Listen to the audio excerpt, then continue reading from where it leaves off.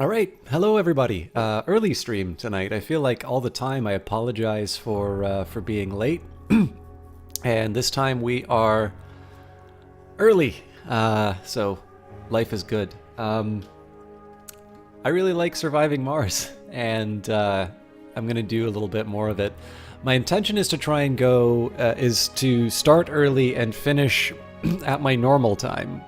So with any luck, this will mean that you get some extra content. And if it doesn't turn out that way, I apologize, but we'll see how long I can sustain the nice guy act. A very quick bit of okay, actually, first things first. So obviously, Paradox did give me the press key for the game. Use that as you will with your own purchasing judgments. Now, I am Canadian, so the prices that I'm seeing, but I do remember last time I streamed this, I wasn't sure what the cost for the different DLC would be. So Project Leica seems to be 669 Canadian. So I realize that this is probably probably a little a little high compared to what some of the rest of you will be paying. The game is also on sale right now, so Surviving Mars is 66% off, and it has a free, hard to call it a weekend because it's not actually the weekend. Well, no, I guess it's the weekend now. So 1 day and 22 hours, if you want to play Surviving Mars, you can pick it up and give it a shot. I think this is a really wonderful game. But yeah, 66% off. So if you're Canadian, $11.55 for the for the base game. There is the First Colony Edition, which will give you Surviving Mars, the Deluxe Edition upgrade, and the Season Pass, which I believe will include Green Planet inside that. Let me just take a quick look on Steam and see if that will say anything. So it includes Space... Oh, cool! So it includes Space Race, Mars Vision, some set of domes, Green Planet, and Project Leica. So if you want the experience that you're seeing on the screen right now, you can actually pick that up for $25.15, it looks like. Again, all of these prices are in Canadian. I suspect if you're in the US, it will cost you less. So now's a really good time to get into the game. And again, I say this as a fan of the game, not as somebody who was given a key, but of course I was given a key as well. Another quick bit of self-serving information. The Epic Store has got a really good sale going on right now. There are a bunch of games which are on a discount. And in addition to that, it seems that Epic is basically kicking in $10 for all of the games. So the discounts are basically up to 75% off. But even if you do like a pre-order, oh, hang on, this may not be true anymore.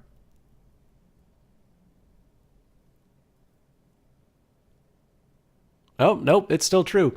So I think Epic has stopped advertising this like on the front, but basically when you go to check out with a game, they knock $10 off the price. So with that in mind, John Wick Hex, I believe this is by the guy who did Thomas Was Alone. It's a pre-purchase right now. It's $17.99, but with the $10 off from Epic, it's $7.99. Borderlands 3, well, if you want, pre-purchase price $59.99. I'm not sure if this is Canadian or not. $10 off, $49.99, which means Hades is about $10 right now. If you want to pre-order Beyond Two Souls, again, $9.99. So there's a bunch of really good deals on here right now. You can take any price that you see on that, I believe above like 15 or 17 or something like that. And you can knock $10 off of it. And then on top of that, it is a way to give a little support to the stream.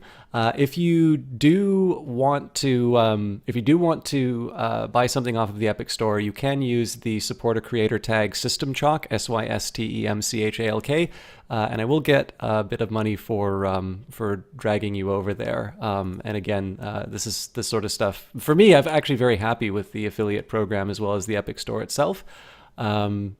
I mean, the big thing for me is that the Fortnite money is buying gamers quite a bit. So, for instance, Metro Exodus, if you had your eye on that, $27.49 right now because the Fortnite money is getting $10. Also, Walking Dead final season, $4.99 because of that $10 off. So, in my opinion, it is a very good sale, and for some of you may have been lucky to have picked up Vampire the Masquerade Bloodlines 2. It seems that I am going to guess that Epic probably didn't communicate this very well with its partners, because there do seem to be a few people sort of kicking up a bit of a fuss about it. Or alternatively, just some messaging about certain things. I know there was a price increase for Hades, and then they said, well, no, we'll honor it throughout the sale, but the thing is going up in price. Some of you, I think, might have been able to get a pre-order for Bloodlines 2 with that $10 off. It does not seem to be currently available on the Epic Store right now. But again, the most direct way to support a caster is to directly donate to them.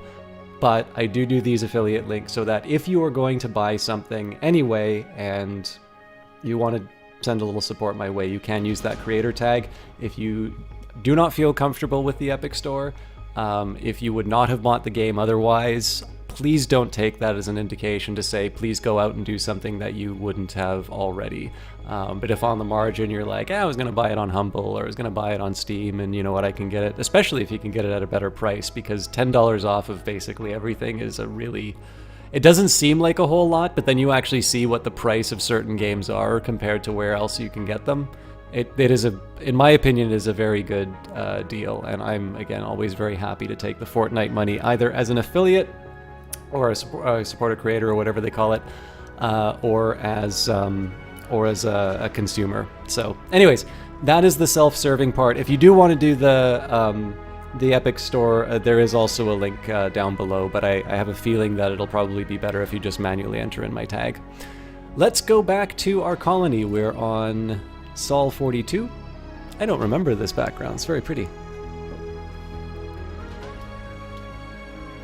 And we definitely have some exciting technologies coming up. I am going to make an effort to... So before I was trying to get some greenery down and failing.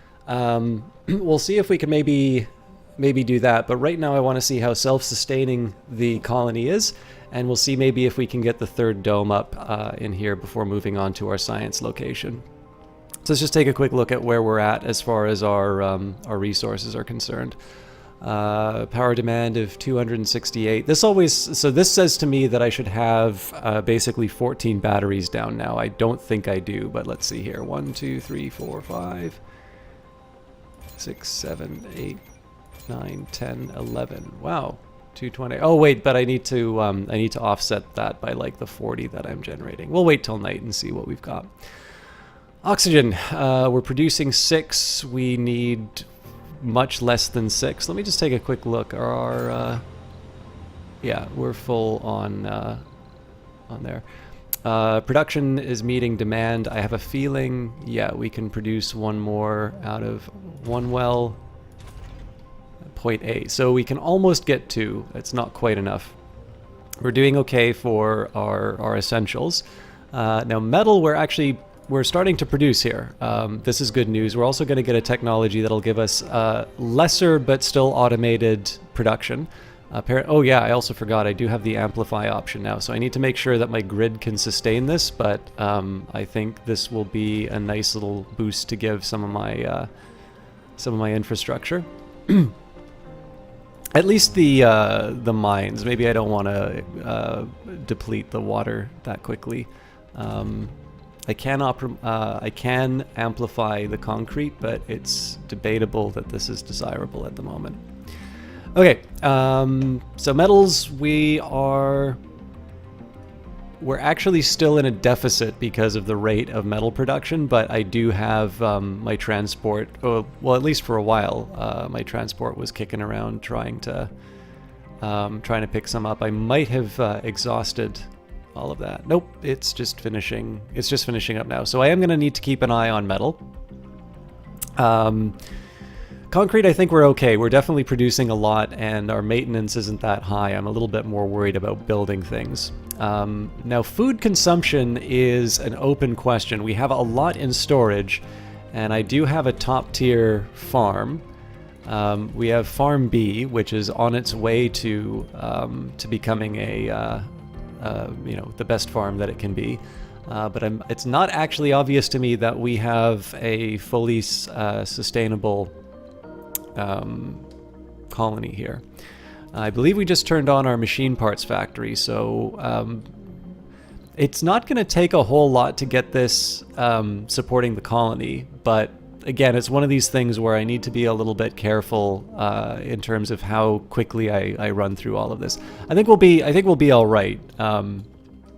As far as polymers are concerned too, we have a pretty active factory, and again, hopefully we won't have to worry too much about the side effects of working at night. And then finally, electronics are our Achilles heel. We are consuming 7, we're maintaining at 1.2, so essentially we need to be producing 9 a day, and we are producing absolutely none. So one big benefit we have is that we've now put in the Martian University. So in the worst case scenario, I'm going to be able to bring in a bunch of ships worth of what's the best way to put this? A bunch of ships of sort of colonists with good traits, but not necessarily with a specialty. And I know that they're basically going to build into the roles that I want them to have. That's great news. And the other thing that's nice about this medium dome is I'm going to be able to build another apartment. So right now the focus here is getting this place up to speed. I'm actually going to have a little bit more space than what I know what I really know what to do with. I kind of want to start building some of these things, like being able to build like a low-G lab or something like that. I feel like the low-G lab should be something down here. But what I might even do is just build the electronics factory in this area and maybe like a second farm or something like that. I do kind of feel like a second dome down here would be nice. But at the moment here, I'm just trying to think what's the best way for me to sort of organize my my colonies, set them up in such a way that I'm going to be able to sort of sustain them with what they have. The only things that are really not sustainable right now are that eventually the concrete's going to run out, eventually the rare minerals are going to run out, so the people will move into regular metal production and we'll have to move over there. And even then, these will eventually run out. But that's not going to be happening for a while, and presumably by then I'll be able to say, okay, we're finally starting to run out. Maybe we should consider, building up a location here. Another sort of side task for me is going to be to try and link up some of these.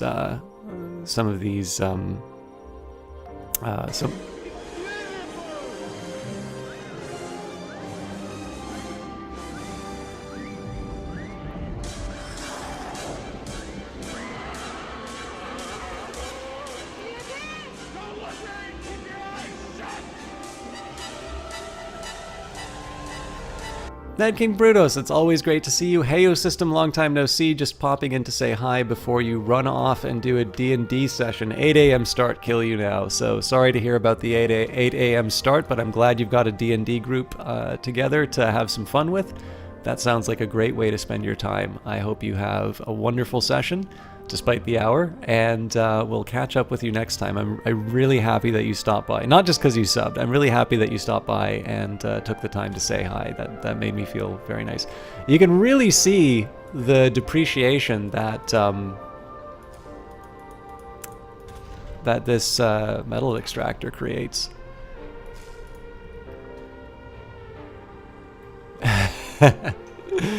Well, good luck. Alright, so I need to figure out, I gotta do something about the waste rock, but yeah, the aim right now is going to be if I can get this electronics plant up, and one of the things that we're going to do is we're going to put as many bodies as we can into these domes. We're going to try and get self-sustaining, and then we can start considering, a few terraforming options. We can maybe start considering building a tunnel down below or extending out to all of these different areas. I really do think the alien crystals should be a bit of a priority for me, because it doesn't seem that hard for me to be able to set up, just some little, a small set of I think probably the best one for me would be solar panels. But even just setting up like a small wind farm and hooking them up, even something self-sustained rather than connected to the main grid. There's a few different ways that I can manage that. So we'll see where it goes. Anyways, I think I'm ready to unpause. I don't have a whole lot to do until I get a rocket available, so we'll enjoy the fireworks. And of course, we've got a meteor storm coming up, so that'll be fun.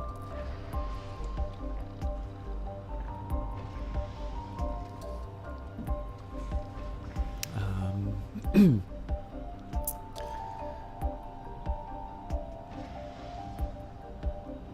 just trying to think if there's anything I should do before speeding up, or I do need to come up with a better decision in terms of how I can get the tunnel built. I really do think, though, I should be hooking things up to these crystals before I go any further. Let's go a little deeper here, and all right, let's just speed this up at least until the meteor storm.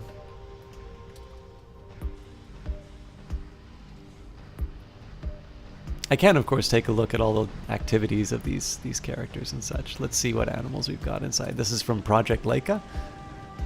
Oh! Johnny's gonna be so happy about this.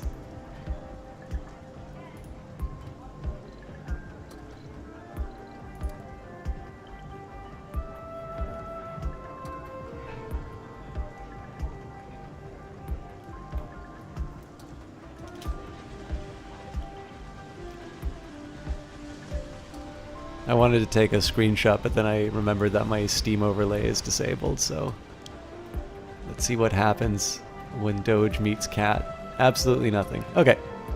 Research complete. Alright, so we've got a few important things. Martian vegetation has been researched. Where was that? New resource: seeds used to plant vegetation on Mars can be brought from Earth or grown in farms and hydroponic farms. Forestation plants vegetation around itself at a cost of seeds, increases local soil quality, and improves global vegetation. It's Cultist Friday, right? Hello, Valken. I do feel a little bit bad about the cultist thing. Sorry, I'm gonna be off mic for a bit. I just need to adjust my seat. Because, of course, Wednesday I wasn't able to stream Cultist Simulator after the 11-hour one. But don't worry, Cultist will be coming back. I have every intention of carrying on with the Priest DLC. I've been having a great time with it. And, yeah. It's coming. It's coming.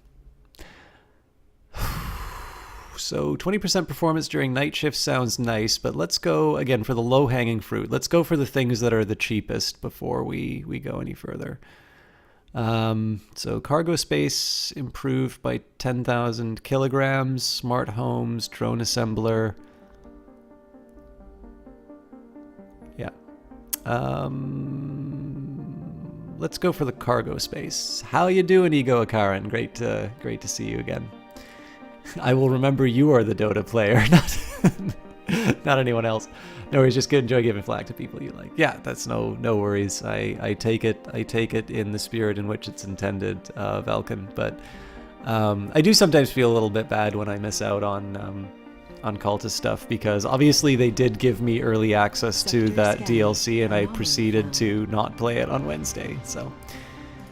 Okay, terraforming buildings. Terraforming buildings are now available. Construct them to consume seeds, affect the local soil quality and vegetation, and to increase the 4 global terraforming parameters: atmosphere, temperature, water, and vegetation. Check the terraforming build menu section. Each building tooltip provides further information. Terraforming hint: vegetation. The vegetation parameter represents the spreading and diversity of vegetation and bacterial life on a planetary scale. Its improvement boosts local vegetation growth speed and spread. Vegetation is increased by working forestation plants and by completing special projects. The vegetation tooltip provides further information. And congratulations, you have successfully made the first step towards turning Mars into a lush green heaven. You have unlocked the seeds resource that can be imported from Earth. Seeds are stored in specialized storages and can be used by forestation plants and open farms for planting vegetation outside the domes. Most plants require some terraforming progress to be made. Check out the atmosphere, temperature, and surface water and the vegetation coverage in the planetary view. Improving these terraforming parameters will improve the productivity of some buildings, decrease the severity of disasters, and ultimately may render Mars lush, breathable, and covered with liquid water. That's right, auto chess. I've not yet actually played auto chess, but I do understand it's basically taken the world by storm.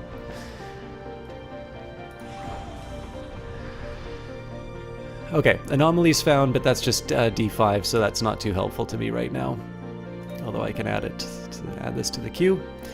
Let's speed up at least until the meteor storm arrives. Also, did I have the right resolution on this? Yep. Right resolution for me. I know you guys are still looking at half of this. This is one of the things that I find really interesting about kind of the current state we're in as far as... looks like this guy's ready to go.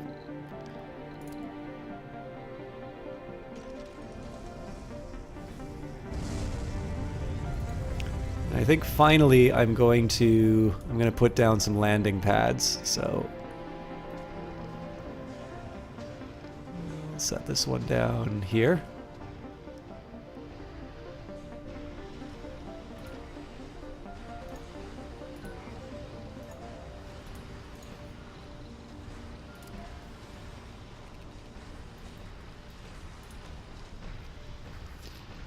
I could, of course, have a trade pad, but I don't really need any of that right now, so... okay, what was I going to say? Yeah, so we have things like PlayerUnknown Battlegrounds and Dota, and it's so interesting to see so many of these games really try and embrace... oh,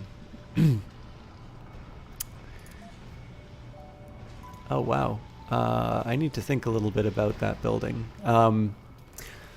But yeah, see them embrace modding, because of course these games have their origins as mods, and it's just so interesting to see how they're sort of trying to capture the longevity that comes. So like obviously Warcraft 3 I suspect had a longer sort of shelf life because of Dota, and you know, PlayerUnknown Battlegrounds was one of many mods that made Arma.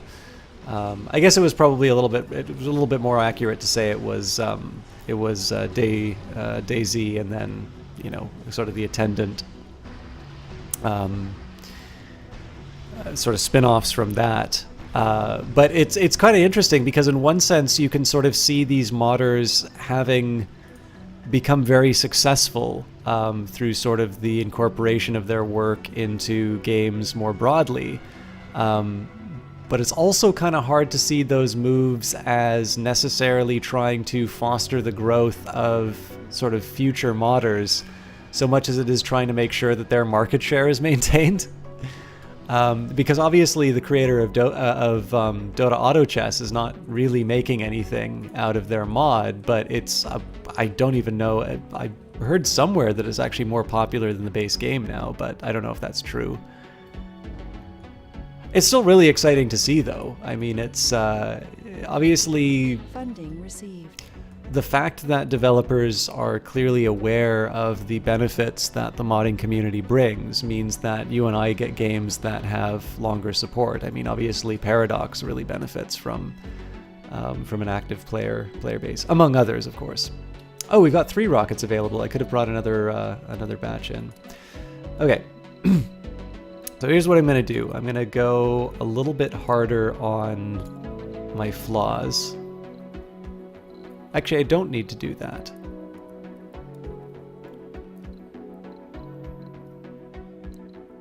I'm actually quite content with having all of these traits in. I don't think I'm going to bring scientists yet, but engineers, geologists... I might have too many botanists now that I think of it, so let me just get a quick look at Sector one. scan. Resources are low. Yeah, so I need 1.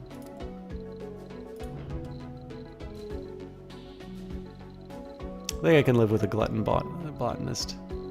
Is one younger than the other? Yeah, they're both the same. Okay. Oh, but this one's composed, so let's spike this one. We'll keep you Gamer melancholic workaholic. And he's a youth. Sorry. Okay, we definitely need medics, so that's good news there.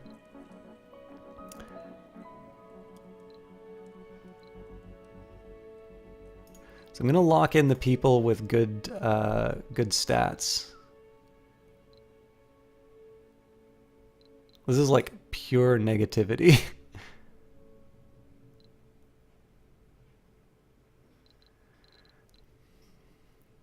Okay, composed workaholics, a nice.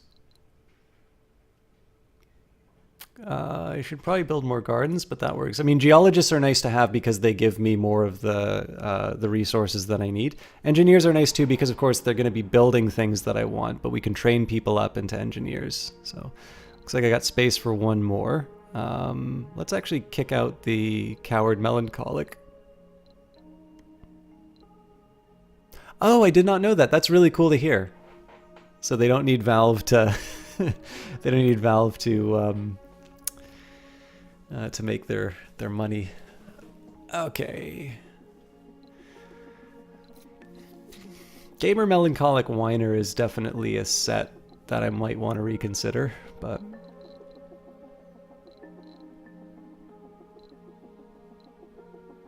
Compose Survivor.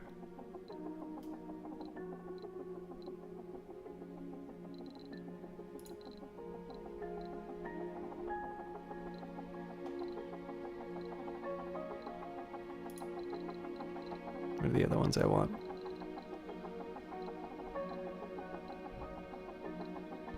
Melancholic Survivor Fit is kind of nice, but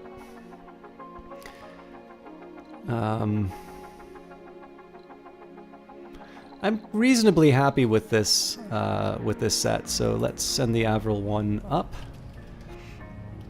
Also, because I have this extra rocket, let's think about some of the stuff that we're going to need. So electronics are very obvious. What else are we going to need? So if I build a medium dome, I'm going to need polymers, although I certainly have no shortage of those, so maybe I don't need to buy them. For more apartments, concrete and polymers, so we're good there. Logi Lab. I mean, concrete, polymers, and electronics. So we really are pretty well set. Maybe this will be a chance for me to bring some seeds in. I can't really think of anything else that I would want to do. Consume seeds to plant wild vegetation, including local soil quality. Plants will wither or grow according to local soil quality and global temperature and water. Improves global vegetation if it's less than 40%. Doesn't work during dust storms and toxic rains. So yeah, the one real drawback here is I think this is a bit early for me, but I do kind of want to see how this works. So I'm gonna eat the cost. Also, so we need we're 163. So this means that I do still need 180. So we're 20, 40, 60, 80, 100, 120, 140, 160, 180, 200, 220. Yeah, we've got more than enough power. Okay. Let's bring a rocket. I guess what I should be considering actually is maybe more drones and things like that.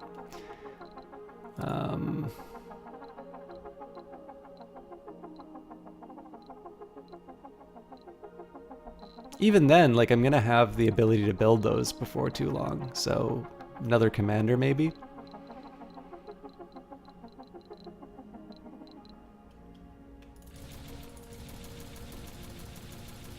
I'm definitely gonna bankrupt myself before. Yeah. Okay, let's not go crazy with them. I think 50 electronics. I'm gonna bring in 35 machine parts. See, I don't need to. Just because I have the money doesn't mean I need to spend it. Okay, I can work with this.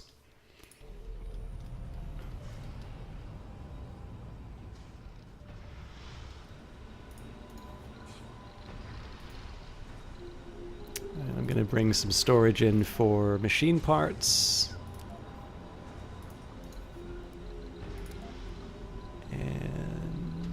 Seeds.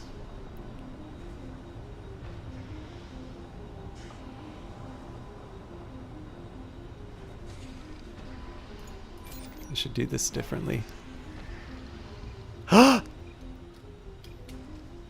Johnny?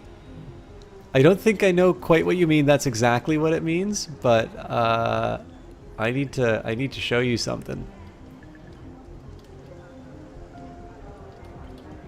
Wait. This is for me first. I've got a tortoise. Oh, this makes me so happy. Oh, if you have money, you should spend. Sorry, John, I was not paying attention at all. But yeah, I've got something to show you, and it's glorious. And kitty cat. Here he is. We've got two. A brace of doges.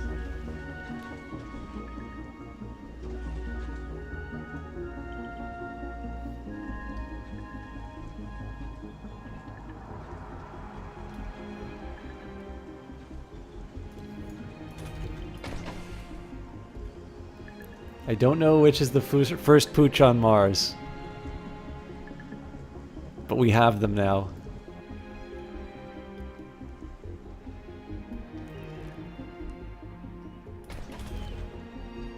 Maybe I should have brought that extra botanist and just set up a hydroponics plant for seed production. So like seed crops. Oop. Get up there.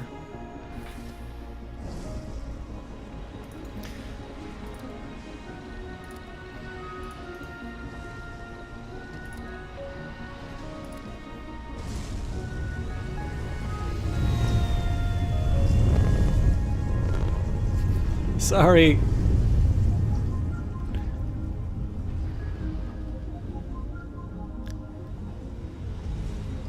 Yeah, so the neat thing is it turns out seed crops do actually give me, turns out they do give me some food. Not a lot, but low yield and crops grow slowly, but improves the soil, increasing the yield of the next crop, and will generate seeds on harvest. Now, it doesn't actually tell me how many seeds... Oh, no, it does. Oh, okay, so it doesn't give me food, it gives me seeds. So yeah, seeds are rather precious, it turns out. What does it cost to build the security tower? Oh, hell, let's do it. But yeah, so the aim here, I don't know how long it's going to take, but basically all these keeners are gonna turn into productive members of society. So the aim right now is just to bring as many bodies in as I can sustain, and yeah, we'll try and make it happen. I've been a bit lucky so far as far as the meteor storm is concerned. It's kind of limited itself over here. Let's see if there's any other goodies that I can pick up off the ground. Looks like there's some polymers that might be from the storm. Yeah, almost certainly all this is from the storm because I remember cleaning this out pretty well. So let's do...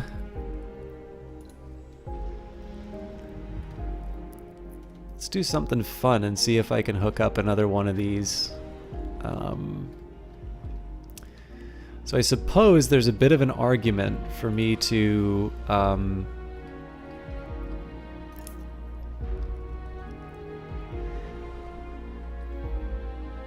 Do I have the ability to build drone hubs yet? Oh, very cool. So once I get to a point where I'm a little more self-sufficient as far as electronics are concerned, what I might do is start building some drone hubs and making sure that there's enough overlap so that they can sort of sustain the piping and the electricity. Because what I do, so this is going to be my priority in terms of connecting to alien crystals. What this will give me, if I need concrete, I'll be able to put an extractor down here. If I need water, I'm going to be able to extend the pipe out to this deposit. So this is actually not a bad little spot for me to extend out to.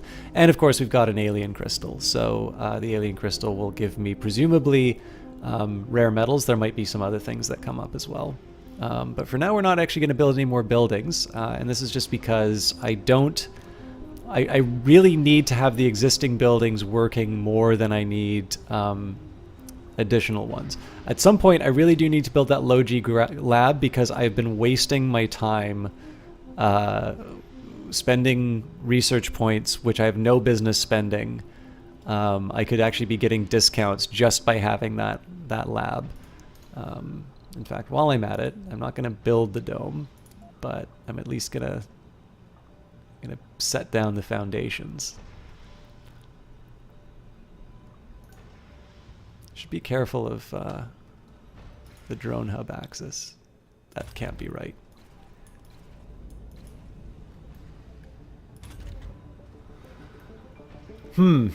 It's a bit of a dicey one.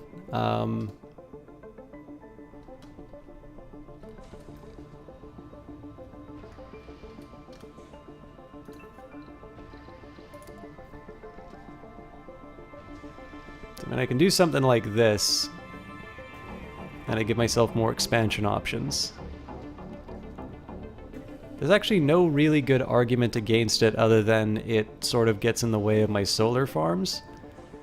But I think I'm going to be able to live with that. So again, we'll set this up. We'll turn the power off just because I don't want this built yet. This is going to be a little more science focused. Actually, there is one improvement I can make on this, which is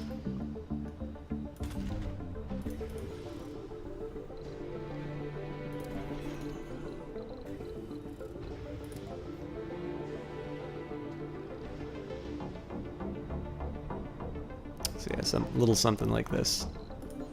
And again, we won't set it up now, but the idea is going to be, so I get a passage, let's say something like this. It's a weird way for me to structure it. I'd have to do maybe one of these. One way or the other, we'll set this up. I may not be able to build a ramp over it. Yeah, it really wants to put that bend in no matter what. Anyways. So I'll have a little extra space to do what I want here. The reason why I shifted this over is so that if I want, I'm going to be able to have more workers for the rare metals extractor if it comes to that. In the meantime, I'm also going to improve my extraction capacity. So we're going to add 2 more solar panels for our rare metal extractor. Hello, Working. How are you doing?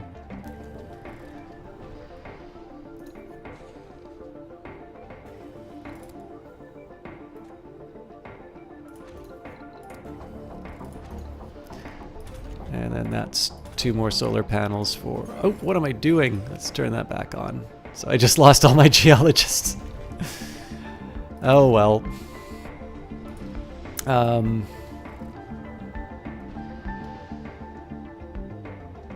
Right, and then I just added demand, so we will build another battery. Again, I'd like it if I can start building some... I'd like it if I could build some wind tower thingamajiggies.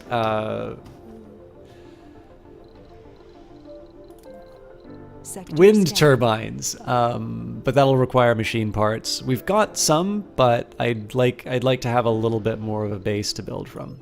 All right, temperature. The temperature parameter represents the global surface temperature on Mars. Increased temperature is required for liquid water, rains, and local vegetation growth. Temperature is increased by buildings in the terraforming build menu and by completing special projects.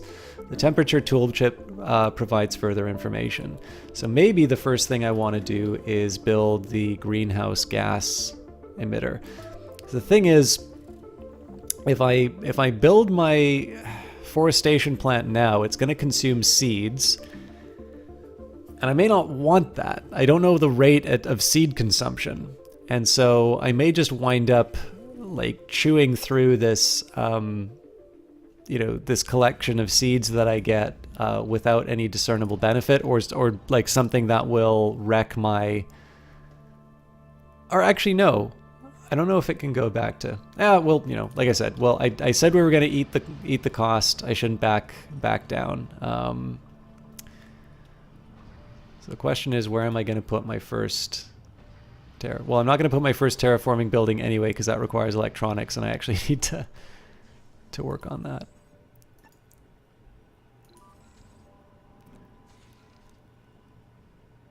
All right. I am... So I think I am going to wind up building a drone hub to sort of deal with this little infrastructure, bit of infrastructure here, but I need to come up with, I do think I need to come up with some slightly better plans for the long term.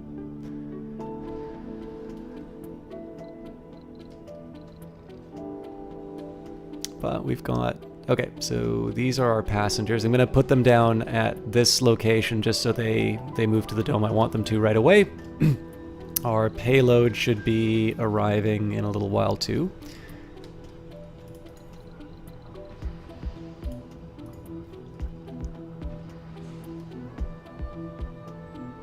I'm slightly worried. Oh, okay. It's a little disconcerting to see the swarm head towards a location when I haven't done anything special.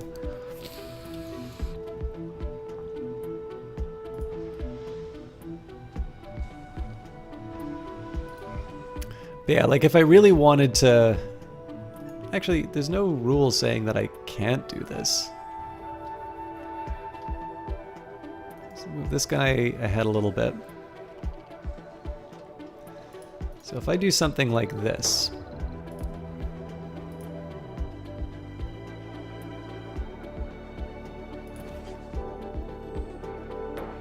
Milestone achieved.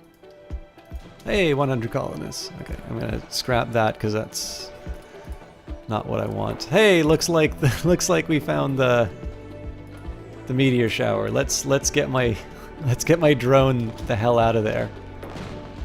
We'll enjoy the fireworks. New colonists have arrived.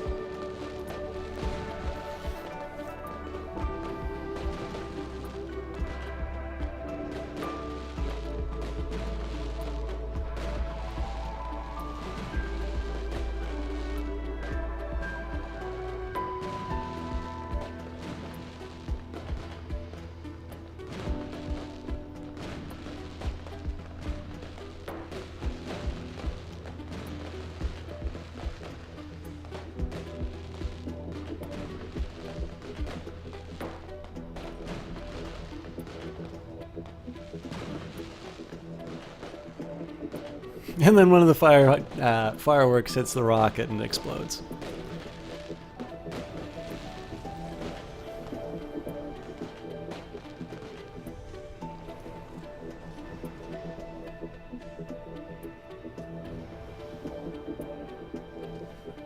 Okay. I now have some electronics to play with. How are we? We are definitely short of metals, so I want to be a little more careful about that.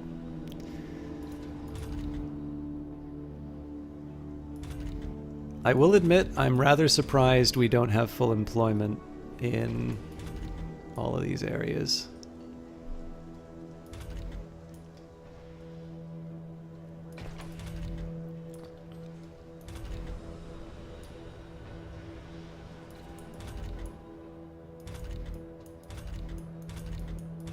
I guess we got employment at the times that we need, so that's not bad at all. My little drone friends are loading it up with fuel and rare minerals, or rare metals. So I guess I need to ask what my next move is going to be.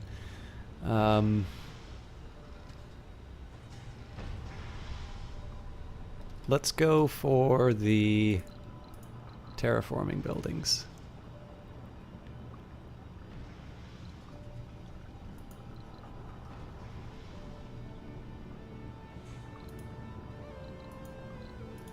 It is mildly tempting to build something focused Funding on received. seed. Oh, cool. More money's always welcome. Okay.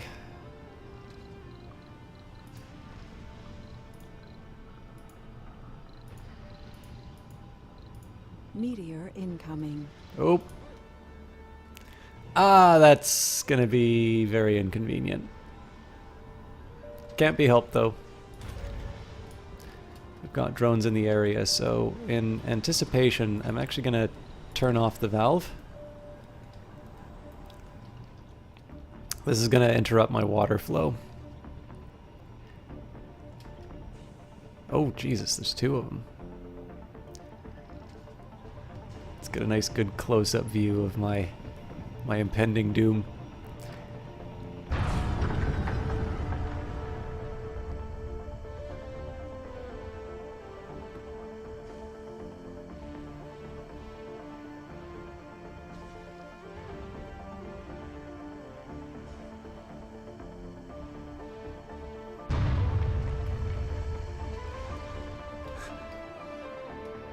So, in theory... Meteor incoming. Oh, Jesus, not another one.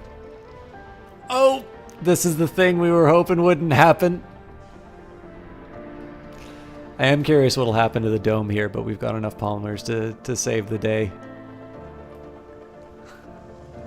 Let's watch this from inside.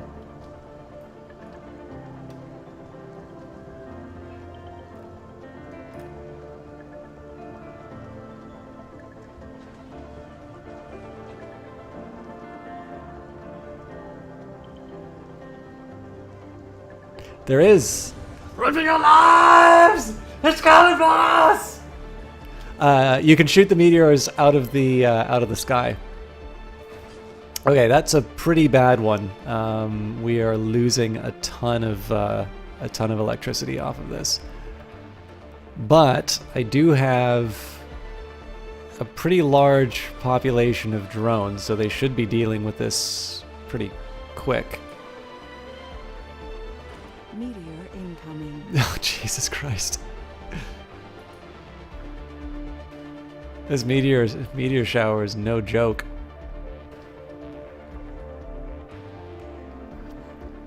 Again, we closed off the valve for the very purpose of making sure that the critical systems had the support they needed. Oh, this might hit my my drone hub. All right, we lost a drone. I hope it wasn't Johnny Big Time.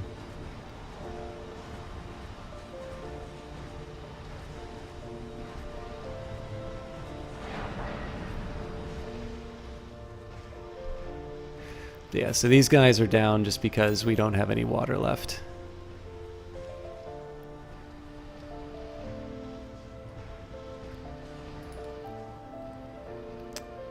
Okay, so this part looks like it's back. We can afford to turn on the valves again. We may run out of power, unfortunately.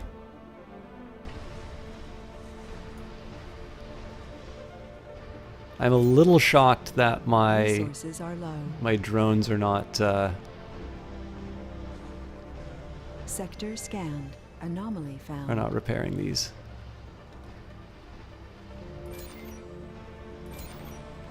Nope, there we go. So if we can make it through the night.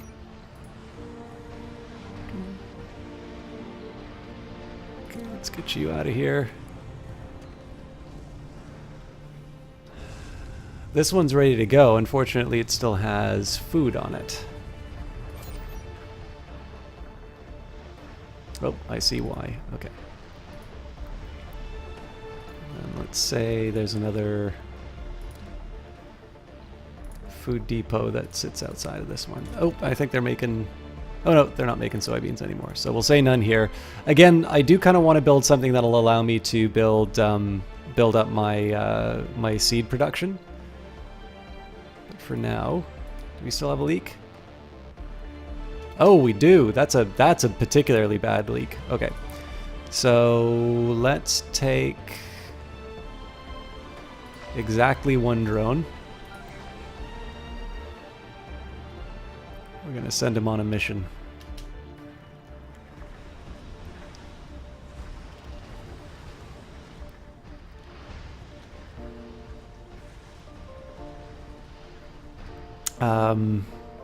I do want to build those terraforming buildings, but let's also...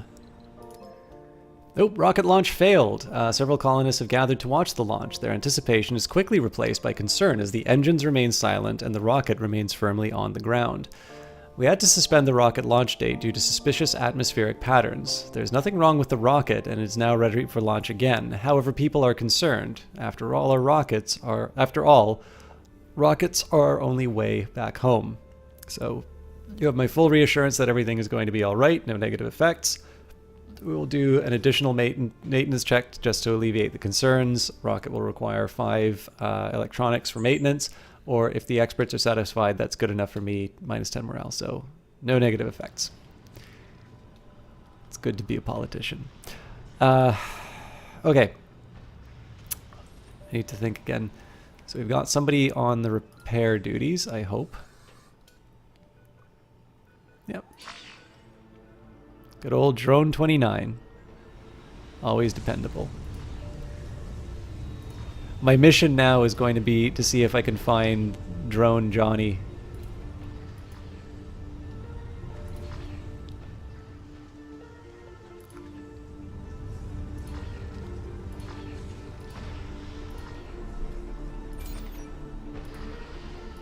Maybe I shouldn't have bought so many drones.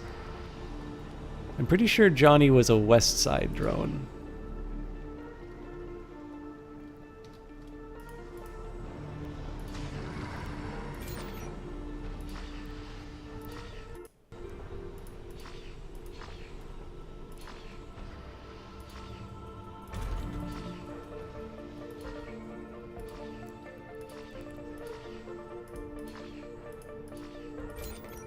Well, while I'm at it, I'll at least get the Seeker over here. I'm gonna take one of these guys to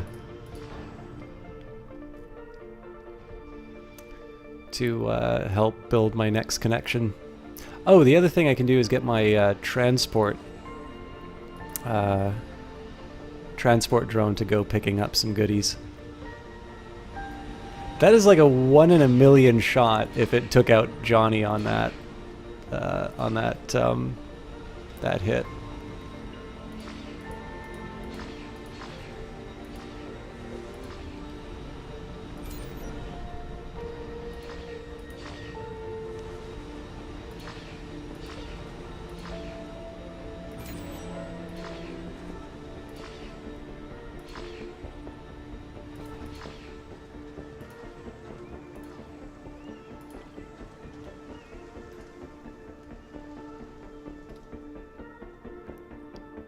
Regrettably, we do not have a drone roll call system, so... Robocall?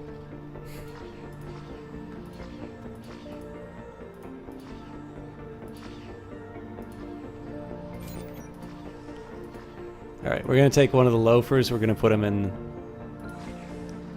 the RC Seeker. And... Okay, next up. We'll take the stuff that's close to home and move out. Nope, that's a bad decision actually.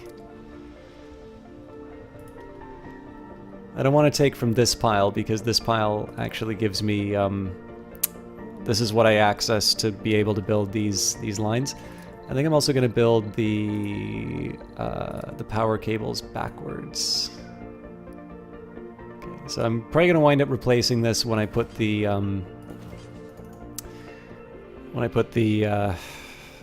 water pump in. Actually, that may not be true. I may not change that. I'm very surprised to see it say that power is low.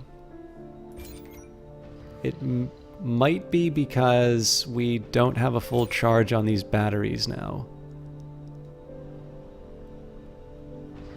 I rather hope that's not true, but we will find out soon, I suppose. Again, the search for Johnny continues.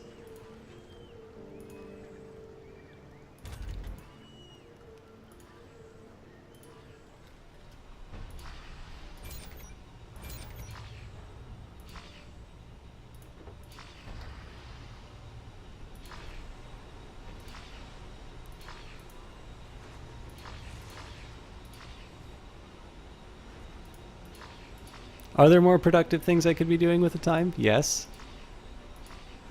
But we do not leave drones behind.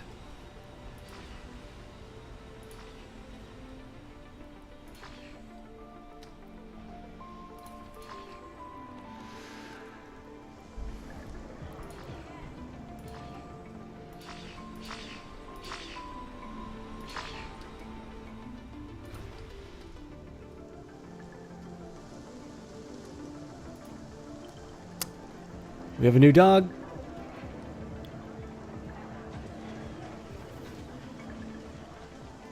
I can also rename the dogs. Okay, that's enough of that for now. I've got my two little drone friends are not quite where I need them to be. I need you not to take from that pile, please.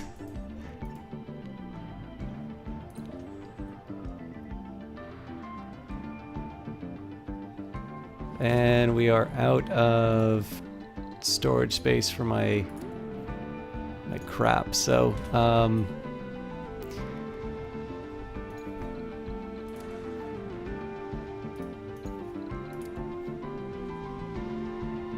think that's all I have to do for now. Okay.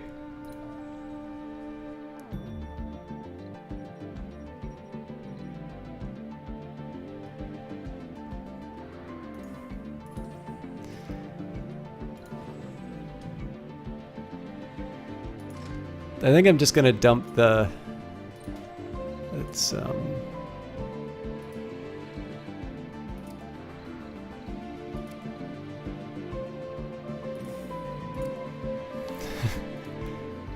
Okay, let's just load up and then we will manually...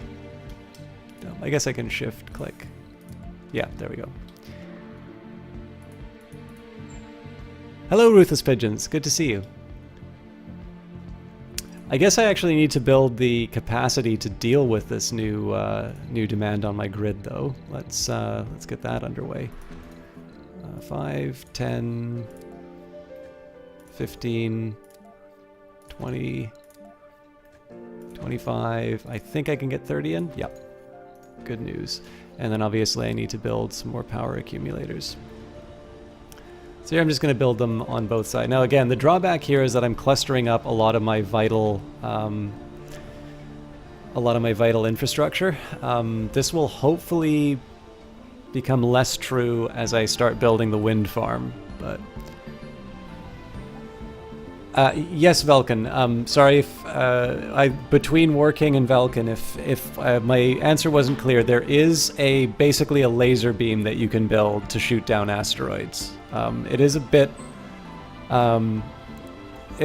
like I could research it now. It's a little bit advanced for me because I'm still trying to get some self-sufficiency up, but it is something that you can construct. There definitely is a way to power myself, and I'm actually going to be transitioning to it before too long. So the power sources that I have right now are a Stirling generator, large wind turbine, small wind turbine, and then the solar panels, which are obviously different from what you're asking. So I want to eventually switch to large wind turbines, but the reason I'm not doing it right now is they require machine parts as maintenance. And for a while, I wasn't generating that much. So right now, we're generating 4, and we're consuming 2 for maintenance. What I want to make sure that I do is set myself up so that when the time comes, I'm able to sort of maintain this wind farm that I build without without sort of pauperizing myself in terms of having machine parts to do other things with.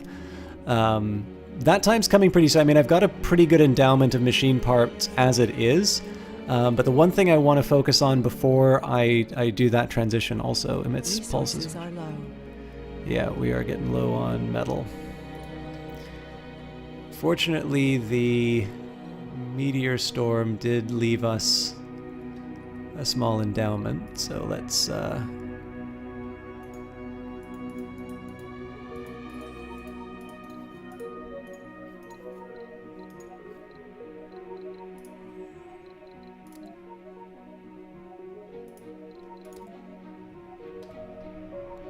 let's get these. I'm surprised. We should be generating more than we consume. Also going to open another shift.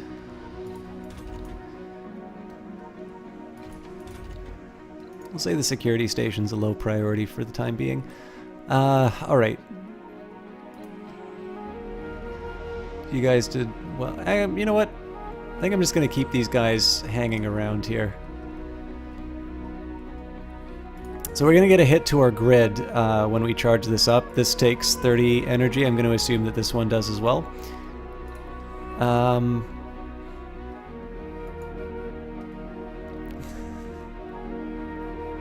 Yeah, working. It is really good. I should let you know. So, I mentioned this at the off the top, but if you guys are interested in playing this game, it has a free weekend starting now, and it's currently 60-something% off. It's relatively inexpensive, and I think the gold edition, or like the version that gives you the version that gives you like a lot of goodies, that is that's about the cost of the DLC, I believe. So like, I think if you don't own this game and you want to buy it, I believe if you buy like the deluxe edition with no, it's not called the deluxe edition. There's like an edition that gives you the season pass, and I'm pretty sure you'll want to double check this to make sure that I'm not bamboozling you. But actually, you know what? I'll take the time to find this out now. Okay, so it's 66% off. In Canadian, the base game is $11.55. The digital deluxe edition that has the upgrade pack is $15.46, and the first colony edition, which has Surviving Mars, the Surviving Mars Deluxe upgrade pack, and the season pass, is $25.15. Now, the season pass, which costs like $26 on its own, gives you Space Race, the Mars Vision Song Contest, I can't read this sign. It does give you Green Planet, and also gives you Project Laika. So if you want to play the version that I'm playing right now, it costs $25.15 Canadian. So it's about $14 more. I think it's a very good deal, in my opinion. And of course, the nice thing is you can try before you buy at the current time. I will also remind you guys, because obviously I did, I covered this at the very beginning. There is a rather good sale on Epic happening right now. So essentially, there are some games that are discounted, but also for the games that are not discounted, but if they're above, it's something like $15 or something like that. You can see the exact amount. Epic is paying $10. So if you want to get the final season of The Walking Dead, it's $5 right now. If you want to get Hades, it's $9 right now. They used to label the Epic portion like right off the top. They're not doing that anymore now. But when you go to checkout, it will apply the $10 off. Like when you look at the final price for it, it'll be, and the important thing to remember is that also includes the pre-orders.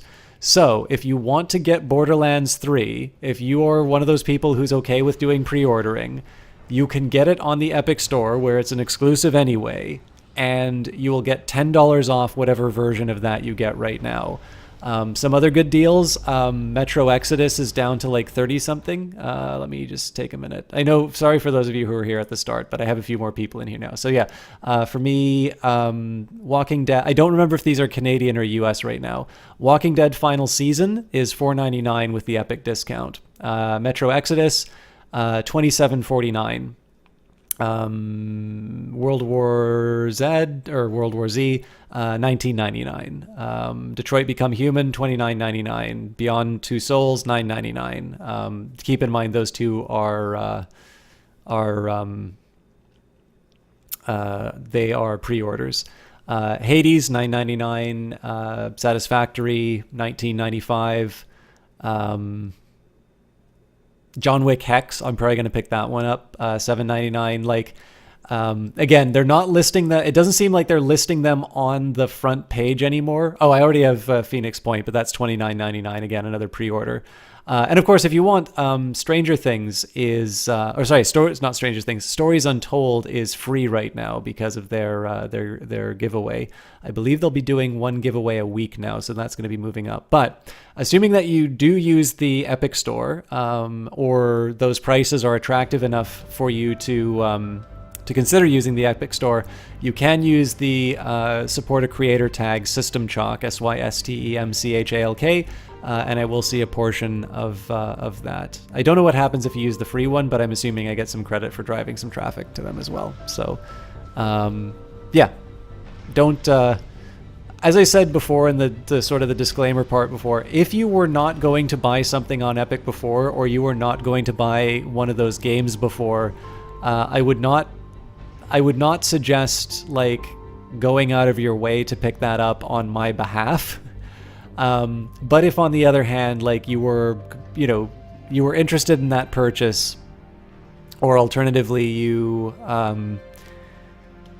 attracted enough by it, or I brought your attention to it, or however you want to do it, the Support a Creator program is a way that I can get a little bit of money off of activity that you were supposed to do, or that you were already going to do. Obviously, if you're just buying a game because it'll support me, there are other ways you can spend that money to support me.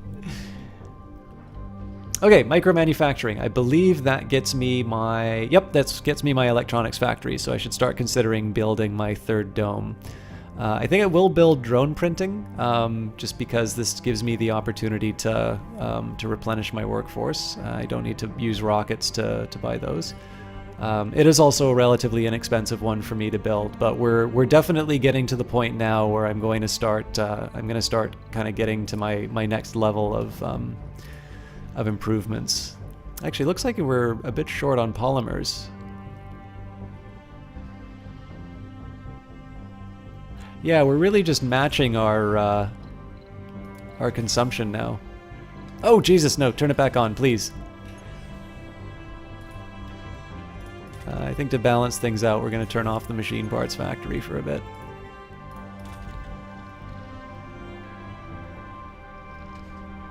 I just screwed us.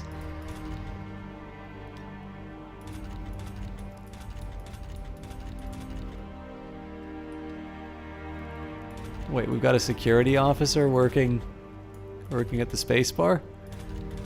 What are you doing, lady?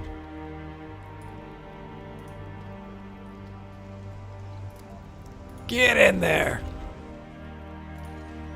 Okay, so we're gonna build the medium dome, although my polymers are a bit iffy.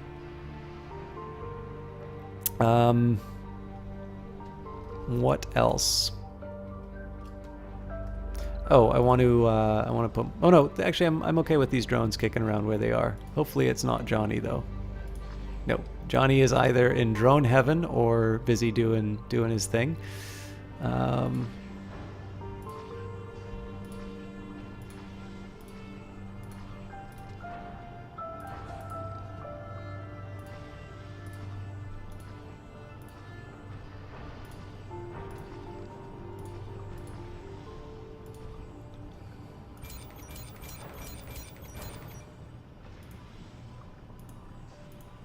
I refuse to believe Johnny's gone.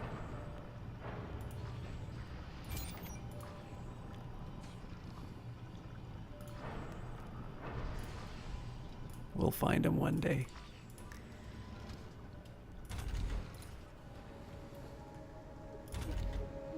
Okay, let's holy crap. I went through those electronics really fast. Okay, we're gonna do, okay, research. Is there anything I really want? The extractor AI is a good, okay, I'm gonna outsource specifically so that I can get the extractor AI. I just paid $1 billion for that, but it'll be worth it. And let's get a cargo rocket up here. We're gonna bring a replacement drone. I think I am going to bring 20 polymers, and I'm going to bring a crap load of electronics. I am out of money. Still going for it.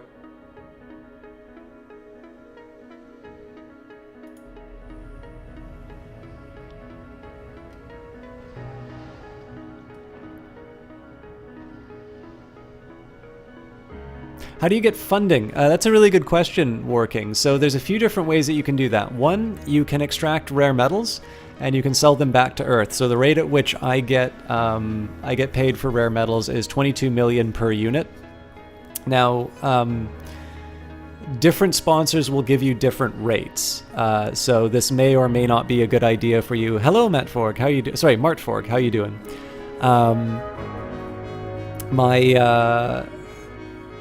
I think Europe might be one of the lower rates in terms of what it pays you, actually. Oh, we are almost out of living space. Let's get one of these guys built right away. And I'm gonna need 12 electrics. Actually, you know what? Now seems like a great... No way. How did I let that happen?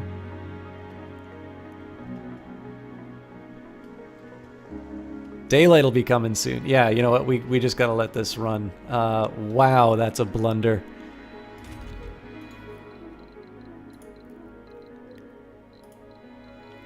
Anyways, so in addition to selling stuff to back to Earth, you can. I think this will cover it. Yes, we're just outside of the range. Let's build 3 of these.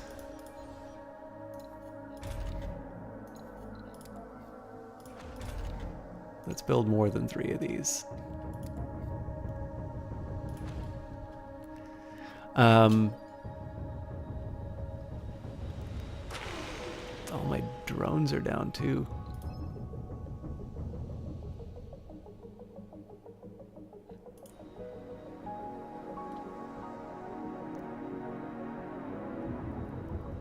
Oh, I get it. It's because the drone hub is down. That's why.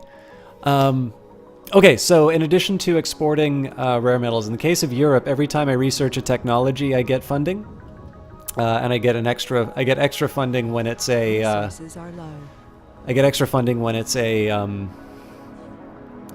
breakthrough, and then. I'm just trying to think if there's any... Oh yeah, you can bring tourists on, and when you achieve certain milestones, you also get them. So for instance, my mission profile doesn't give me any money. Oh no, that's not true. I get 3 billion if I generate 10,000 research per sol. There are some other things that you can do as well to sort of improve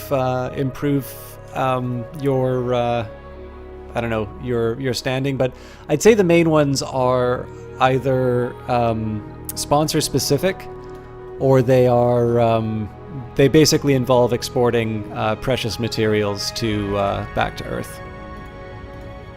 Okay, I think I finally do need to... Oh yeah, that's right. I was going to build one of these tunnels. So let's do a...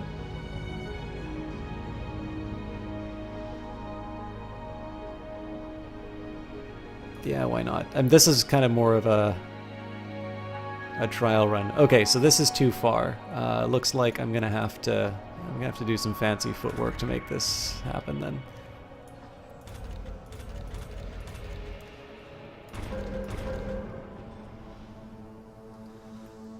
Okay. So this is a bit of unfortunate placement, if I'm completely honest. Maybe we'll try something like this.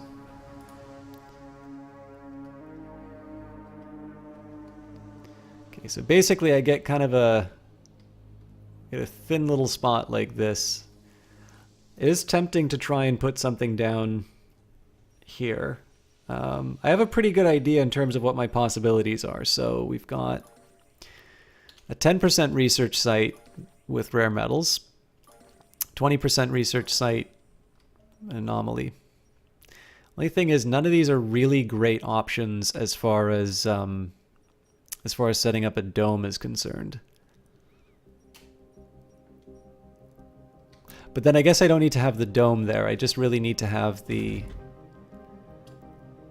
Okay, let's do...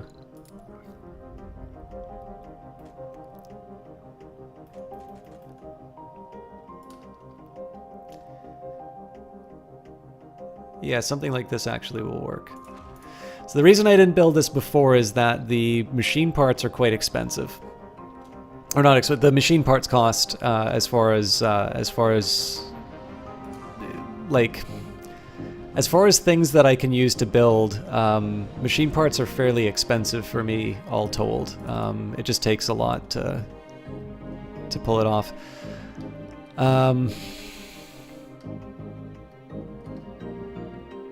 There's a few bits of good news here. So as I continue to explore, actually let's just, we'll expand this out. Once I finally build a tunnel, what this is going to allow me to do, I'm a little less concerned about building a new facility, although that is going to be a bonus too. Resources are low. What I'm really focused on is being able to get my explorer down to build in all of these, or to like look at all of these areas. We're not 100% clear on that, by the way, because of course we've got anomalies and whatnot sort of on the other side of the valley. But we've got 1, 2, 3, 4, 5, at least 5 different objects that we can investigate. Also, I can build some more sensor towers to hurry this up, but that's going to require electronics, and I'm not quite ready to spend that yet. So, this is eventually going to need some water. So let's set that up now. So first of all, pipes and electricity. So the nice thing about tunnels is that they do transmit resources to the other side. This is going to be what allows me to sort of build up a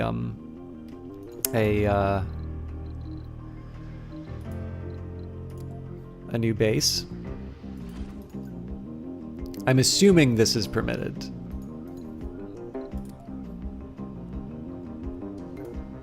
I guess I don't need to do something like that. I'm assuming this counts as being part of the network. It'd be weird if it can transport water down there but not up here. Maybe I'll build like a precautionary water tower in case something interrupts the flow.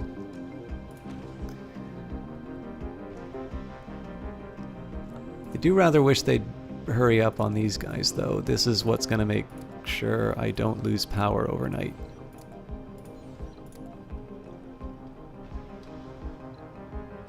And we'll speed things up just because I do need another batch of goods.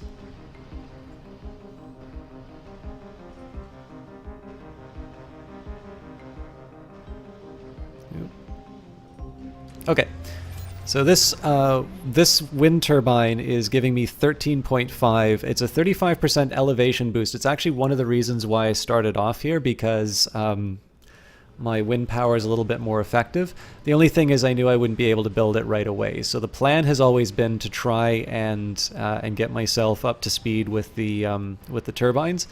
And now that I have a source of machine parts, that's becoming a reality. All right, I am genuinely confused why I'm running out of power at this time.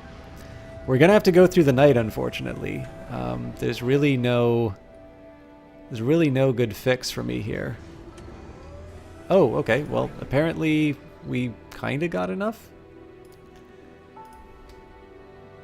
I want to keep an eye on what's happening with my power generation.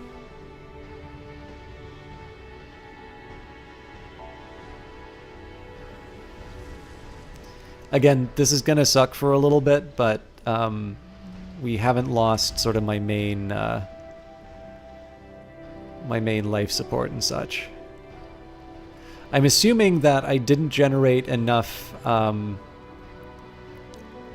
assuming what happened is I didn't generate enough. I didn't get enough generators to match my.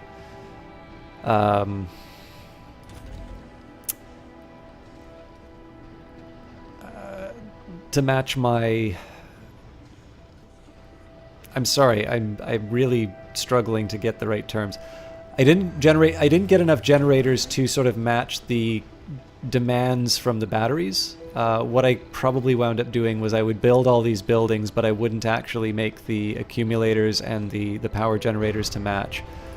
So what I'm going to do here is I'm going to add one more batch of wind turbines. You can't turn these ones around, unfortunately. That's fine. We'll just make a little pyramid.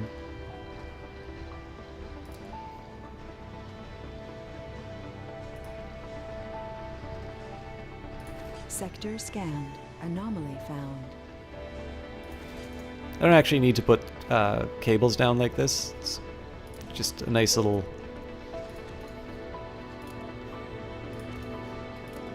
I might be setting myself up for a situation where I can't maintain these things.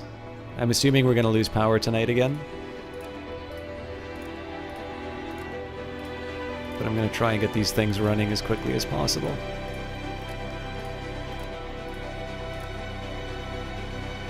What does encourage me is it seems that we're generating a lot of food. So this might give me some options as far as trading with outsiders. So I'm curious what we're looking at as far as maintenance. 2.8. Sure thing, Ego.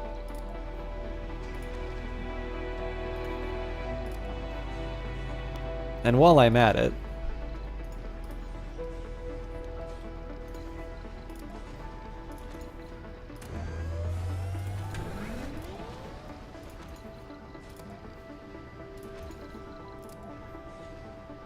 oh, uneven terrain. Well, you know what? We're gonna terraform so that we can. Actually, I don't think I can do that. Okay, we're just gonna cancel this bottom line Resources altogether. are low.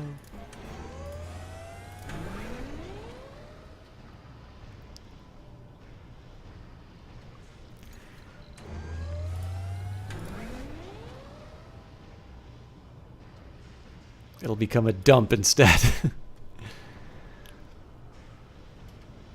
Alright, new medium domes coming online. I'm going to make that a low priority. Oh, extractor AI. This is great news for me.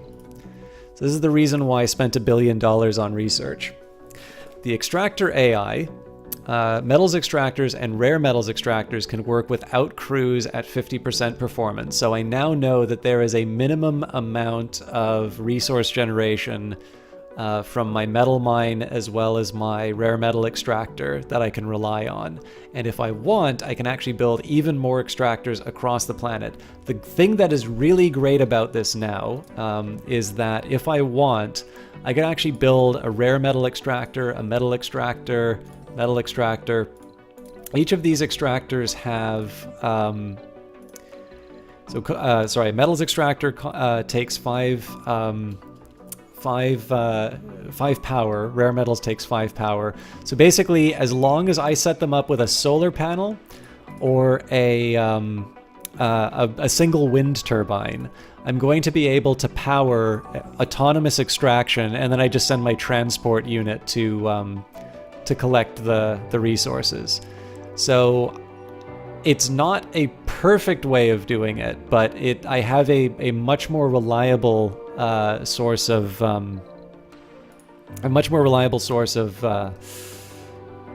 of some of my my inputs, which is very good news. Sector scanned. I'm actually mildly curious. So my metals production, yeah, I'm not actually generating enough metal. Well, this is full of lies. This is 21.4. Anyways, so the good news is that my easy answer now, if it comes down to it, I can create a situation where I get more of the resources that I need just by building another extractor. And again, whether or not I want to, whether or not I want to put them close to a colony so that I can have them work at full capacity, whether I want to hook them up to the main grid or I'll just let them sort of hang out on their own, that's sort of a secondary question. I also just want to double check that that's... Yeah, it's just metals and rare metals. I thought water extractor already works on its own. Okay, let's think about what our next slot is. So, RC dozer, a vehicle that can be useful for landscaping projects. RC dozers can be ordered from Earth. I'll leave that on its own for now. Okay, so we can build smart homes. I think smart homes is the last 2000 tech. The other one, of course, is the terraforming one. So I think I'm going to go for smart homes first, and then we'll do planetary survey. And we have a new dome coming up, but it's a medium dome, so I think it takes a while to build.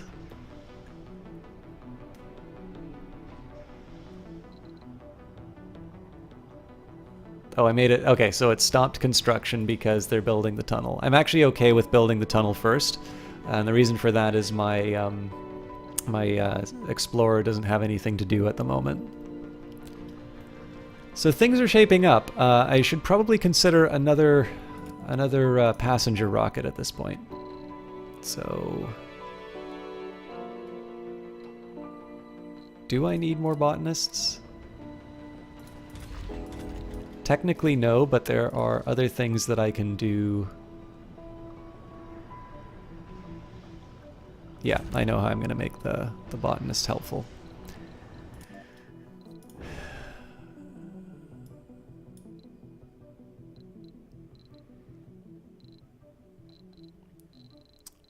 I think we're just going to take who we have at this point. Resources are low. Now that surprises me. I suppose it's because I think I will upgrade these, and in anticipation I'm also going to upgrade my water extractors. I suspect it's because I rely on generating a lot of concrete and storing it. I've got limited storage capacity. I didn't build any extra. Actually, one way I'm going to get around that, I will build the extra. So, one here. Not a universal. We'll build one there. And we still need to find a place to dump our stuff. No, we're okay for dumping for now. I keep saying that I'm going to build this terraforming site. Now we will do it. Okay. So, subsurface heater increases the local temperature in cold areas and protects nearby buildings from cold waves. I'm actually a little curious about this one. Okay, so you do need a few of these. Unless the domes don't get... I need to figure out how cold waves work.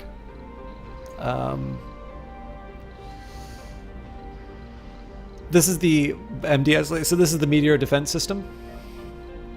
That was that thing we were talking about earlier. I've got my electronics factory if I want to put that online. I'm going to wait a little while on it, though.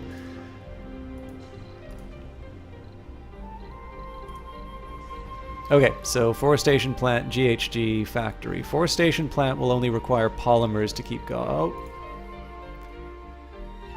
Domes without life support, insufficient oxygen. Is that true? I can never remember. Normally there's a way to see the grid, and I always forget what that button is. Why isn't the building the pyramid top?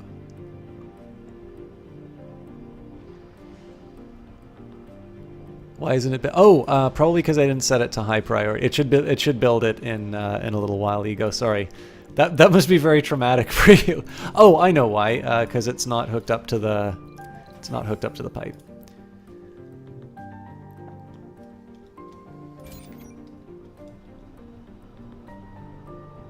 Okay, yeah, so I think our problem was we weren't generating enough power to get the batteries up, and that was true for a while, and so what happened was we just slowly went to a point where we weren't able to support the output. I'm gonna turn on a night shift at the polymer factory, because our machine parts factory has a few too many people working at it right now. I might want to build a second polymer factory before too long. I better figure out what I'm doing with my my new group here. Okay. I will again put a hold on terraforming until I deal with at least one important job, which is to set up a passage.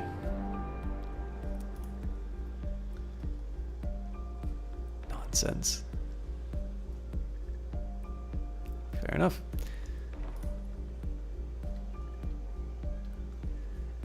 It's not easy to build these things, apparently. Okay, so first things first, let's do a farm. I like farms.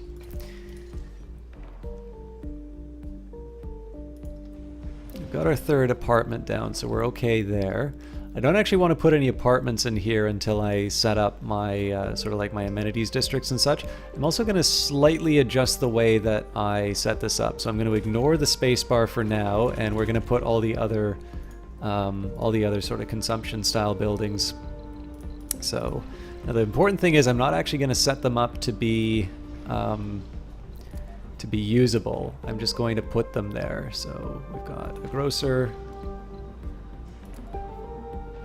art store, electronics store. And again, I'm going to turn all of these off so they don't get built. So we still need, if I want to have all of the services, it'll be a space bar, nursery, and whatnot. What I am going to do though is, against my better judgment, I am going to put a casino in this one just because it'll give me some more options for, oh, that's an important distinction actually. So let's just kill all of these. If I'm going to put a casino in, that's going to give me some more wriggle room. So we'll build a casino complex here. How do I want it to look? Let's say like this. Casino is going to require 5 electricity. This game is trolling us. Let's build another pyramid.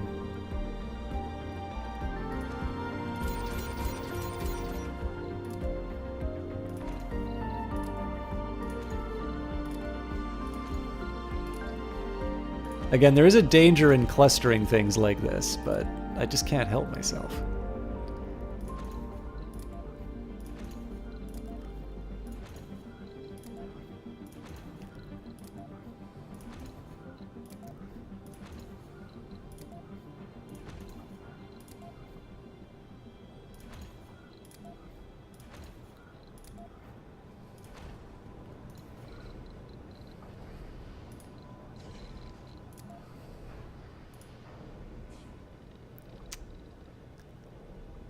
I made a boo-boo.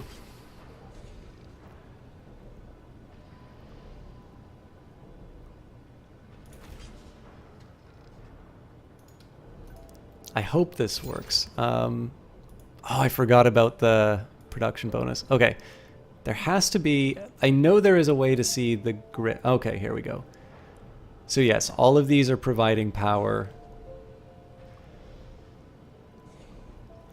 Oh, but there's a good question why, because I think all of them do wind up touching a cable at some point.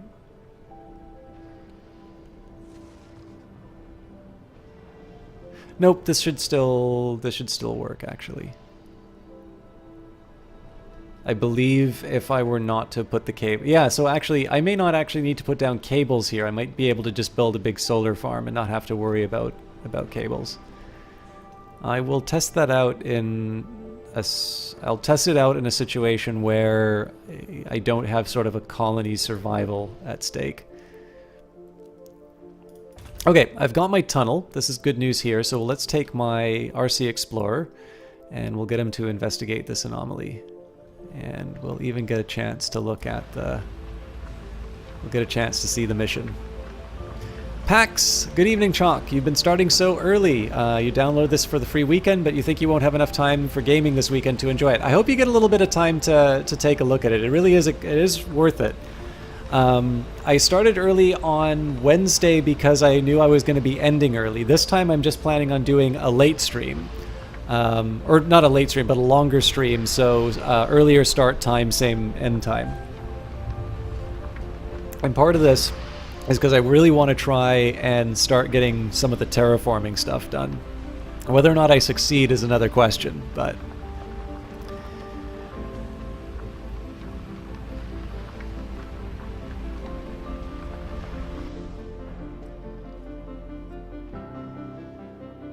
It's the Mars roller coaster. Ah!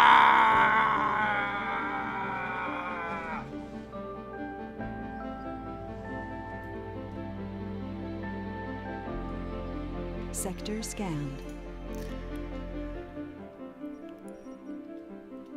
What kind of research are we looking at here? That's 10. Yeah, so, I mean, as a hypothetical, if I were to build a research dome here, could do, you know, a little something like that. There'll be a small problem. Oh, no, actually I can get my, oh! Let's pick up those goodies right now. That's a fairly decent amount of metal. So yeah, you know, I'll be able to pick up, if I want to make a research site, let's say I, you know, put something down like this. The real trick is to try and set myself up in a situation where the extractor won't hurt. Oh, I wonder... Yeah, there's no way to make that work out. It's like... Oh, it's an anomaly anyway. It's not scenic. But yeah, this will probably be the first sort of base down below that I build. I'll still try and build some places where we connect to these crystals, but it's a little bit of a lower priority at the moment. Okay, we'll make the farm a high priority, as well as the wind turbine. So it turns out, Ego, the reason why this is so slow is because I've been short on concrete. We're producing 20 per sol, but we have a lot of things that are demanding it, including the farm. So unfortunately my botanist is going to arrive and not have anything to work on, but that's life.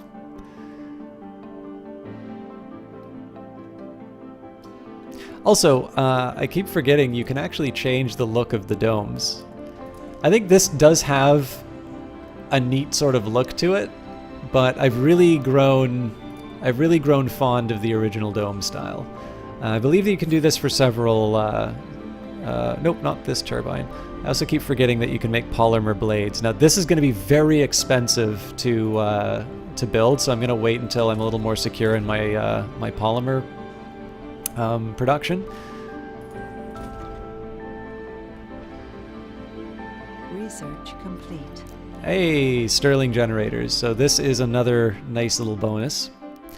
They're going to be a bit expensive for me to make. 10 polymers, 5 electronics, and 5. Obviously, 5 electronics is a pretty costly ask for me right now. But all right, good luck with cleaning. But yeah, the Stirling radioscope generator is a generator based on a Stirling engine powered by a large radiostope heater unit. So I think I said I was going to go for the planetary survey for the money. So discover 6 new planetary anomalies. Until you cross the bridge of your insecurities, you can't begin to explore your possibilities. So new colonists are arriving. We won't have full employment because they're one of them, or maybe 2 of them, are botanists, and we're short on concrete for what we need. But we'll get through it. I also don't think we have any projects to do right now. Let's take a look at how our competitors are doing. So China's 300 research, 50 colonists, 210 buildings. Russia has 48 colonists, 38 buildings, 200 research. Space-Y, 300 research, 48 colonists. We're sitting at a mere 118 colonists. Yeah, we're doing all right.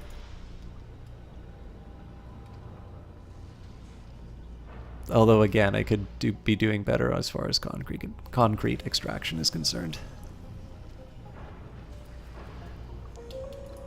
Breakthrough discovered. Oh, vocation-oriented society. Colonists gain 10 bonus work performance when all their stats are in the green. I'm not quite sure where I'm going to fit that into everything, but let's get... Where's the drone? Get this little guy to hook himself up to the main drone commander. Now, right now, this thing can't launch because it still has 29 electronics on it. Colonists have arrived. I rather wish it didn't. So what I'm going to do is build another depot. This one will be for electronics. Sort of running out of space for all of this. Hopefully they will do the right thing and unload the ship so we can launch it back. It's full up for exports and all of that, so there's truly no benefit for us working on that. Okay, so casino complex is down. Now the reason why I did this, the casino complex takes care of several, so luxury, gaming, gambling, and social. So in this case, I do still want to have a grocer. So we'll set them up there. Again, we won't build it. But we don't need an art store because luxury is taken care of. We don't need an electronics store because electronics are taken care of. We've already got a diner in the main base, although I suppose... I gotta remember what the diner takes care of. Dining, social, and food. I don't think anything else really takes care of dining. So I guess we still need like a space. Well, what we can do is we can put like small versions of the thing. So we'll maybe put like a small space bar. Again, we won't actually build it. I guess there's no like small diner. Still. Well, yeah, because the diner's already small. I'm okay putting a diner in there because we are gonna have people working in an electronics factory. So I'll now put down the thing we really want, which is the electronics factory. I think I'm gonna put it over here. The reason is it gives me the option. Essentially, by building it over here, it's very unlikely I'm gonna build anything else for the dome in this area. I might expand out either from this area or down here, so I kind of want to keep these slots open. The other thing I need to now I need to make a decision actually because, well, I can start with, so apartments here. Again, turning it all off. And then I also need to set myself up with my nursery, infirmary. I guess I need to build a school as well. Oh Jesus Christ! Yeah, we're loaded up on kids. I have a feeling some of them are going to grow up to be morons because we don't have education space.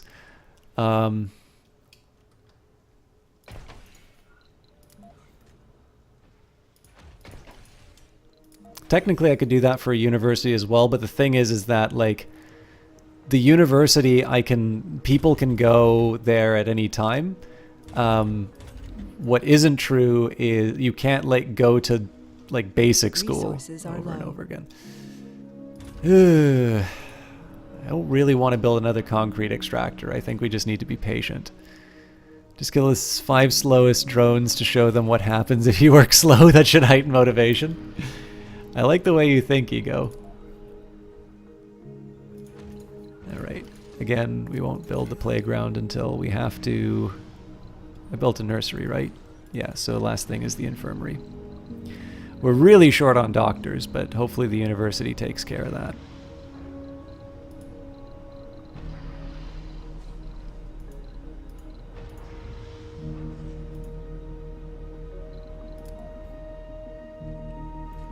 At some point I also need to build like a security station in those other 2 parts of the dome, but I really don't want to mess with that right now. Okay, build a small garden. Kids can appreciate the trees. Let's set them up. So what I'm going to do here is we'll start with cover crops. That'll take us to 90%. And we'll do seed crops. That'll give me a few more seeds. Okay, so let's think. I've got an equivalent to all of this.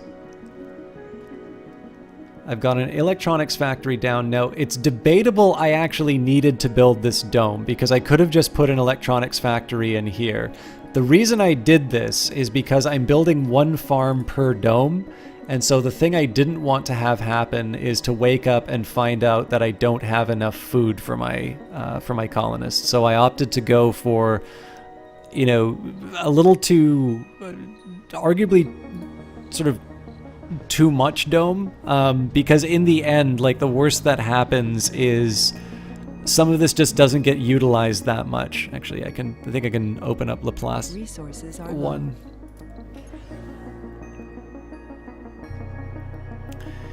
It does put another 30 demand on my grid, but we should be okay with that. Also going to build a little redundancy in here. So a nice thing that's indirectly happened is that I've sort of created another element to my grid. Let's take a quick look at that.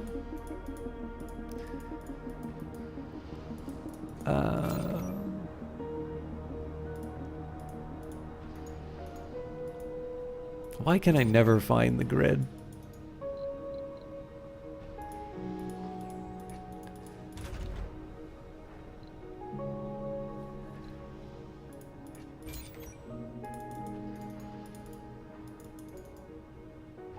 I swear, one day I'll learn how this all works.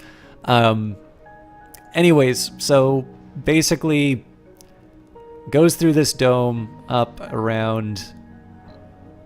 This is sort of isolated, and obviously this is in trouble if it ever gets hit. Oh, we've got unemployment. And he's a geologist. Why are you unemployed?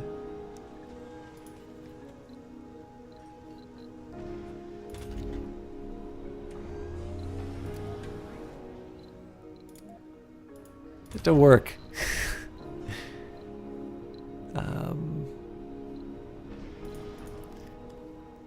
Yeah, so like right now I've only got 4 living space for the rest of this area, and I've certainly got a lot of kids.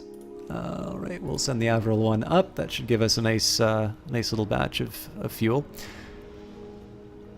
Go look at rocks or something, you bum.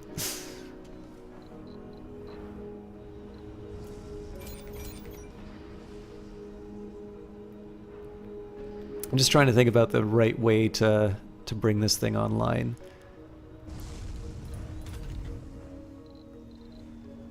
I'm curious, do I have botanists that are currently not doing botany things? Oof! It's a lot of botanists working at the infirmary. I got a better idea for you guys. Oh, I know why they're not going to be working there. Because they don't have a home. Okay, looks like I am going to have to turn this thing online. which is fine actually because we're getting a lot of people growing up.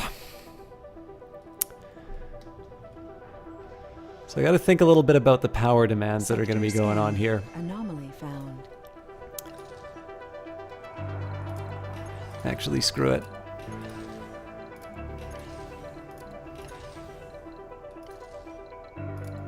It's all going online.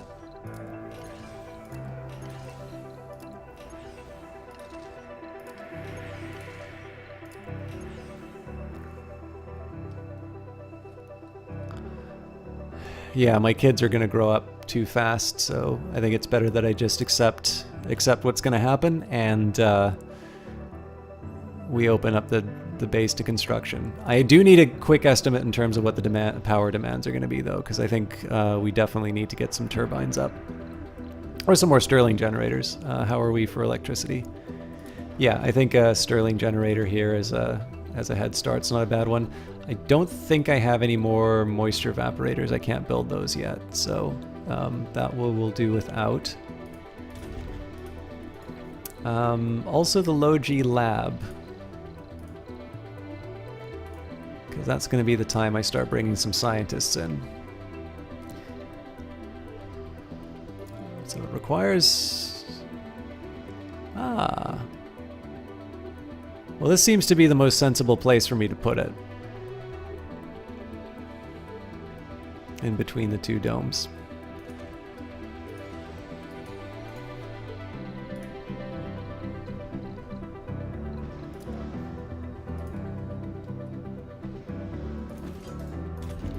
Oh, still gets hit.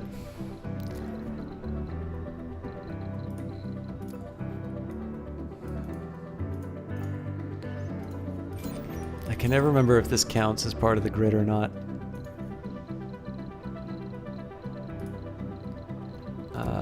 Domes do, though, so...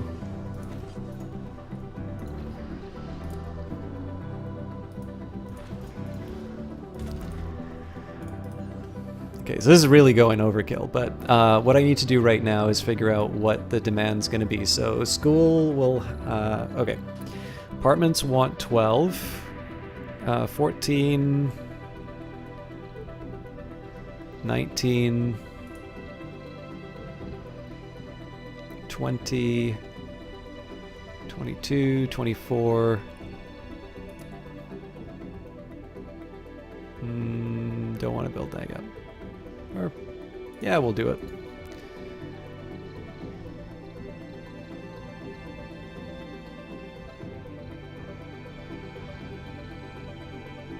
29.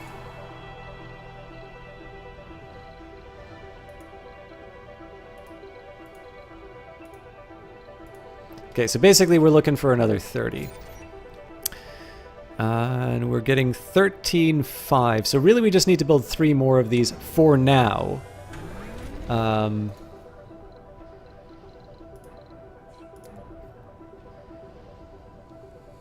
breaks the pyramid.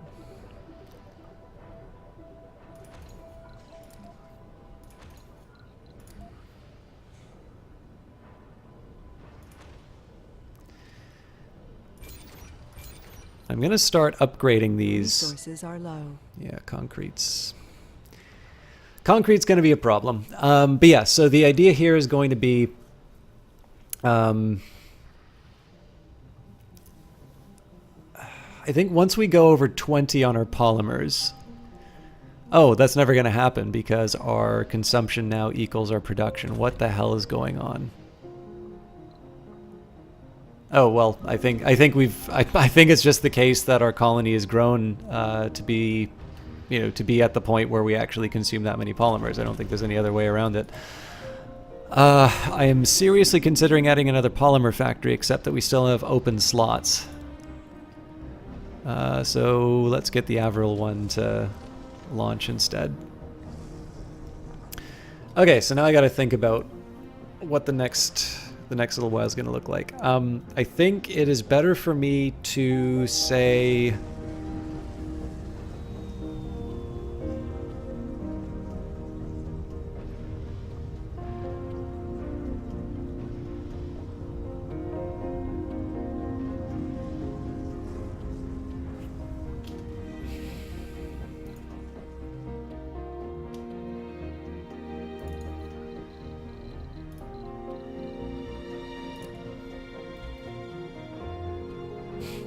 This is optimistic. Research complete.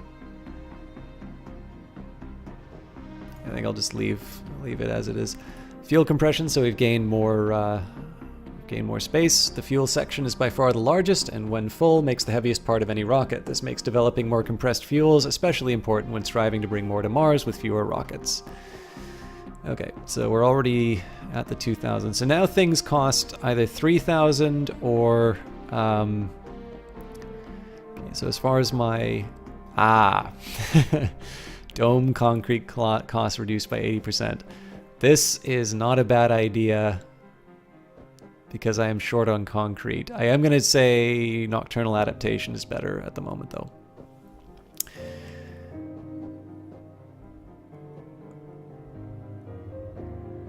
So factory amplification is very tempting because it will help me... actually, yeah, I'm going to go for this. Because I wanted to get the low G lab up, but we'll have the low G lab up in time to take advantage of this. So scaling power production to meet the needs of manufacturing is a challenge on Mars. So these should be done relatively quickly, but I know that we are going to have a bunch of our stuff online.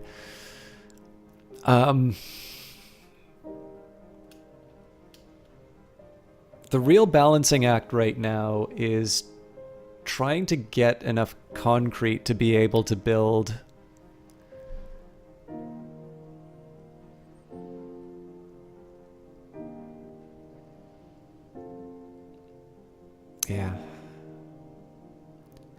need to get enough concrete to be able to build all this stuff quickly. The other problem is we're going to be short on electronics very soon. The easy way around that is we just send more rockets to clean up stuff. The one thing I can do in the meantime is get some metal. So I'll go for the paltry amounts that we've got in on the surface, sort of in our area here. It's mostly just because I'm going to shift click it.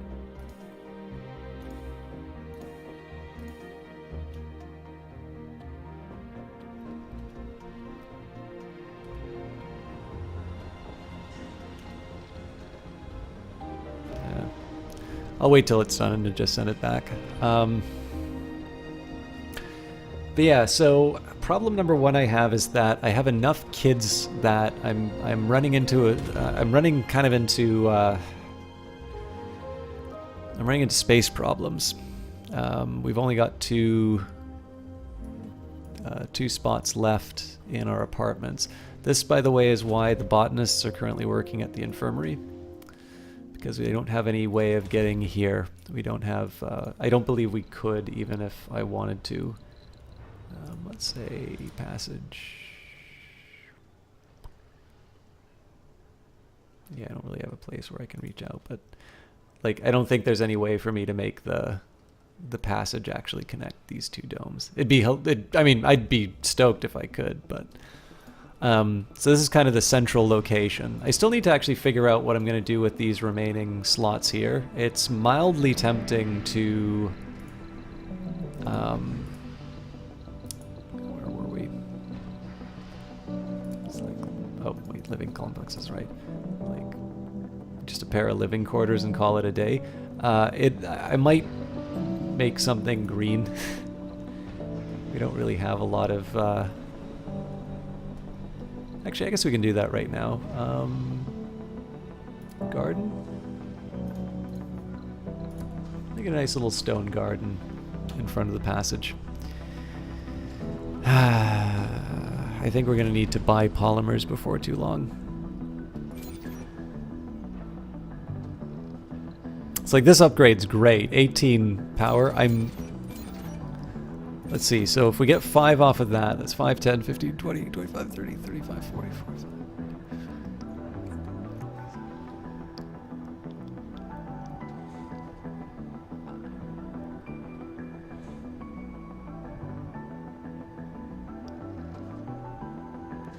I believe we would actually have enough to completely eradicate our solar panels here. I wouldn't do it that way. What I would probably do is start replacing these solar panels with, like I decommission them and I would replace them with wind power. But the thing is, I would need a lot of polymers to be able to do that. But, oh no, we'll wait for this rocket to get back to, well, we'll wait for both rockets to get back because that's going to be 60 rare metals that go to Earth. And I think what I'm going to do is I'm going to load up on polymers if we need 2. So that's 1, 2, 3, 4, 5, 6, 7, 8, 9, 10, 11, 12, 13, 14, 15, 16, 17, 18, 19, 32. Plus, okay, we'll say like 40 polymers and then as many electronics as we can fit on here. I don't think you've run out the joke. I'm amused by it each time I see you write it. But yeah, I think we're gonna speed things up. Oh, I also need to get my oh. All right.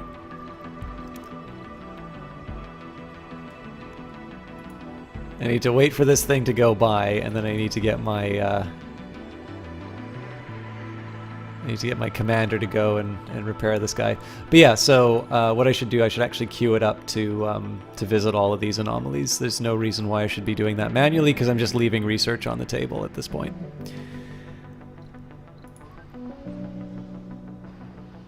Funding received.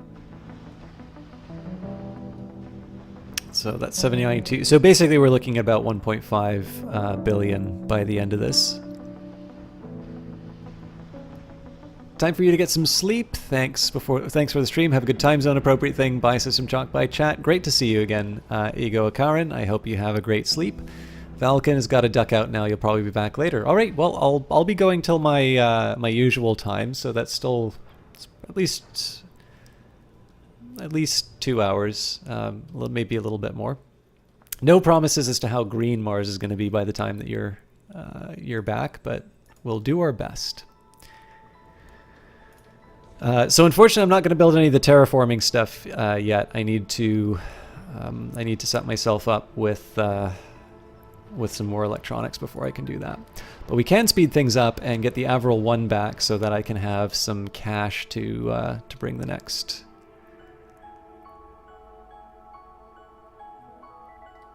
The next import. We're definitely hurting for electronics. Sector scanned. I'm curious if I can get by with what I've got right now. So I said I wanted 40 polymers and as many as we could get for electronics.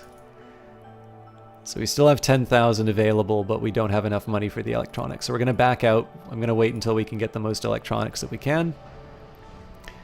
That'll be after this, the Avril arrives. Now, unfortunately, this means that we're going to run out of electronics before I can get some replacements. But I'm willing to take that just because it's nice to Funding received. it's nice to be a little more efficient in my rocket use. The fuel that I save can obviously go into polymer production, which is a fairly high priority for me right now. All right, so. As I said, 40 polymers and as many electronics as we can fit on the ship. Cool. 110 should cover us for how long? 16. That's like less than 10 days worth of. All right, we'll get these guys back up here. So again, these guys are maintaining my my connections to the mystery slots. Let's get a transport route set up. I will drop off some rare metals when I can. I want to pick them up here because we're almost at capacity. Here, not so bad. But yeah, we'll pick these up. At some point, once these are done constructing too, what I might do is build a drone hub to to deal with this alien crystal. Okay, we've got homelessness. That means this thing needs to get online. Toot sweet.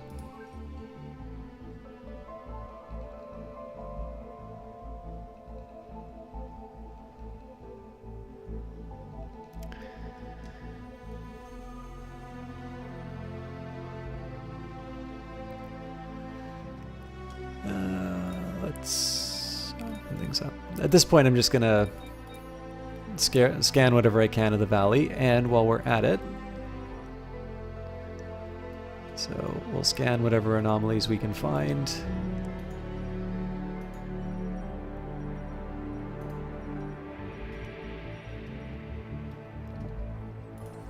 And so some of these will be new technologies. I'm almost certainly going to lose this thing to another sort of dust devil thing, but I refuse to believe that this geologist doesn't actually have a job to go to. Yeah, I know you don't like working in the rare metal extractor, but work there you will.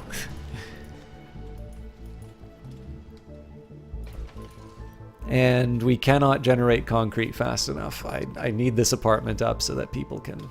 Nope. Until today, the only place we'd thought you could find Ice-15 outside of a lab was on an icy planet or a moon. And here we find it on Mars. Ice-15 is a super dense phase of water ice which is formed in extremely cold and extremely high pressure environments. It turns out that the unique geological history of Mars allowed a small quantity of Ice-15 to form under the crust. Even though we didn't confirm any substantial deposits of water, this discovery would cause uproar in the scientific communities and draw significant attention to our efforts on the Red Planet. Our sponsors immediately provided us with tools to discover more about the effects of Martian geology on the formation of underground ice. We gain $500 million in funding. Not a bad day's work. Oops.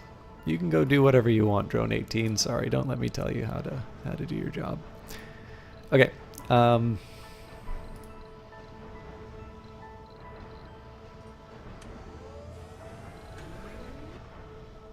More wind turbines always makes me happy. So the GHD factory takes machine parts. I think I can live with that. And it consumes 10 electricity. That I'm a little less comfortable with, but I think I'll be able to make it work. So we'll just send this one up over off in the corner there. Now, as far as the forestation plant is concerned, Anomaly analyzed. yeah, that also takes electricity.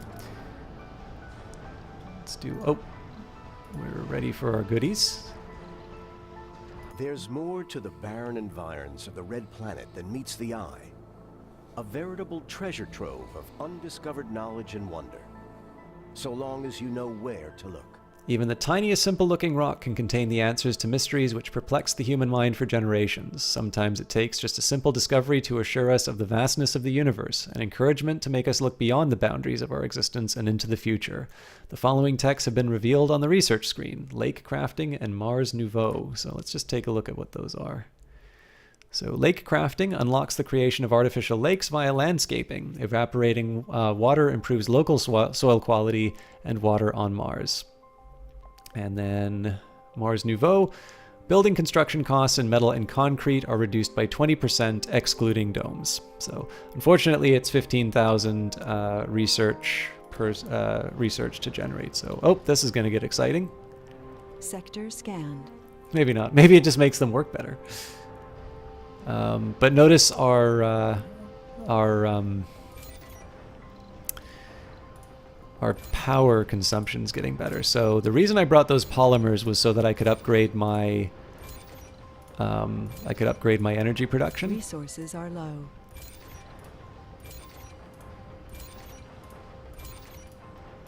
Actually, let's control click. Well, let me do that on all of them. Anomaly analyzed. Still gonna have to upgrade the ones that are... There's more to the barren environs of the Red Planet than meets the eye. A veritable treasure trove of undiscovered knowledge and wonder. So long as you know where to look.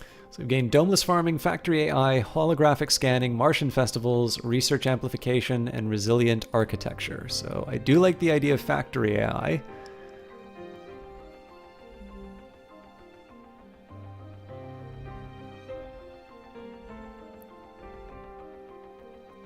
Refineries and factories upgrade performance. Okay, so it's not what I thought. I thought it was automated automated manufacture, which would have been spectacular. Okay, so we've got an apartment building. This is good news here. Looks like we still have someone who's still looking for a home, though. Actually, so if we're full up, are all the jobs occupied? Yes, they are.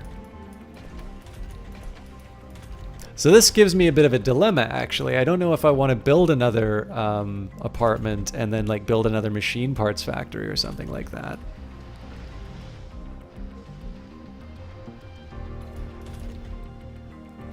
Definitely need my botanists on the job, so let's get you working before we starve to death. Okay, more important choice. Lake? No lake. Let's get our forestation plant down and try and green things up without not too much fuss. Okay.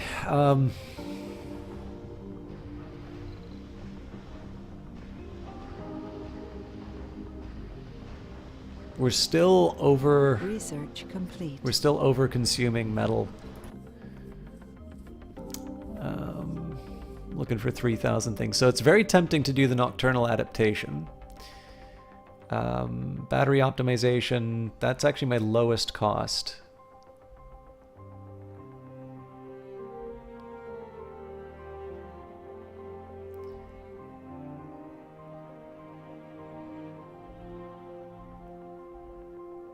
Solar panels are gradually cleaned from dust when closed, requiring less frequent maintenance. Now this one is a dilemma for me here, because I might want to just completely transform to an all wind. Yeah, see, I mean, I'll do it because I have it, but I'm actually going to transform this. Well, no, this will still help me because in the transition period, it'll lower the demand for metal actually. So that's not as bad as I thought. I don't really want to do Martian patents right now because I'm okay for money. But yeah, I think we'll do the work enhancement.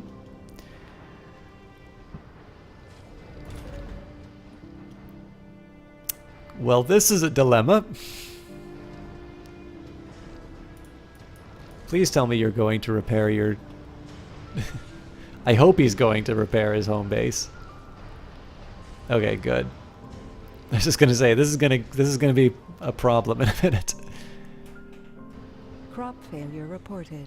Okay, well that's not that surprising. Let's see if there's any other people working in jobs they shouldn't. All right, you may be a doctor. You're not that kind of doctor. Sector scanned.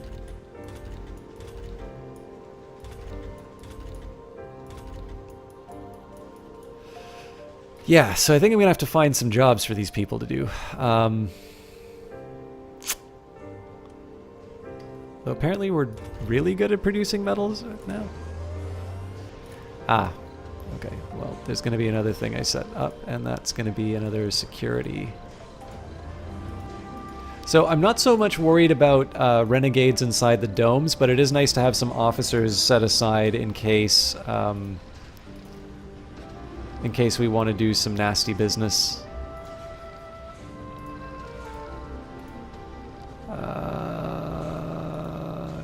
There we go. Still need to figure out what I'm doing here. So this thing takes...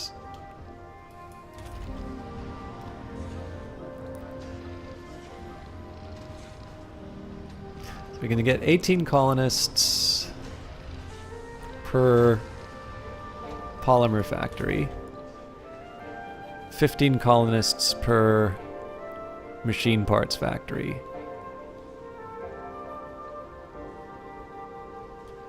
So we're looking at 33.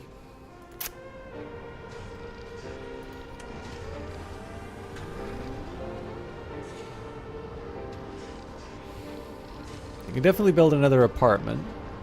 That'll get me 24.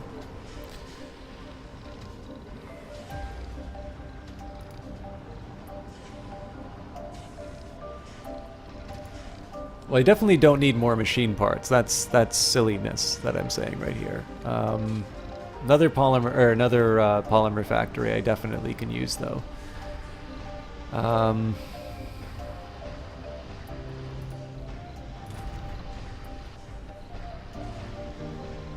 God, this is a tough one.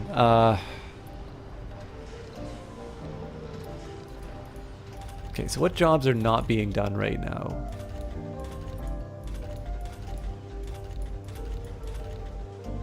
Actually, I should be able to get a report here. So we got 7 vacant work slots, and I add another polymer factory. Yeah, that'll be enough. So yeah, this will put some demand on the grid, but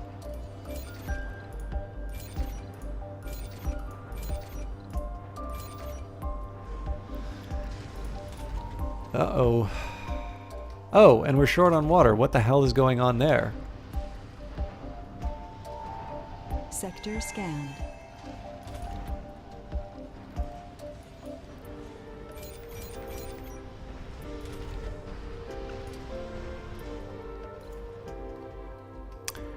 All right. Personal space. A colonist has snapped. They demand more personal space and are barricaded inside their house until their demands are met. You arrive at the scene just to see a chair flying out the window, smashing right in front of the crowd of concerned citizens. You hear hysterical cries from inside. Leave me alone! I don't need to see any of you!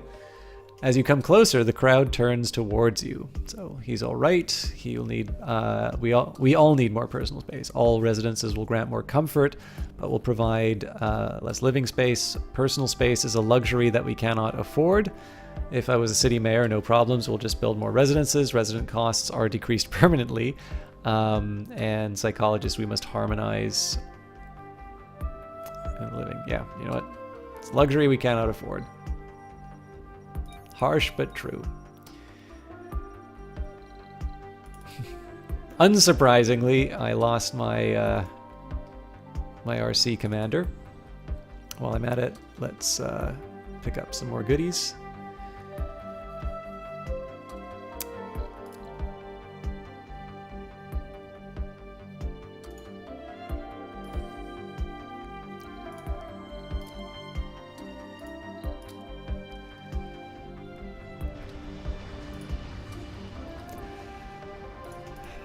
Okay, I mean, this place is doing all right for itself. Yeah,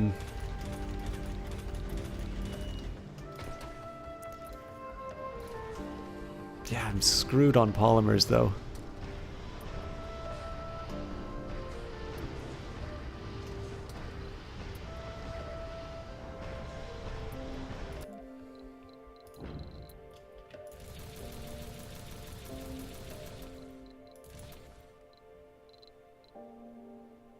It's not the smartest thing I've ever done.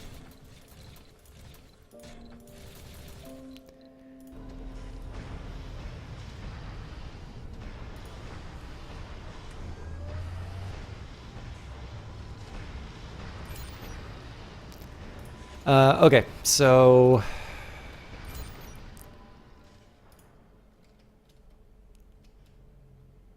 I was right. Okay. First thing I want to do is set up another water extractor.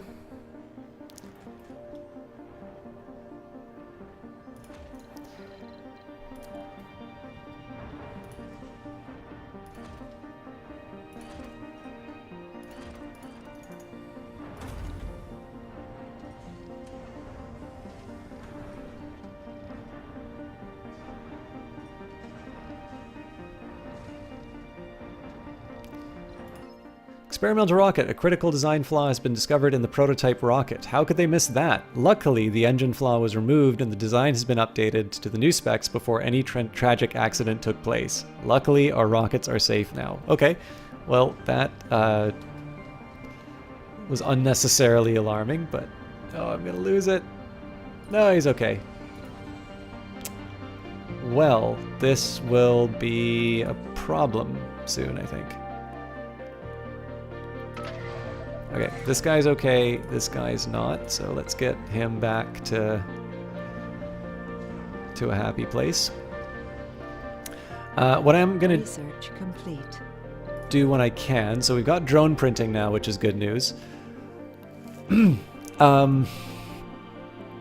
I suspect drones will be a little expensive for me to build at the moment, so new building drone assembler constructs drone prefabs from electronics, which can be used in drone hubs to construct new drones. So again, this is another step towards self-sufficiency. Question is, what do I want to do with my next slot? There's a good argument for doing the robotics tech because it will, it's slightly cheaper and so it'll get me money faster, but in this case I think work performance is a higher priority. So nocturnal adaptation. The greater distance from the sun makes it so that all colonists have to cope with the psychological strain of receiving reduced sunlight. This fact, combined with newly discovered techniques, allow us to consistently boost the productivity of those who work outright night shifts. So we'll set that up. Next thing I want to do is find a spot for a drone hub. So there's a decent overlap here. I'm still going to need to set down the electronics and the machine parts and all of that. Sector scanned. But what I can do here is set up a...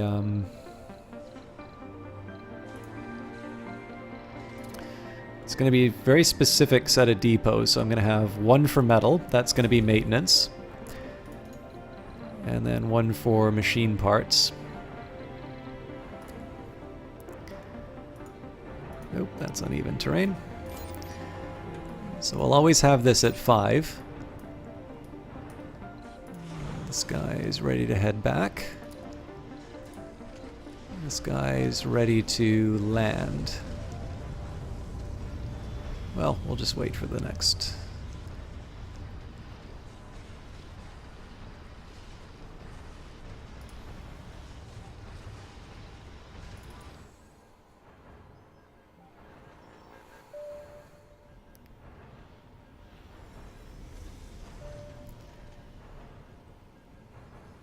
So basically the plan here is I'm going to have a drone hub set up, and it's going to exist essentially just for the maintenance of these areas. It's not the most exciting use of a drone hub, but I now have this luxury of enough enough resources to be a little more self-sufficient, and this will help me with my water. Oh, okay. Apparently, I don't have water problems anymore. There is no longer any point for me to do what I'm doing right now, but I'm still going for it.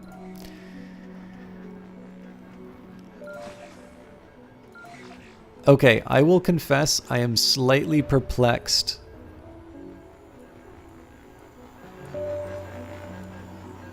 why this is not being repaired.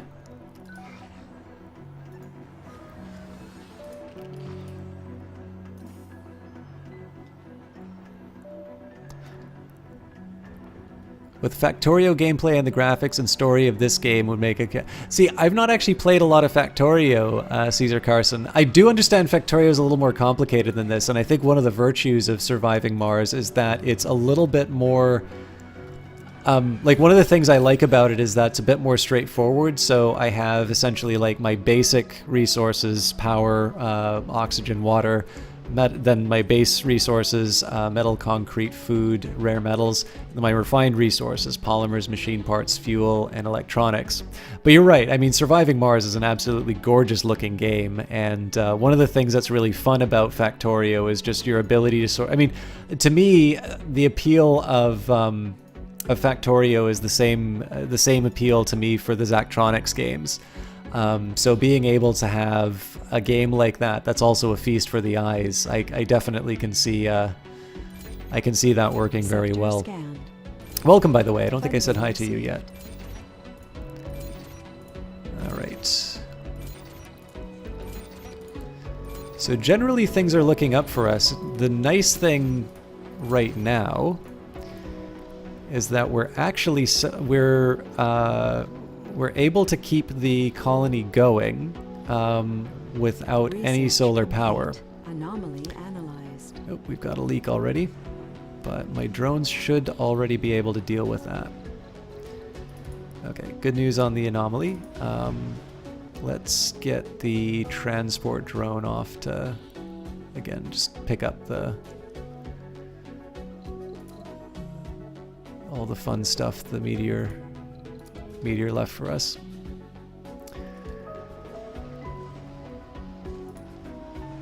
So against my better judgment, I think I might actually start dismantling some of these solar panels. Oh, hey, we got a little bit of soil showing up here. I mean, this is going to be achingly slow progress. We can obviously build more GHG emitters, but for now, I'm going to live with what I've got. The analysis tells us that we've found iridium-rich sulfides. That's a real rarity on Earth. Mankind's ingenuity has found a myriad of applications for it, but we focused our plan on a much simpler, more vital role in our growing colonies, RTGs, free energy for everyone, and reduces the cost of physics texts by 10%. So yeah, against my better judgment. Oh, and we're back down to being -1 on water. This one's always a little perplexing for me. Okay, we'll get the Avril one heading out. So I'm slightly curious. We've got lichens. So lichens improve local soil quality. They don't require soil quality to grow, but they do not spread on their own. Our option, we can build grass, but grass requires 10% soil quality. So yeah, best we can do is just get some lichen on the ground and wait for a better future. Okay, I guess I can't dump waste here anymore, so let's the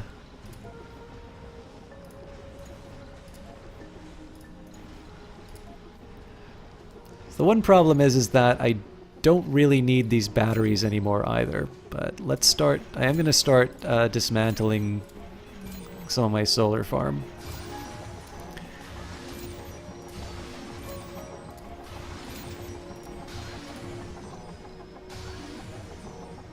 I am mildly curious if I get any metal for that. But part of what I'm doing here is I'm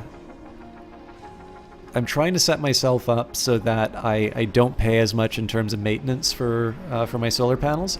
Anomaly analyzed. So I'll keep some. Oh, yep, we do get a little metal. So, but for now, I'm gonna try and balance stuff out so that I'm not paying my maintenance costs for my solar farms. We gather here today to bid a final farewell to one of our finest. Yellow Zectronics games. Opus Magnum is your favorite.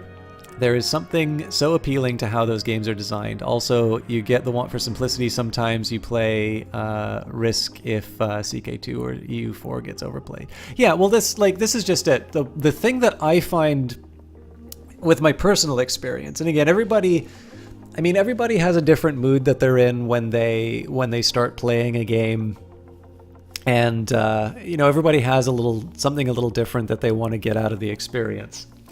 But for me, one of the reasons why I really like Surviving Mars is that when I sit down and I play a city builder, this could be like a really old school one like Afterlife or something like City Skylines.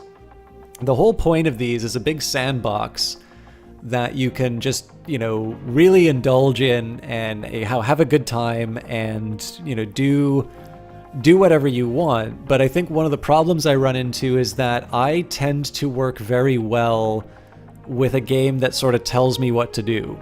Now, I will usually ignore the game after a certain period of time. It's one of the things I like doing the most. So, Civilization is a really good example of this, where I will, Civilization will say something like, oh, hey, you might want to try doing thing X. And I'm like, well, I don't like thing X, or maybe it'll be at the beginning, it's like, okay, I'll try thing X. And then I'll play a couple of games and like, well, I don't like thing X. I think it's better for me to do thing Y because then I can do thing X a lot better later on. And there doesn't seem to be a penalty for me doing it, at this late point. But the difference is that for me, I need a little bit of onboarding on a game. And the problem is that city builders are all about you building your ideal thing. And so the thing that's neat about Surviving Mars is because it is survival, it's colonizing the red planet, what are your priorities? Well, number one, number one is getting to Mars in the first place, like making sure that you have something so that when humans show up, they don't suffocate and die immediately. So, you need to get concrete, and then you need to build a dome. And now, I've gotten those taken care of. And so it's a lot more, for me right now, it's a lot more about, well, how the heck am I going to wind up getting more polymers? And, oh, should I build more machine parts? No, that doesn't make any sense because I already have a surplus of machine parts. Oh, wait, I'm not generating any electronics. How do I do that? It's a little bit more about trying to get the colony self-sustaining at this point. So Surviving Mars fits really well with sort of my player profile of someone who really likes getting into the details and doing those kinds of optimizations that make Zachtronics and Zachtronics games and Factorio very appealing. But it also has this slightly more straightforward on-ramp for me. So it's a game that really works well for me myself.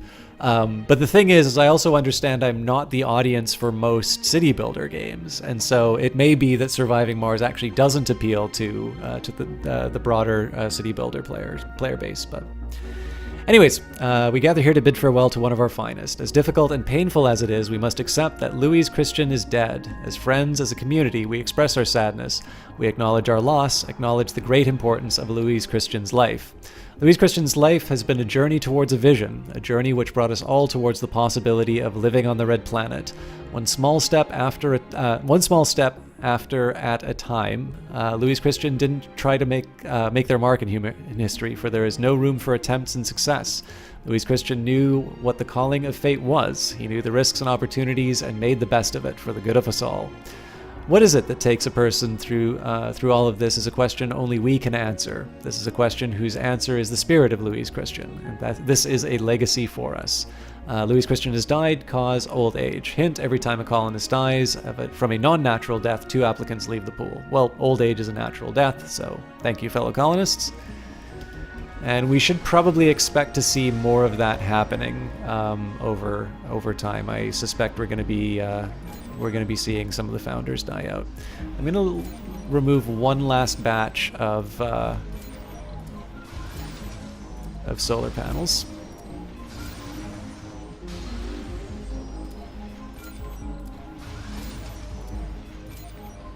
And again, a lot of this is just about keeping my maintenance costs down. If I could generate infinite power, I would, but...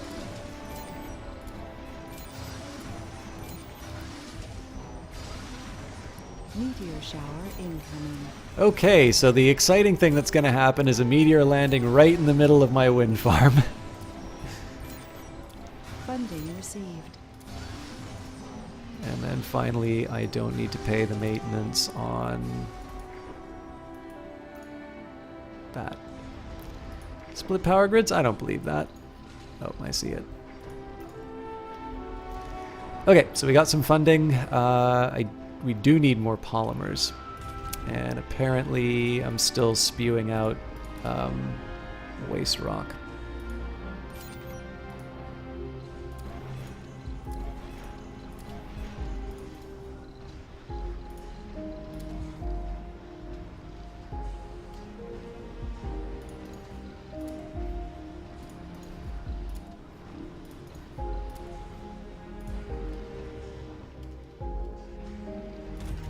We'll be able to turn this into a dump too, but not at the moment. Okay, so when the solar panels are down. We're still generating 204 energy. So again, I could completely wipe out my panels and we'd be ahead of things. Resources are low. So I much prefer the idea of bringing new colonists in. How much space do we have? Holy smokes. Okay, I need to build another apartment. Actually, should probably build 2 more. So here's what we're going to do. Cargo rocket.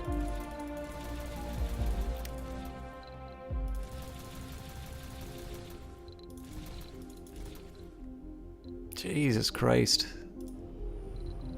And then I'm going to bring a passenger rocket.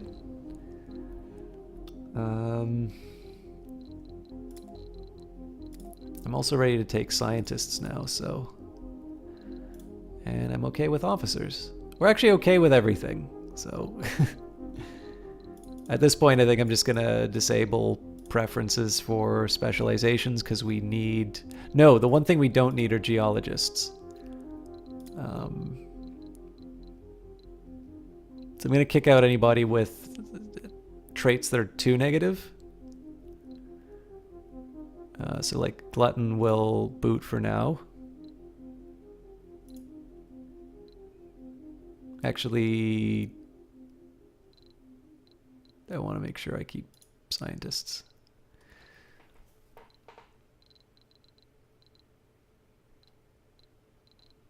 If I had more engineers, that'd be better, but I think this is going to be the nerd hang on.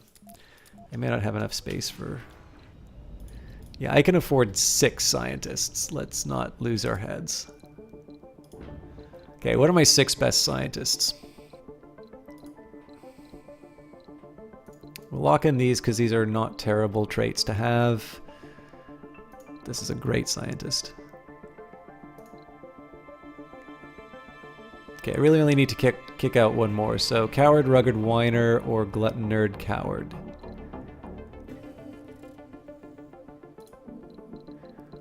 Okay, so these guys are here forever. I'm going to boot the officers for now just because they're not a high priority.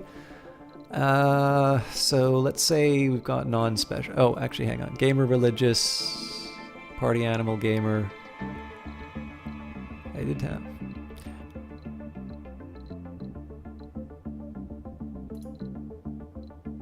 I figure I can at least get rid of like the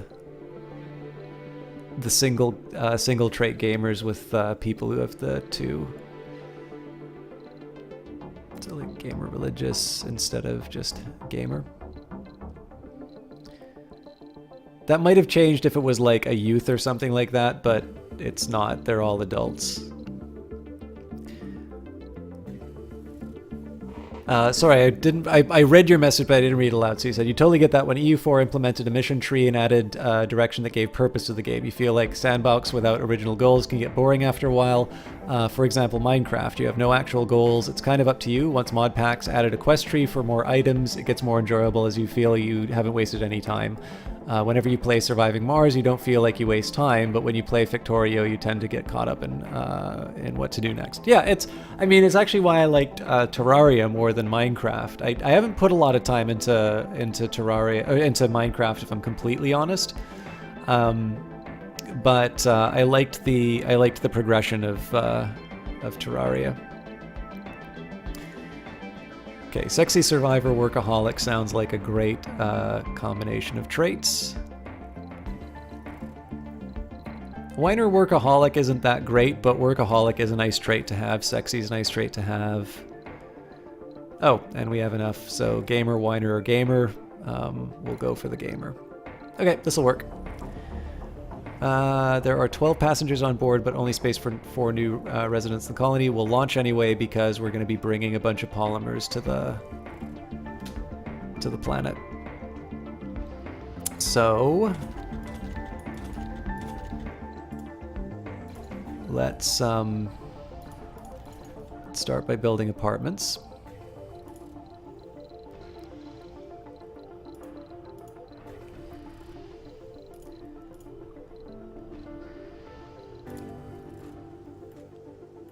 Really starting to limit my options of expansion at this point, but It's debatable whether or not I actually want to build another dome on top of this one. Okay, so we're gonna have 24 more slots there. And I am gonna build another batch of apartments because while I don't want more people working at the machine parts factory, I am going to build another polymer factory.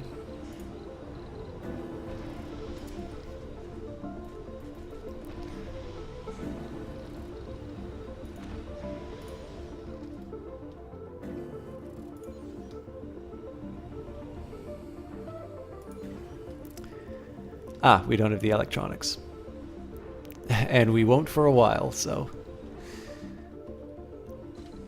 I also have never built a drone assembler, so this is a... Okay, so this looks like it's a thing that, that people need to work at. I'll leave that be for now, just because I don't really see the need for it. God, this really feel like I should be killing more of these solar panels.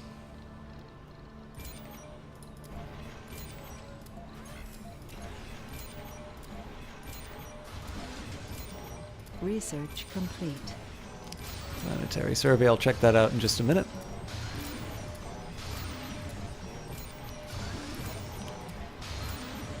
The real problem here is that as far as locations were concerned, like this was the perfect spot for a polymer factory. I bet I can get it here. Like right in between the two domes. Now, in theory, I could probably drop one here where all my depots are, but I really don't want to go through the whole business. Well, you know what? I hate myself for doing this, but I am actually going to go through all the trouble of moving.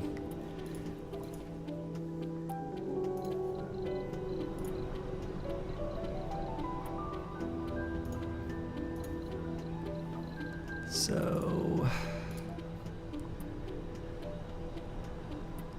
the overlap is basically, oh Jesus, there may not be an overlap.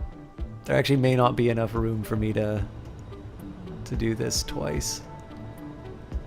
Holy crap, I actually pulled it off. Okay, I don't think I'm going to be able to do that again, but I'm really happy I could.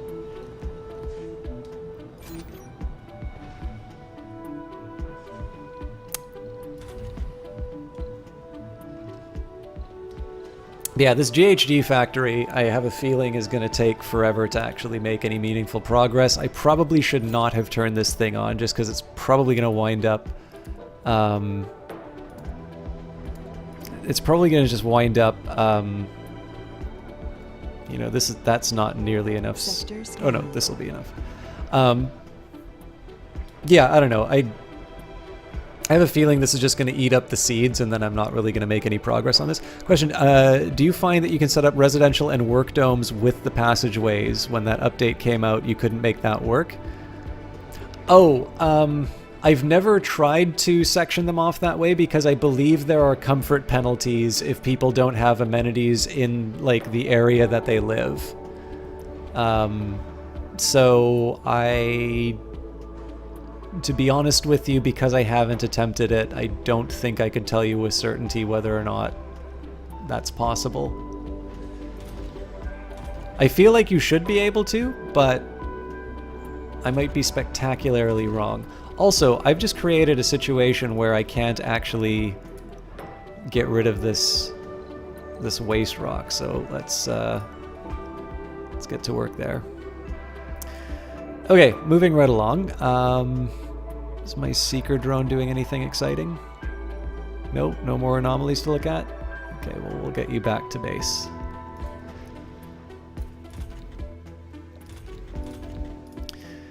Let's get you guys running 24 hours.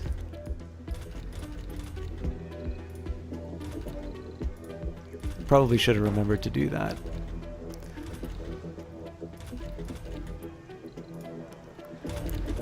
It might make sense for me to build another Martian university, but I don't think I can quite justify doing that right now.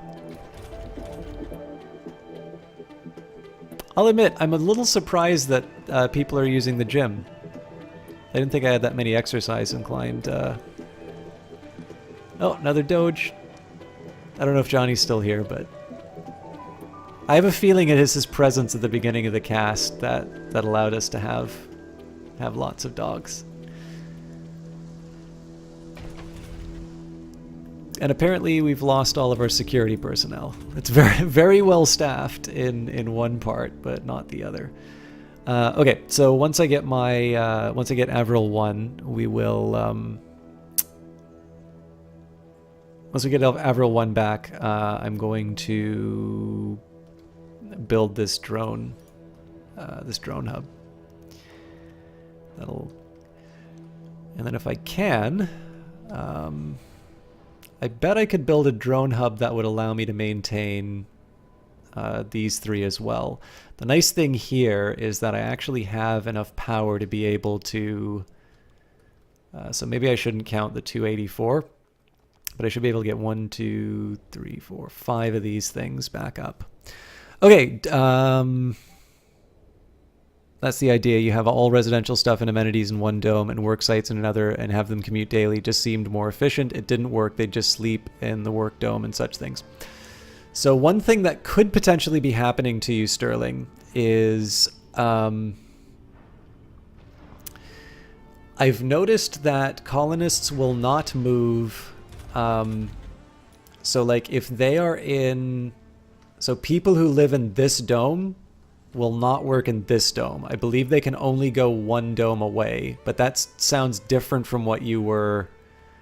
that sounds a bit different from what you were actually experiencing. So in that particular case, I'm not 100% sure why you were experiencing what you were. All right, I'm gonna get this guy working in the electronics factory just so I can say we've at least got one soul there. Would you be willing to ditch your life on Earth to try out being a colonist on Mars if we ever set up a colony? That's a really interesting question. It's obviously one that, like, this game invites. But would I be willing to do that? I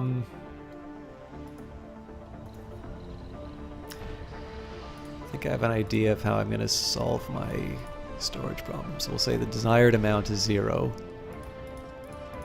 And hopefully they'll know to like move.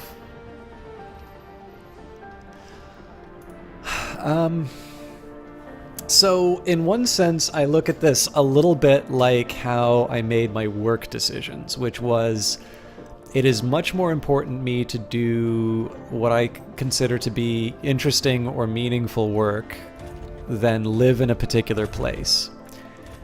And so in that sense, I would find the idea of being one of the colonists on Mars to be a very appealing idea. And then on the other hand, I sort of need to consider, well, like what added value am I really bringing, by being a colonist on Mars? By the way, one huge problem I have is old age. I might actually set up an old age colony. Specifically to deal with this.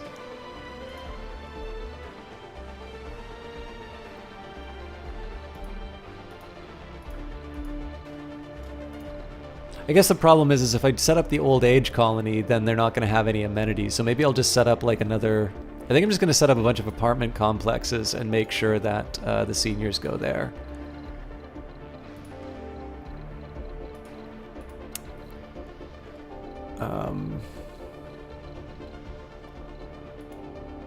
So we'll do another set of apartments. Because like the problem that I have right now is all of these buildings are like don't have people working in them, and it's because all of the people in these jobs are too old. Yeah, so I think I don't feel like I would have enough ties to Earth to rule it out as a possibility. The other problem is that I'm not 100% sure what I would do as a colonist on Mars. Like, my particular skill set does not really lend myself to to being a productive member of a Martian society. And so it does sort of invite this question about like, well, what business do I have, being on Mars? Which is sort of dodging your question. So I'd put it to you this way. I wouldn't rule it out, but I'm not like 100% sure that I would say like I 100% have to do this, because I genuinely don't know what my role or like what my added value, for lack of a better term, would be. I'm going to do something a little unexpected here. I'm going to send empty cargo rockets. So I'm going to have 3 rockets on Mars, and this is purely so that I can fill them up with minerals, or sorry, with metals and send them home. Okay, so we'll drop the payload off here. I'm going to need to wait a little while before I bring the new colonists down. I just want to make sure that they don't die. But basically I want to have the new apartments up.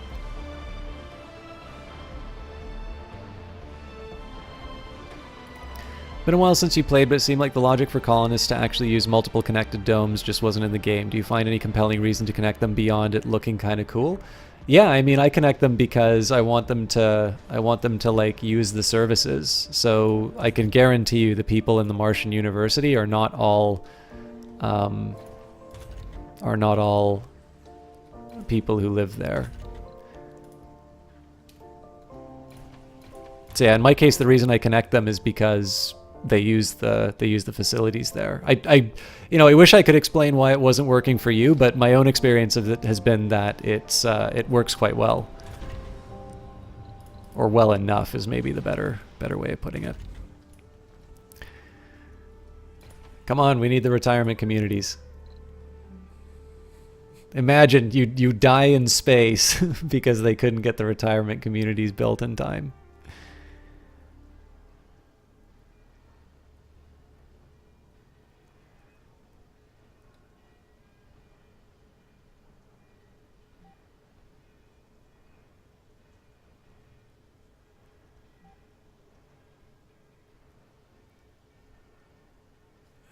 Laplace 1 apparently is out of... That can't be right. Well, it might need maintenance soon. Anyways, my people are ready. Oh, I just set myself up for a world of hurt. Sector scanned. It's going to be so hard to get fuel to this thing. Okay. New colonists have arrived. Seniors.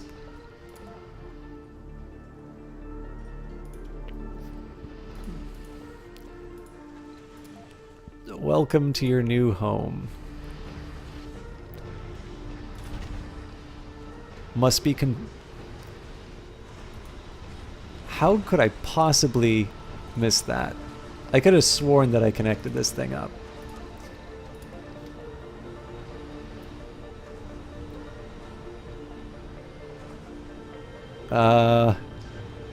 Ooh.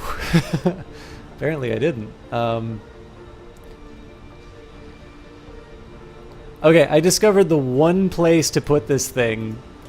Oh, that is embarrassing. I actually have to destroy this. And it's because apparently I found the one place to locate it.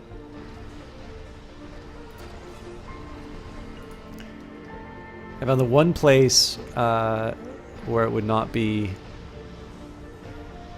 hooked up to water. Okay, sorry, I'm getting really sidetracked, so I'm gonna start by setting people up in the retirement home.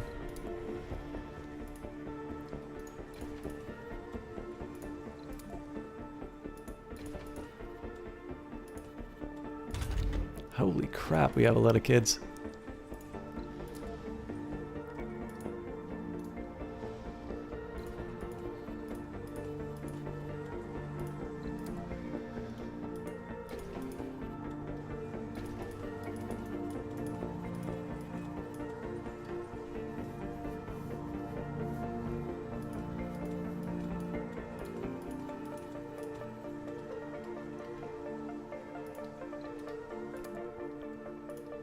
Sort of wish there was a way for me to like dictate like no seniors.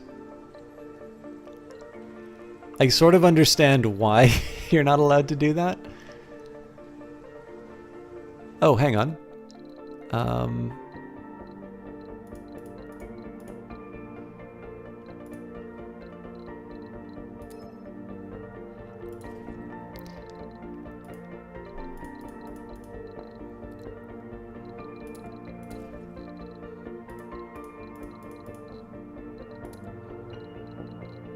There we go. And then I'm sure this yeah, so these guys have already figured out their science. Apparently Mars has superfine dirt that is radioactive, so you can get, so if you get any in your suit and bring it into the colony, everyone will have radiation poisoning. So colonizing Mars in reality is going to be really hard. I did not know that. Boy, I wish these drones would clear this out. Looking at a couple of forum posts, you remember the issue now. There is a penalty for workers who come, who work in the dome that they live in, which defeated the purpose. Have they changed that? I have no idea, Sterling. I set it up this way. I mean, you can kind of see how I set up my domes, right? Like I've got sort of the amenities, and I just kind of let people land wherever they want, really, and it all just kind of seems to work out. Usually, I mean, obviously, seniors kind of did me in here, but a lot of gray hair in this colony. Should maybe prioritize medics.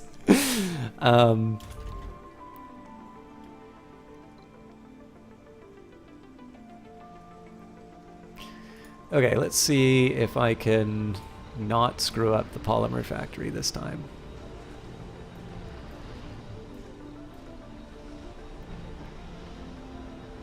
No, hang on. That thing totally was hooked up to water.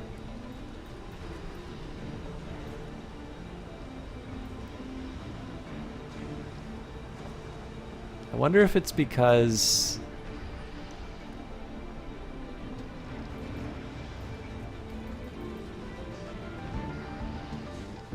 okay, well this'll definitely work, and this is in the same situation. I wonder if it's because I had these depots in the place. I'm really not sure. Okay. I gotta take stock now. So I did begin my journey towards greening Mars. Oh yes, okay. I got a few things that I know that I'm gonna do.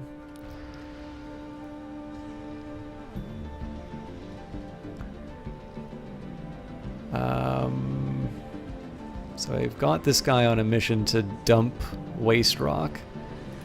I'm going to take a small pause on that and set up my sort of B sites with electronics. So I believe I need 8.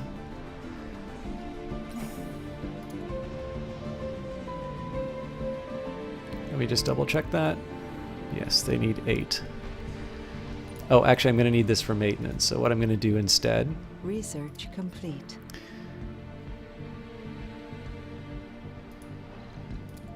We will collect all the waste rock and put it there.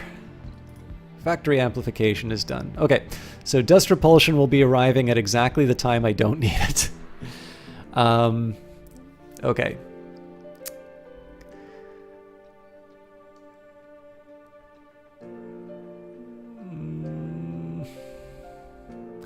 I still kind of think I'm going to go for the cheap tech just so I can get some money again.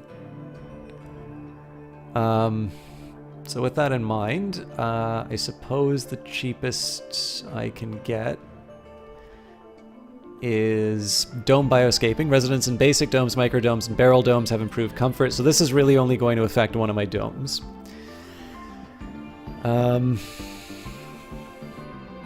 And then we'll do drone battery capacity again, mostly just because there's the cost reductions involved. And then I actually need to make a decision about something more expensive.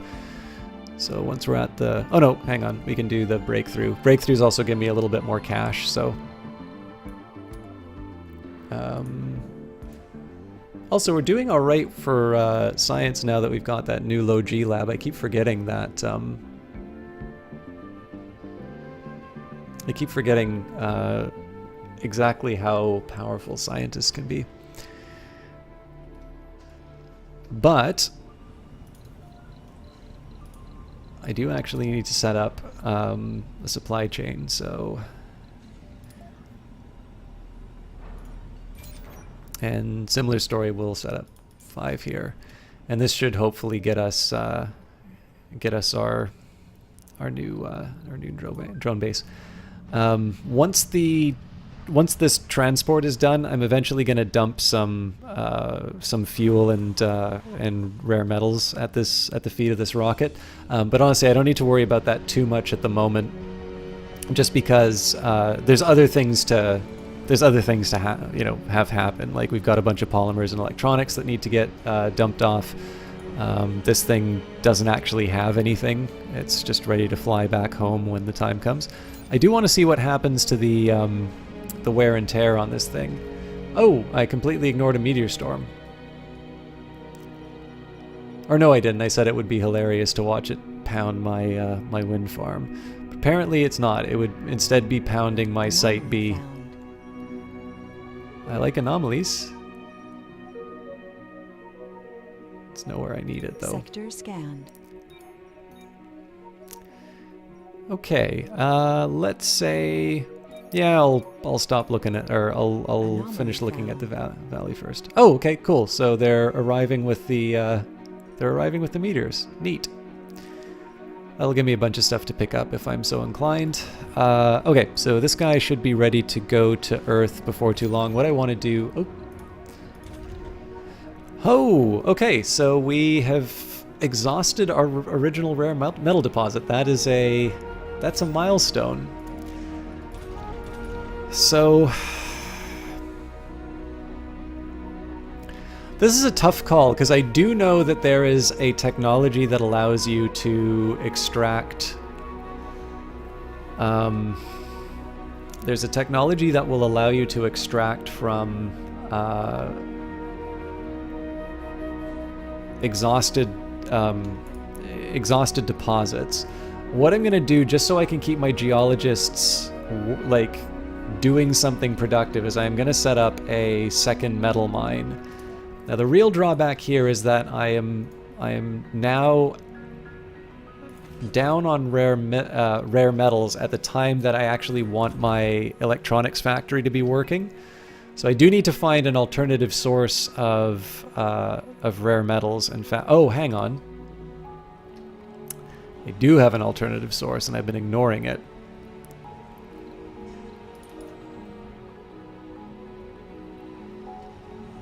I'm going to get you to move on to something more productive soon.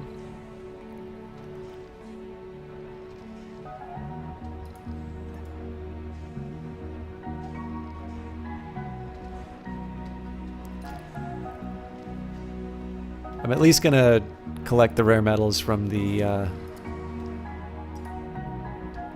anomalies.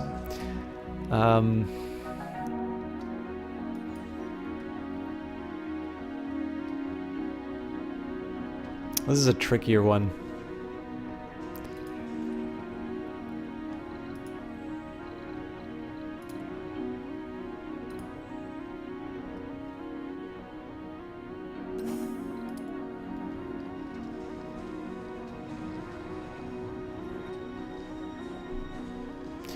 So I'm okay for rare metals now.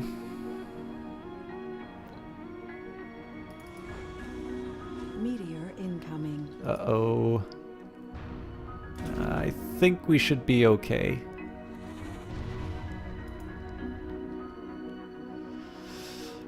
Okay, so I think the way I'm going to handle the rare metals situation is we will hold fast for now.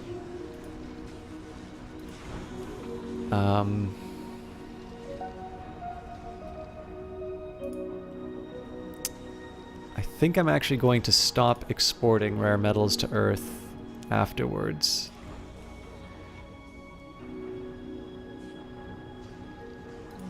Yeah, this one I'm actually going to send home light. Ugh. I feel like a bozo doing this, but I think I'm actually just going to send the rocket back home.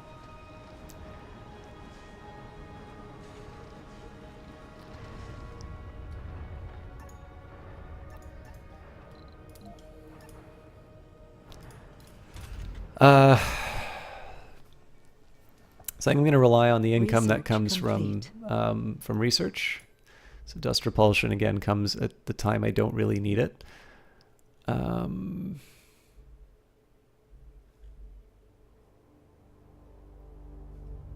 Yeah, we'll go for a supportive community. Lowers the risk of colonists developing flaws after a sanity breakdown. Beauty is not who you are on the outside. It is the wisdom and time you gave away to save another struggling soul like you. Shannon L. Alder. So what this is going to mean in the long run, I'm going to not be able to outsource anymore. Resources are low. Ooh. Yeah, see, this is the problem with my plan right now. Oh, I can and should amplify my polymer factory. It's all well and good for me to say that I'm not going to export things to Earth, but I do still need electronics, and I need a lot of them. Because we consume 15 a day. So electronics factory gets an amplify. It's going to cost me polymers, but obviously amplifying my factories that are now also doubled up should take care of that. I'm kind of an opinion that I just need to drop as many colonists as possible on these things. And essentially get myself out of this problem through labor. What are we looking at for production? Ugh.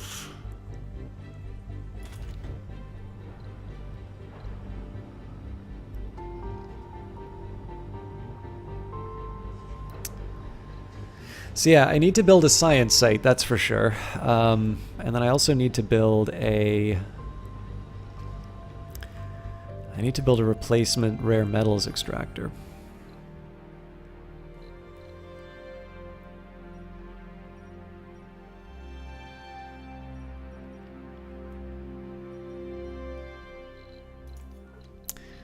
Let's start scouting out some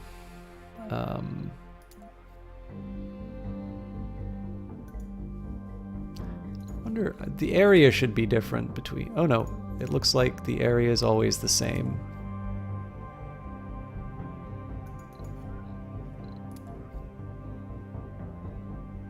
Maybe a little bigger. It's not obvious. I was just trying to see if there's a way I could snag the Vista and the rare metals. Actually, there's an outside chance I might be able to. So let's hypothesize that goes down.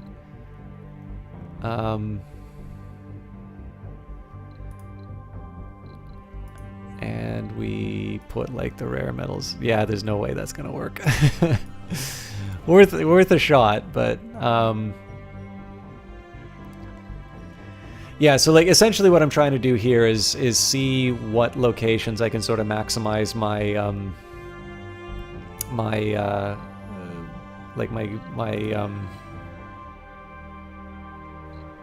returns on. So if I can build like a medium-sized dome, it's all well and good for me to say it's like, yeah, it's just going to become like the science dome, and I'm going to put like a few amenities and I'm just going to load it up with research, which is okay. It's all well and good, like that would be wonderful to build, but you know, that also may not be very realistic. So I'll see if we can find like a nice,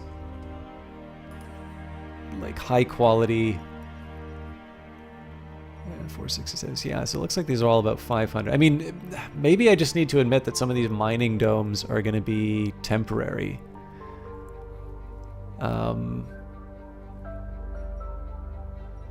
I can also definitely work a little bit harder Funding on received. getting... can work a bit harder on getting...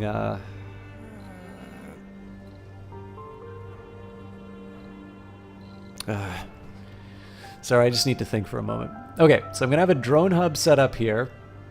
That's going to be supporting 2 alien crystals, which generate 1 rare metal per sol. It's also going to help me with my water problems. I already have an amplifier on this. Okay, I can safely shut this thing down. I'm sure the geologists will know where to move. Man, I've really screwed up on my waste storage.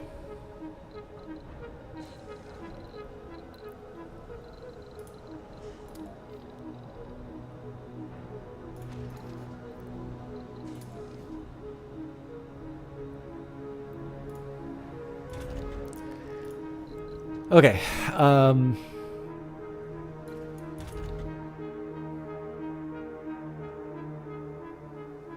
so 1 electronics per 0.3. I wonder if it says what the peak production is.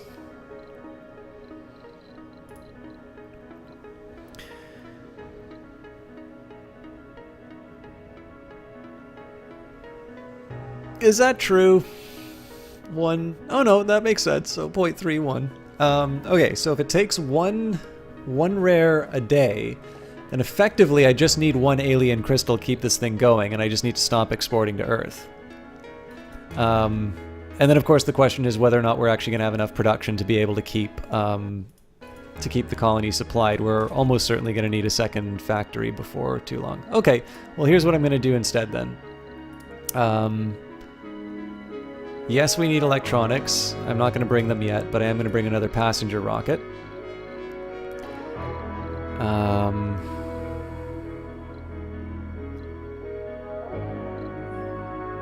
In fact, I'm going to bring more than 1 rocket. But not yet.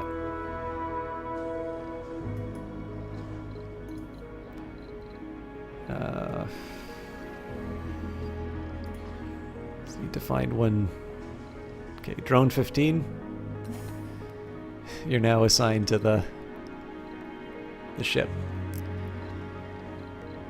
Okay, so when this thing comes back, I'm gonna load it up with electronics. Funding received.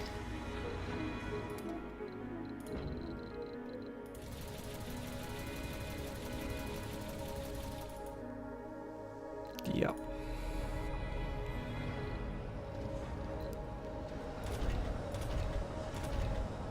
I really don't agree with this claim that we're generating 14 polymers. I think we're still in a surplus, which is good.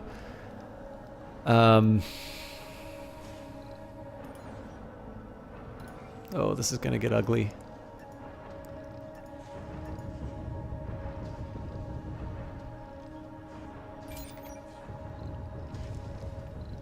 But yeah, so I'm gonna get the drone hub set up here. We'll take maybe 2 drones to maintain it. And I think what I'm going to do is I'm going to leverage the fact that I have a lot of space available now. And I'm going to try and fill up my existing factories before I try and do anything else. The Eyes of Sin, how are you doing? We're slowly greening the red planet, although I wouldn't hold my breath on this lichen Sector scan. going wherever it needs to. I will eventually start making an atmosphere. Because of course our primary source is now wind. But right now I'm trying to deal with the fact that I'm a little unbalanced in terms of my sort of my demographics. We've got a lot of seniors. We don't have enough people to do the tasks that need to be done, and we've run out of rare metals. Although I can sort of solve that by just getting transport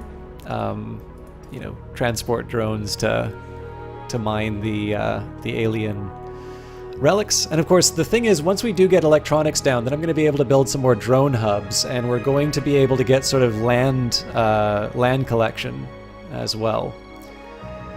Okay, so this is the one with the passengers.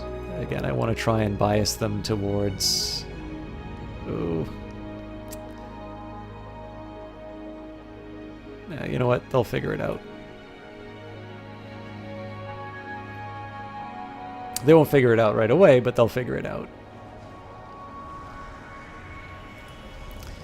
Okay, we need those electronics set up right away. New colonists have arrived. And we are going to forbid exports. Reason for forbidding exports is just because I really need these rare metals to be taken care of. So I'm hoping my drones are smart enough to know that we need those electronics on the main run right away. Sorry, a bit late. You hope your Mars colonization is going well. You have dried squid. That sounds very tasty, Eyes of Sin. I'm glad you are you're taken care of in the food department.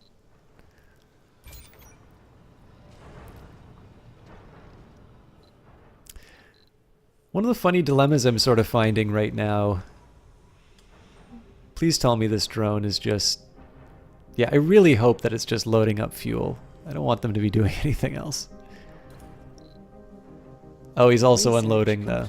Okay, that's fair. Okay, so we've got Nocturnal Adaptation. That's a really good one because it'll improve the work overnight. I think what I'm going to do now...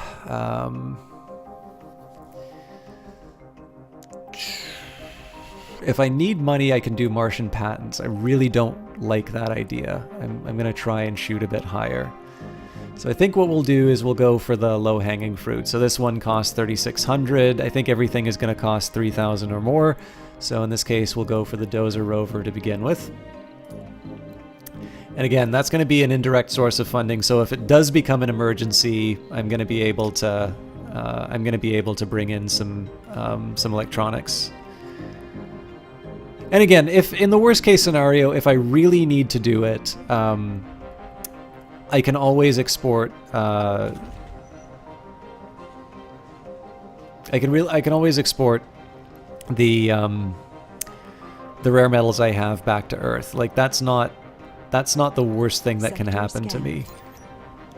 But for the time being, I'm going to hoard it. That's going to be basically 44 sols worth of. Looks like this guy's ready to go back. Rocket launch failed. Several colonists have gathered to watch the launch. Their anticipation is quickly replaced by concern as the engines spit dust and smoke, but the rocket refuses to get off the ground. Victor 1 has failed to launch. We believe that the problem lies within the ratio of liquid oxygen to liquid methane. We've compensated the issue, but it is highly recommended to perform a full maintenance on the rocket, which will cost 5 machine parts. Now, we've got a big surplus of machine parts, so we'll perform the maintenance.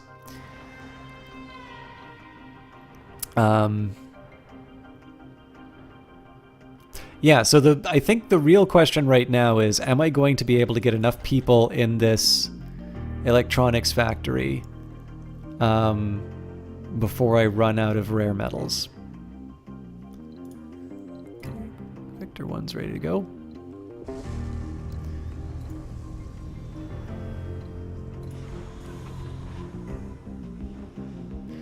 I have a feeling this one's going to be waiting a while before it's done.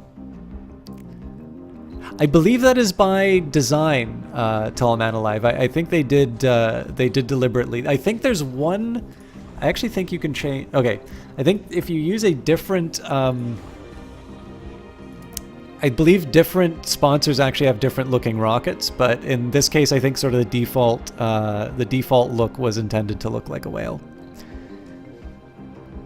Oh, by the way, Eyes of Sin, I was delighted to show Johnny, and I think you will be delighted as well, to see that we've got some new friends in our dome. It's not just that we have the animals.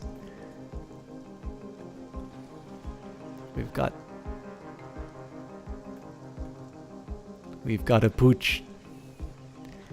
I believe we have another pooch hanging somewhere too, but it's going to take me a little bit to find one. If I want to be a jerk, I can actually find the more competitive colony, and I can try... Oh, there's the other pooch.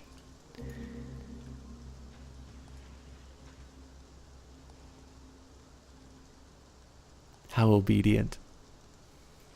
This is the Project Leica content. Yeah, so... sorry, I got distracted by the dogs. I completely forgot what I was going to say.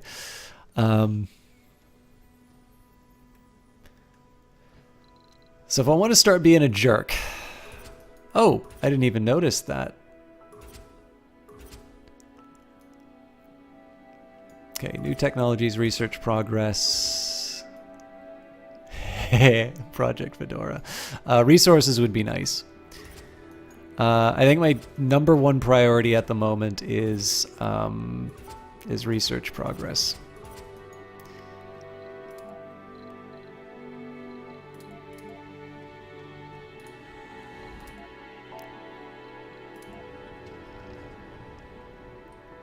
So that one's gonna stay.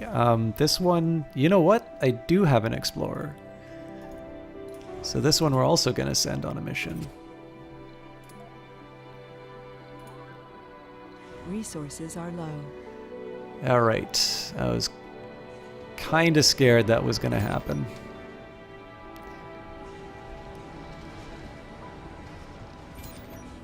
It seems that unloading this rocket is not a very high priority for these guys.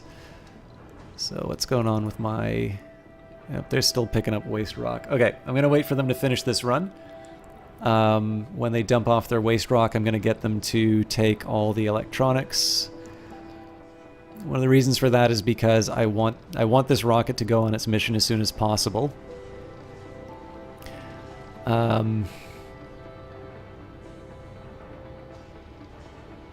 And then next up I want this drone hub built. Because building that drone hub will mean that I don't need to worry about moving people around this area anymore. Also mean that I get this water up and running.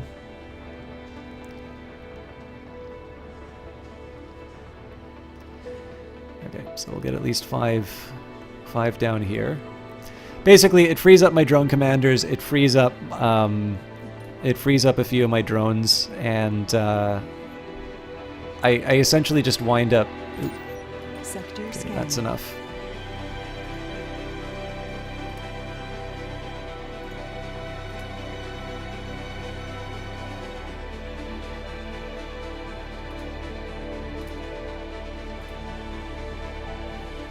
Okay, so it looks like that's gonna just... I'm just gonna leave these electronics hanging out here. Oh. Okay, let's get you back to the commander.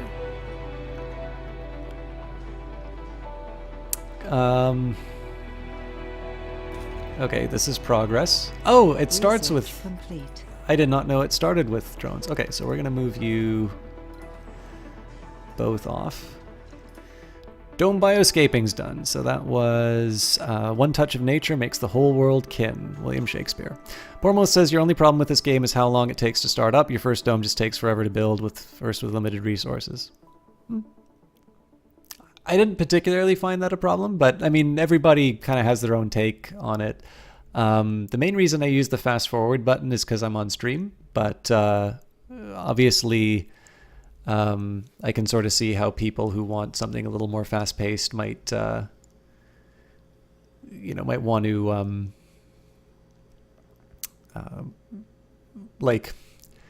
I realize that the speed up button may not necessarily be enough. I do really enjoy the journey though, so I've never personally found it to be an issue.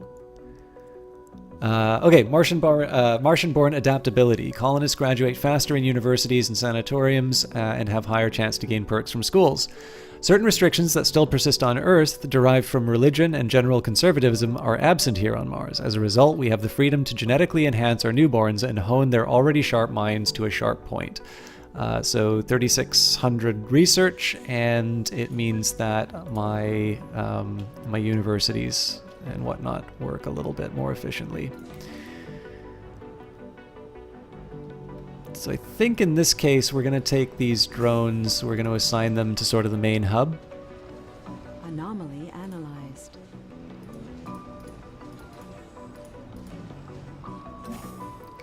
There's more to the barren environs of the Red Planet than meets the eye. A veritable treasure trove of undiscovered knowledge and wonder. So long as you know where to look. Even the tiniest simple-looking rock can contain the answers to mysteries which perplex the human mind for generations. Sometimes it just takes a simple discovery to assure us of the vastness of the universe, an encouragement to make us look beyond our boundaries of our existence and into the future. The following texts have been revealed on the research screen. STEM reconstruction, plasma cutters, the Martian network, Martian-born strength, and adapted vegetation. So I'm not really going to adopt any of these, but we're getting pretty close to the end of our tech tree, which is good.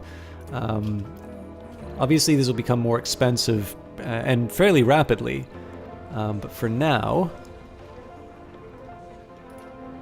I got to think a little bit about what my next few steps are going to be. So one of our ships is on its way back. I think what I will do as a placeholder, I'll find a place for my medium dome. Oh, that's right, we've got blocking objects, so I can't do that. Yeah,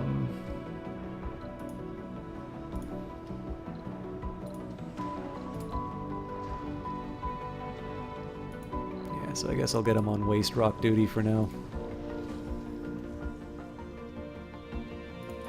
Eventually I do need to pick up these items. This seems to be my best research site at the moment. I suppose the only other alternative, it's a 20%er, so let's see. Got 10, 15.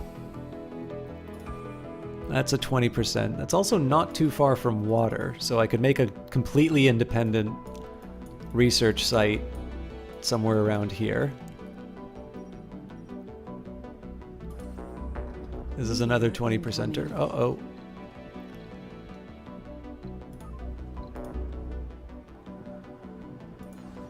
Well, that's going to happen. We will decommission these.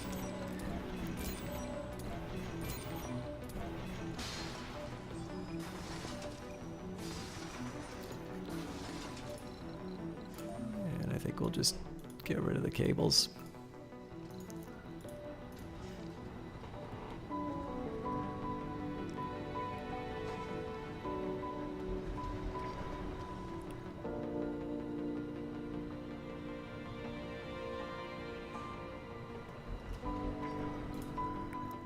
What do we have for slots? I can bring another rocket of colonists in. Okay. Do I need more botanists? Yes. Don't need scientists though, so let's I don't have enough people. Well, that's a shame.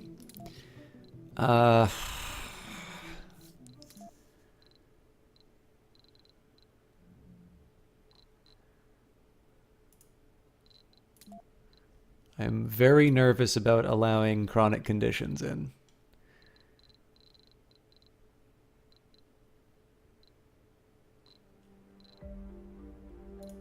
Oops.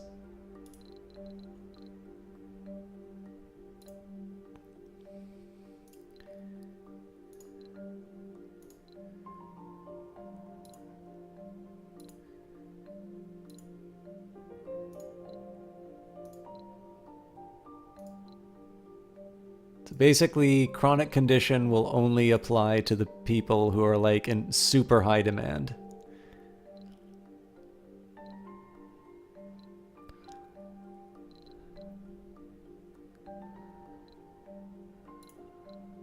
Wow.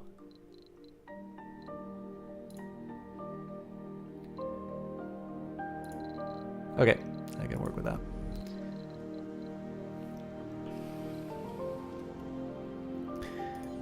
I'm slightly curious. Oh, I know why. Actually, this one... Okay, so this one needs electronics for sure. I don't actually need metals here, so I will get rid of that depot. And my transport, again, once they're done dumping waste rock, I'm gonna get them to put a little concrete over in the building site, and I'll finally be able to get my water back. Sector scanned. Actually, I'm going to anticipate what the need is. I'm going to take a little bit of polymer.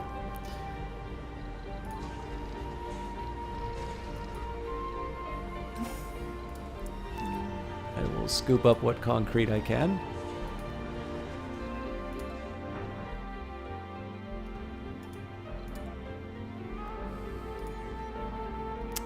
I hope I have enough concrete. Also, I forgot to get my explorer to do something interesting. Okay, so we're already on our way. Unknown, which is always exciting. I think... Ooh, 6 researchers, or 6 scientists. Resources is really cool to get, so I am going to send the expedition. Okay, transport. I hope that was enough. And again, in the absence of anything more meaningful to do, I will set them up to courier waste rock. I'll find something better at some point, but okay, we'll set them up for application as well. I probably should consider a smaller workforce. I think what I'm going to do is I'm going to take 3 of these drones and assign them to this command center. The nice thing is I do get drones for each drone up that I make, so it's sort of a free workforce. But, I mean, again, this drone hub really exists just to maintain this stuff. And yeah, my water problems are no more. Serious question, what do you think about scientist and genetic engineering? You wonder what the unforetold consequences would be. Would a superversion of humans become a separate aspect of human civilization, and would that group be an enemy?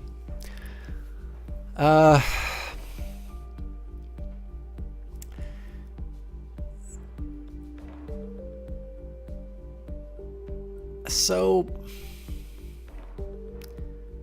I guess to a certain extent, like, we consider... This isn't really answering your question directly, but here's how I would approach that sort of a thing. We've sort of genetically modified plants to have desirable traits. And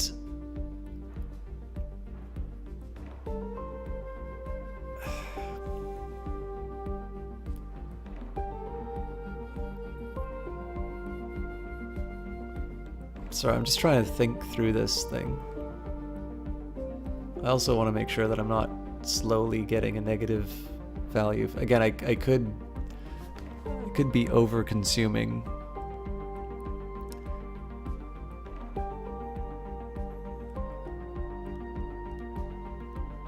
It's 48. I'll think about this in a minute. Okay, so genetic engineering. So yeah, there are examples. Yeah, and I mean, some of the animals that we've bred in that, right? They have certain characteristics which we've sort of promoted over time.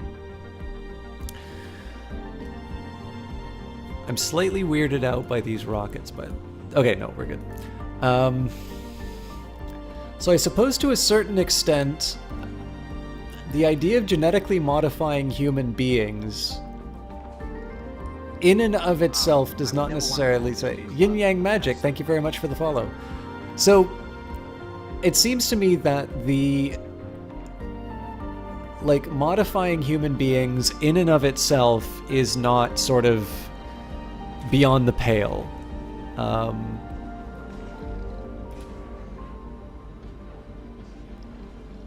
I seem to have more scientists than I really need. That's weird.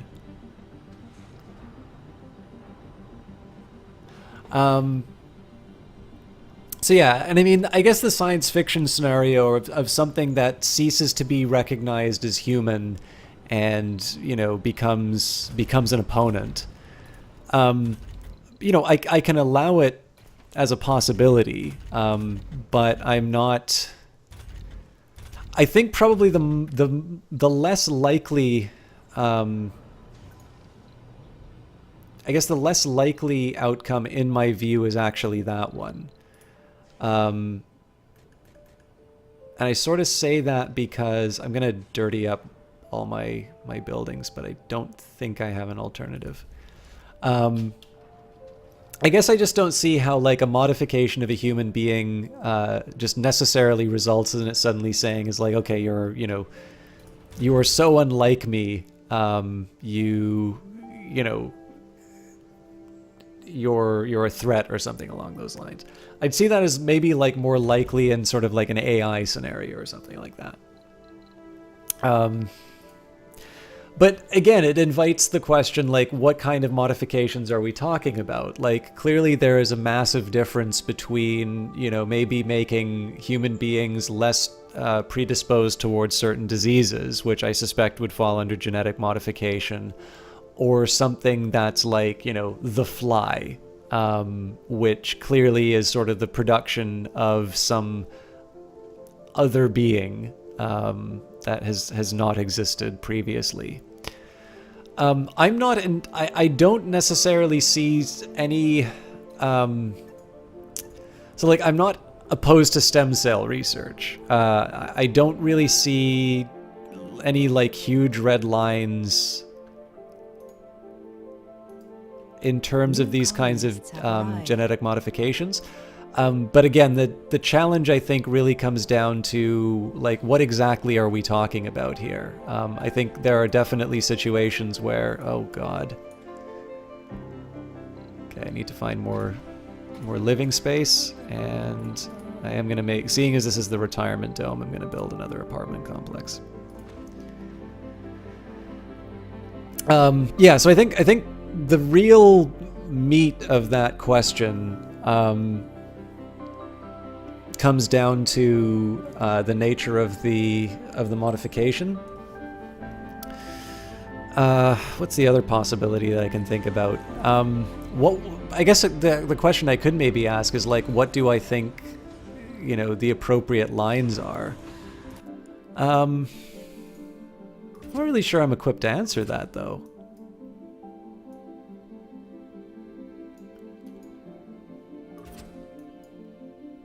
I don't know, maybe it's better for me to ask you guys what you think. What do you think, Caesar Carson? Like, what? I also think too, like, what have I missed in your question? Because I feel like I'm struggling to answer this in a research complete. Like, I don't think I've got a good answer for you here, and I think I might be struggling because I think you have a much more clearer idea of what your question is than I do, and I've probably bungled it. I'm debating about building a water reclamation system sounds kind of cool, but I don't really need that much water.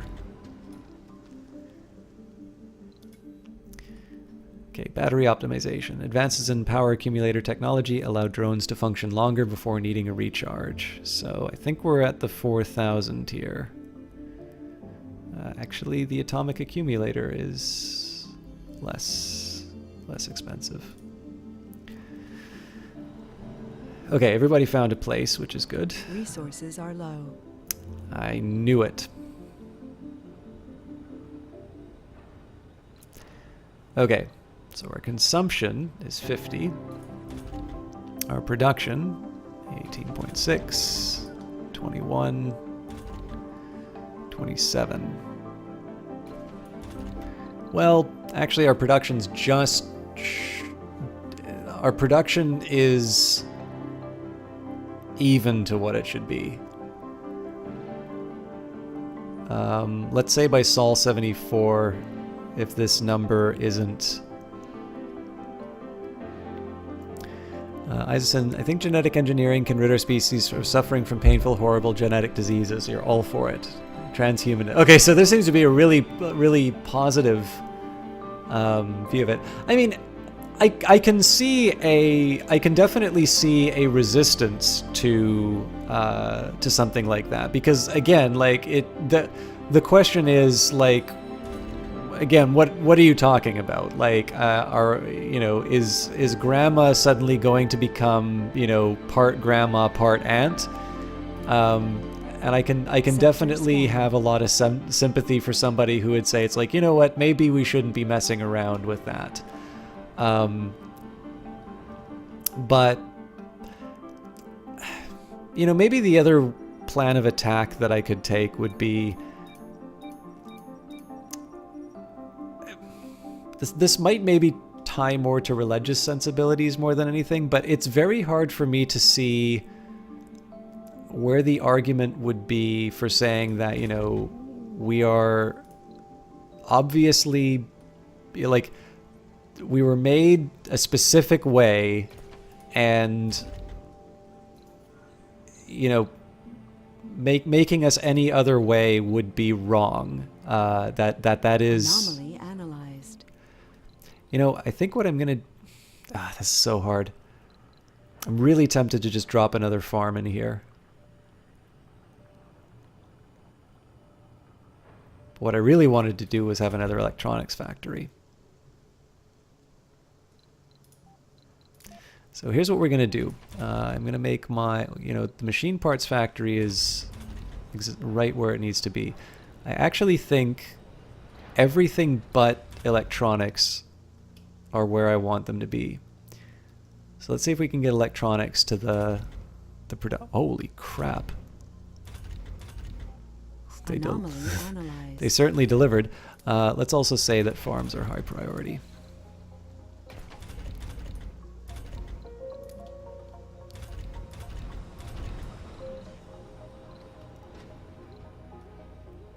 But yeah, so it's hard for me to sort of see an argument that says, we're made perfectly, don't mess around with that.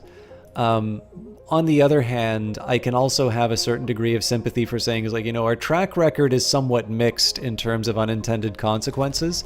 And obviously, there's no guarantee that every adjustment that we make is necessarily a positive one. And of course, then there's the question, well, do we actually wind up in a situation where we're better off as a result of these modifications that we've made?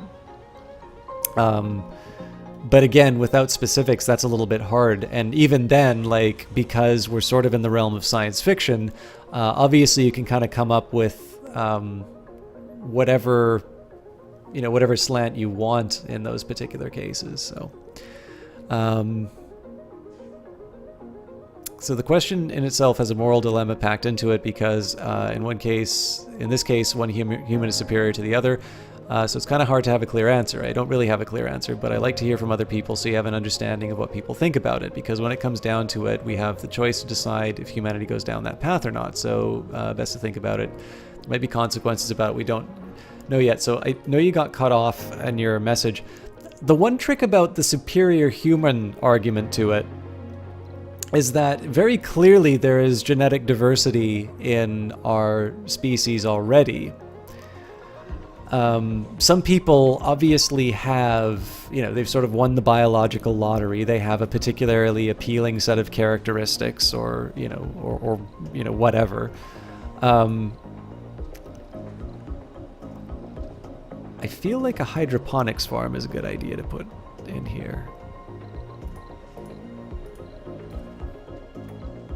Just trying to think if there's anything else. No, you know what? Hydroponics farm sounds like exactly the thing we need. So I suppose if we say that the engineered human is superior to the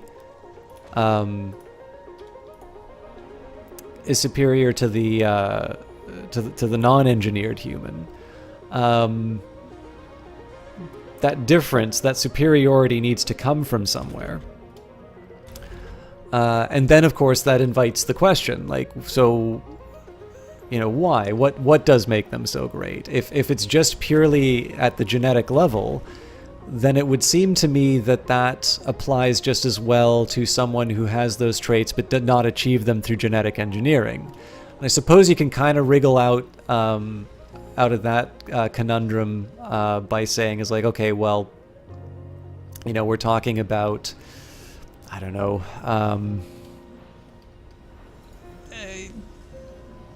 I'm just trying to think the best way to put this. Also, I'm going to take a quick minute here. So we've got 32 work slots, 37 work slots. I wonder how many of those are actually polymer factories. 6 vacant work slots. Oh, that's right, because of the because of my my overzealousness. Okay, well, I need to do slightly better here. So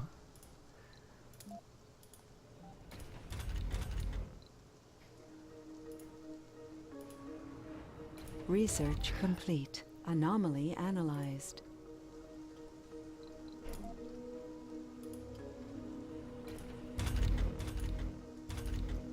sorry guys, I'm getting sidetracked by the Resources are low. weird distribution that the game just gave me. Okay, medics need to be in infirmaries.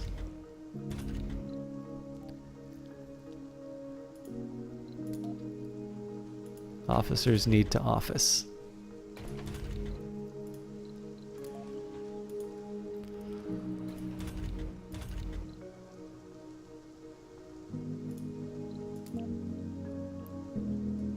Medics need to medic.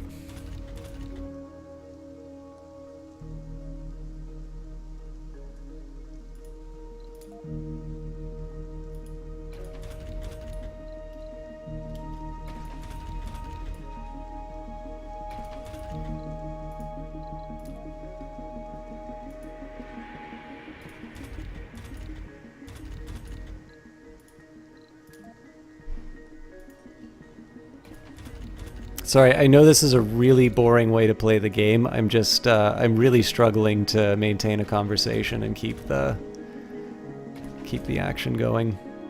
So I want to work myself out of this mess that I've created.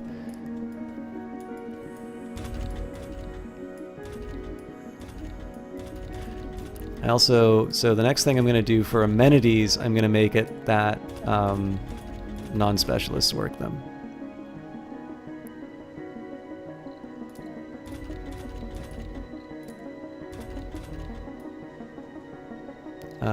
And I'm actually willing to say that the security station is specialist only because I think machine parts can be specialist only as well because we're still generating a surplus. Water reclamation is not a priority. Okay, I think I'm slowly starting to get back on track. It is a damn shame that these scientists are working at a factory, though.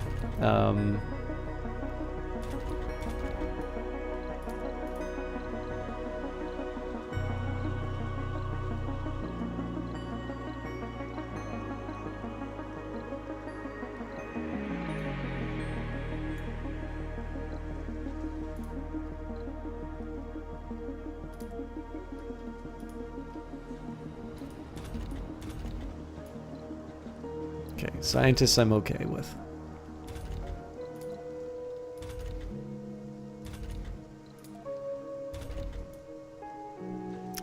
So yeah, I will admit I'm actually quite worried about the food situation now.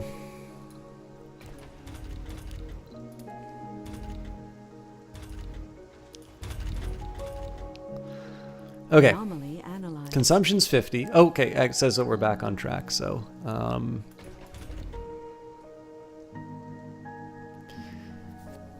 okay, so I think moderation with anything. We've been changing and evolving through a history of a species. You're not talking about making us prettier or smarter. You're talking about making us more resilient to certain diseases or wiping out certain things like hemophilia, Parkinson's, or other types of cancer.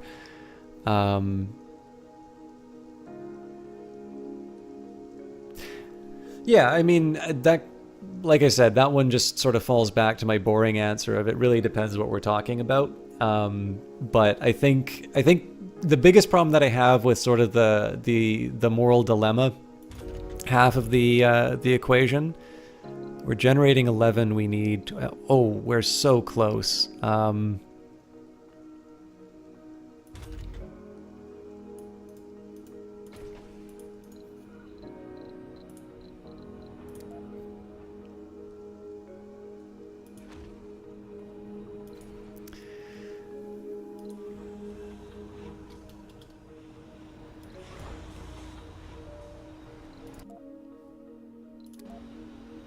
gotta unload the goodies first.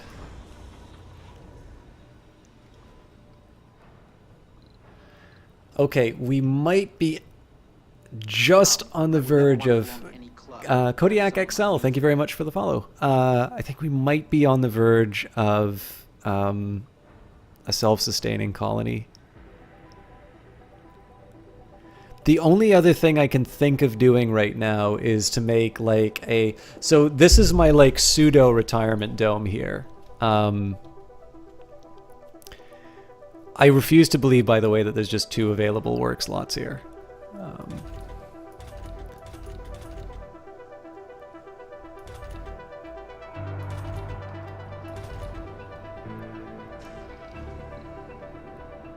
Wait, really?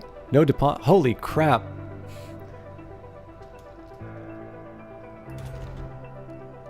Yeah, we're running out of resources.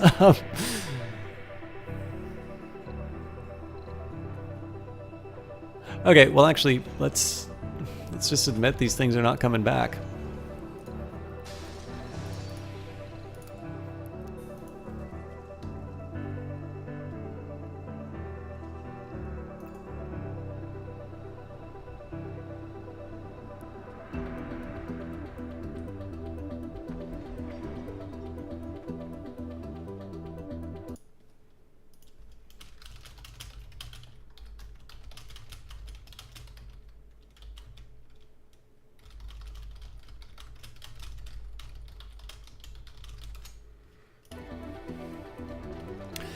Okay.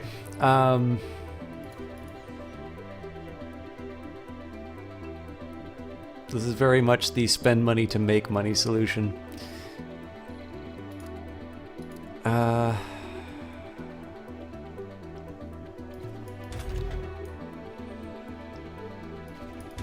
We do have a lot of kids. They're gonna grow up and become productive members of society. It's our next milestone. 500 colonists, Christ almighty. I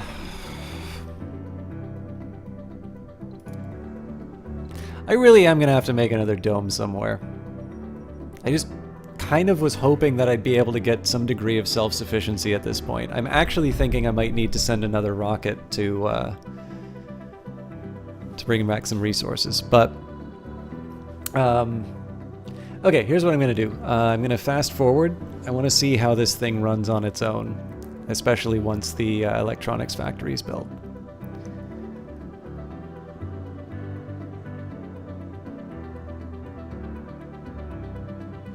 It's possible that one thing I've done is sort of overproduce amenities. I do kind of like that it's built this way because, you know, having... Research complete. Resources are low.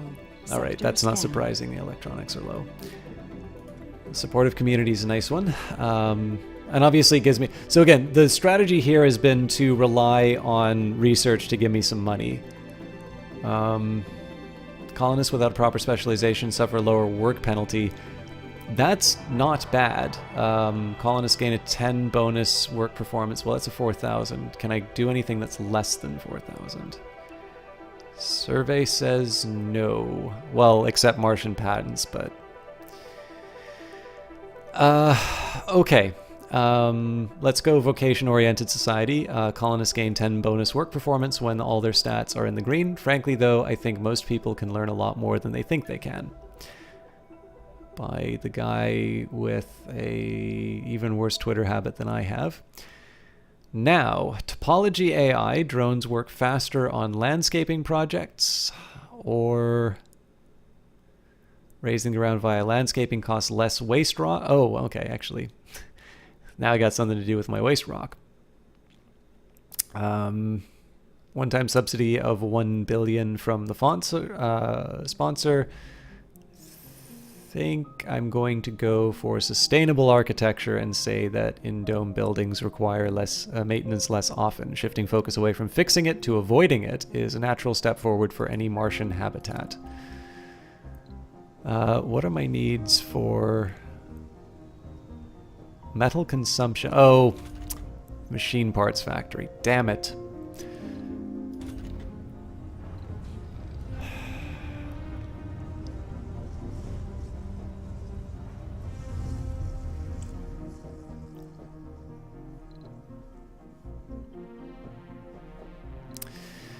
So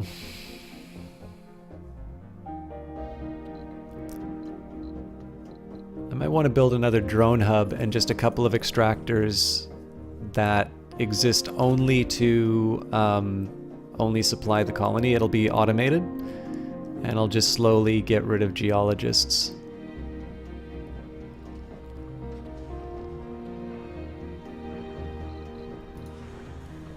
Alright. So this guy's unloaded. Let's get you to... So Project Steed isn't touched yet, and Project Seal isn't touched yet. Well, that'll get me resources. I think I'm going to go for this. I hope I have 6 medics. There's a quick way we can find that out. Nonsense. Yes, we do.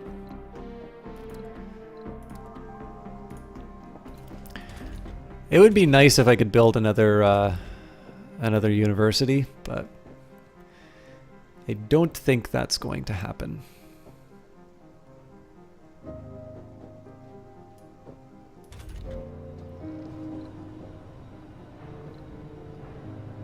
Did my drones just go on strike?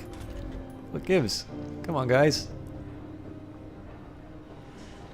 Oh, we are saturated on okay, well I can live with saturated on metals, to be completely honest. That will preserve the stockpile. That actually makes me reasonably happy. So, in its current form, we are building 11.5 electronics per sol. Again, we're going to go amplify. Oh, we won't say specialist only. We will say high priority. I'm assuming that there's going to be a really inefficient distribution of workers that arrives.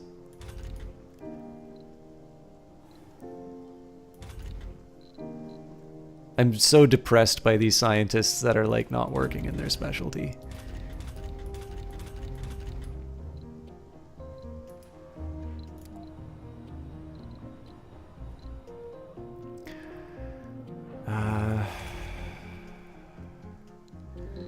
And again, security's got a security.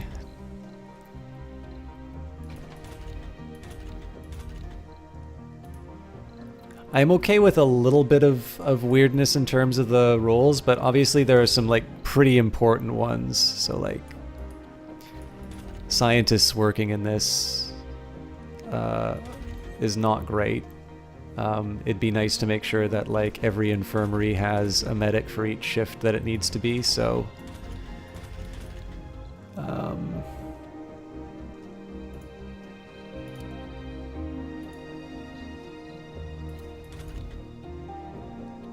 scientists. So yeah, again, I'm okay. It'd be nice if I didn't have scientists working this. This I'm quite content with.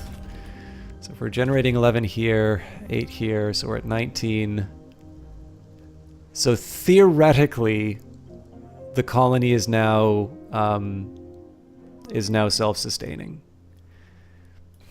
and we have food problems again. Anomaly analyzed. Oh, cool. Well, that'll keep me in electronics, I suppose.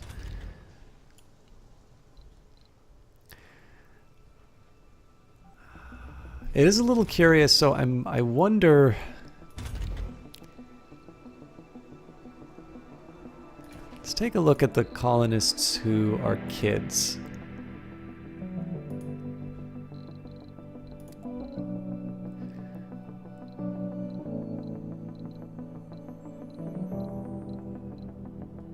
Okay, so we got a bunch of 5-year-olds.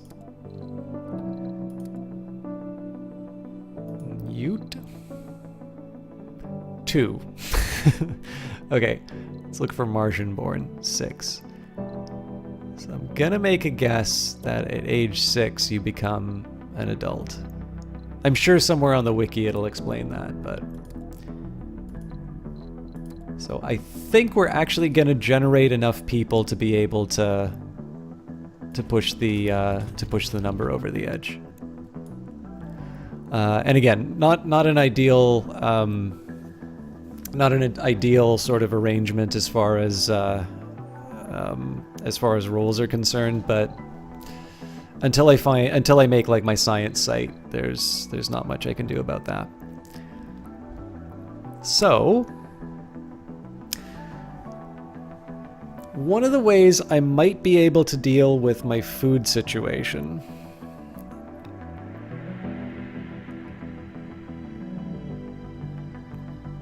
yeah, this will be an interesting one. So I believe everything is creating wheat right now at 100% soil quality. My highest yielding crop in the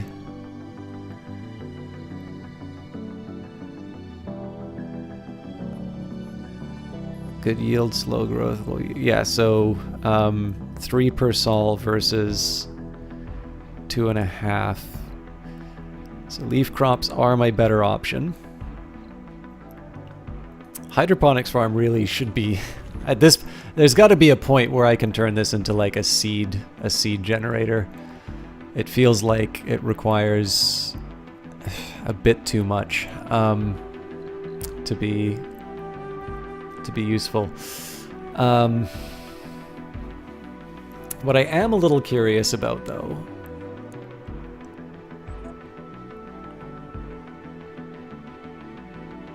I wonder. I gotta think about this.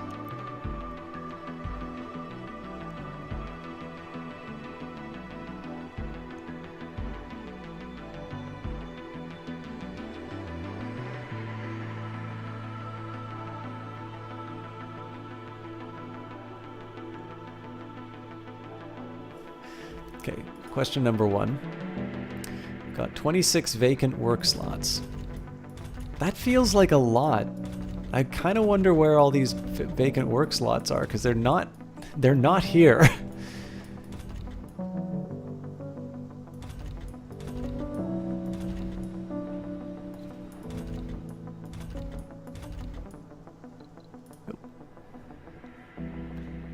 Okay, I'm gonna dirty up my nice dome. I kind of want to watch this happen. I think it's pretty clear I'm going to have another shipment of electronics coming in. I've sort of resigned myself to that. I might want to bring in food. I think I'll save that for later, though, because I'd sort of like to learn exactly what the what like my natural performance is.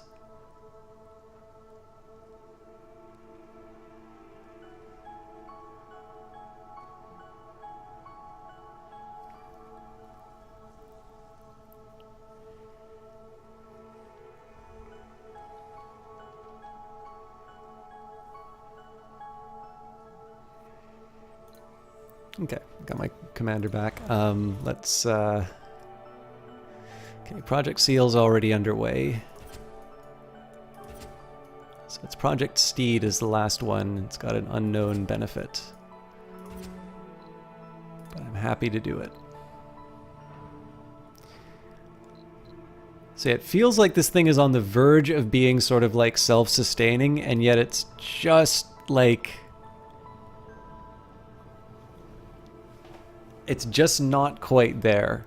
And clearly the rare metals is not the problem. Although in theory, I wonder how much it says I need. So it says I need 4.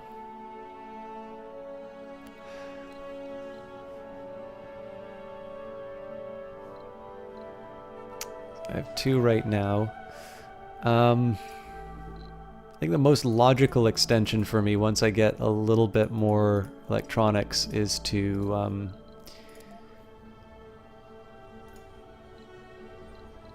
let's not lose our heads here.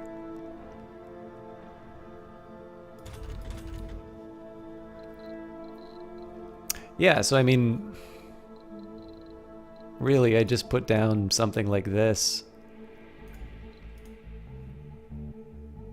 Okay, well, we're gonna get to Project Lyric before them, so. Regrettably, Russia is no longer offering food. That might have actually been helpful for me at this point, but... okay. Yeah, so I think here's what I'm gonna wind up doing.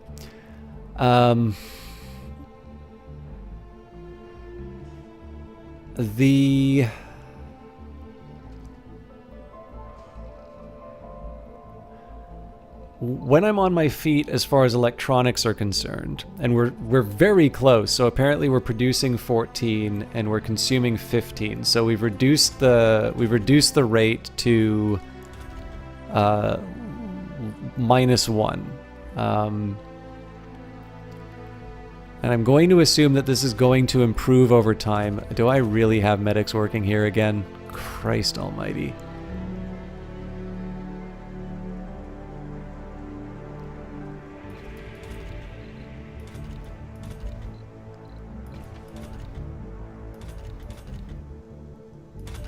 They knew I wasn't looking. Get in there.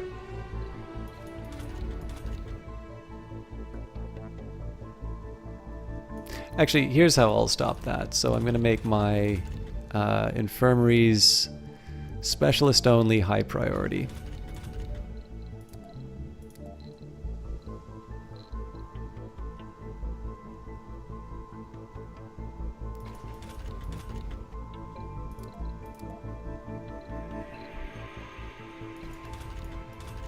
And I'm going to just even out the distribution a little bit, so I can have one medic working in every... Basically, I want to have all of them... Come on. 3 people and they can't work out how to... Ah! Work at night! They'll figure it out.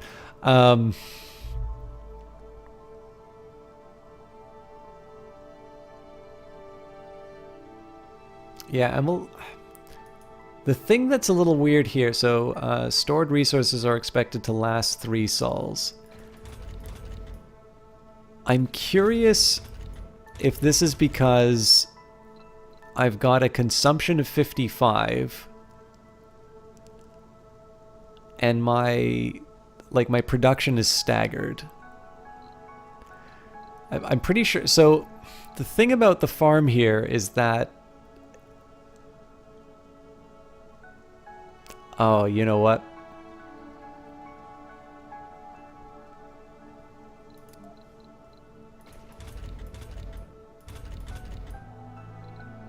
Oh, but that's gonna screw with my yields.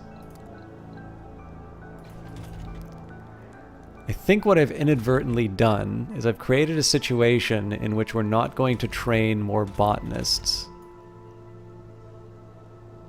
Oh no, it still says we need 8 botanists. Okay, good. So I was just thinking, is like it's gonna suck if we wind up like slowly degrading the workforce for the farms because I made them high priority.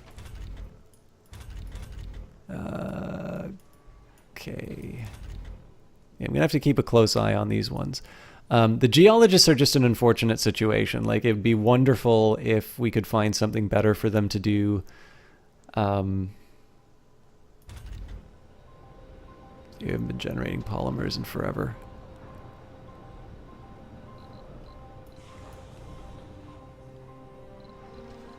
I'm assuming this is just because we're too slow at producing fuel. Or at the very least, we're too slow in getting it to the ships.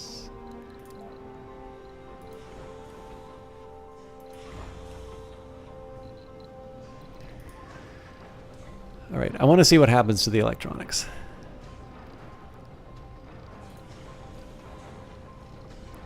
I also want to see if this guy gets any fuel. But yeah, I think the obvious next step is nonsense. You're telling me you have no options, youth of today. You're going to drink your problems away. You're going to go and drink at the bar which has a help wanted sign, and you have not figured out. I want to see how long this lasts.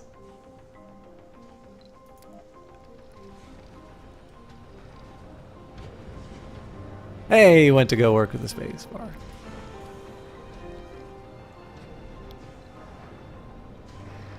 Okay, I am a little curious now why...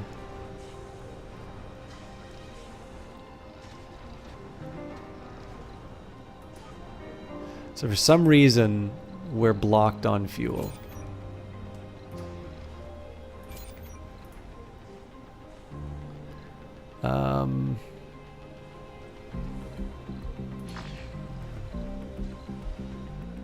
Okay, but they are going to be delivering. So yeah, and to my mind, we've got two tasks ahead of us for the next stream. One is going to be to build a site outside of... can this leak be worked on its own? I think so. So number one is going to be to try and make a site outside of... Well, I had a drone coming with fuel. The Chinese are going to get to this anomaly before we do at this rate.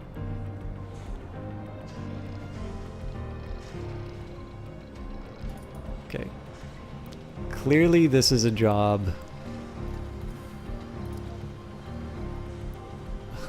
for the transport.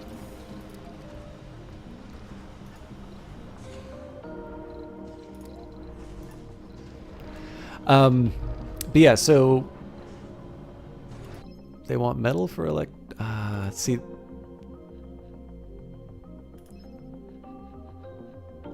Yeah, we don't have the rockets. Never mind.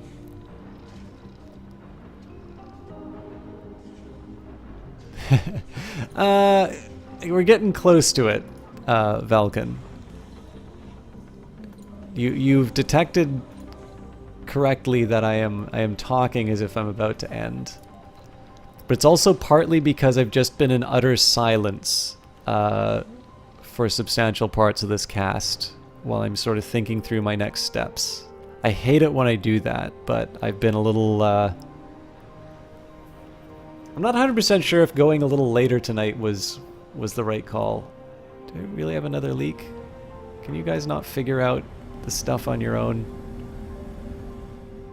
I guess I did only make 2 of them. What are you doing? Carrying nothing. I took away their metal, didn't I? Ah! No, hang on. Oh no, it's concrete and polymers.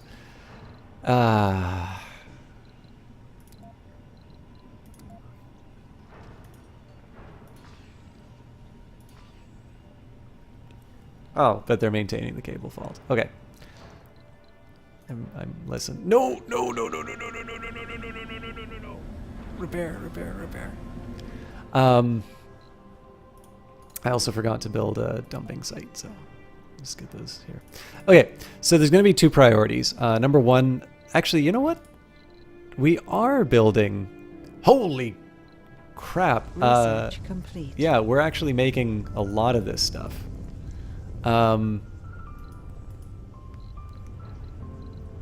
Okay, first things first. You dump fuel. We have enough for the drone hub, so I'm going to make sure that we've got enough to cover. Actually, this is a slightly bold move, but the plan here... This is going to be a drone hub that will be able to maintain a metal resource. So let's just get a quick idea of what we're going to need power-wise. So this will take 3, and then we're going to need 30, 60, 90. Okay, so we're going to be working on this right now. Talk to me, bro. What you thinking? My brother from a maple mother. Well, what I'm thinking right now is we can secure our supply of rare metals by branching out to this area. So that's the first thing I'm going to do. We're going to build a power cable to accomplish that. Of course I did it wrong.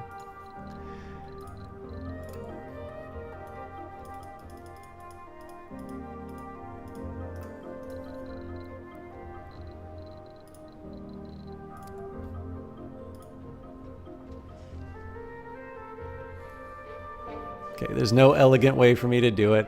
Just gotta fess up and say it's gonna look a little weird.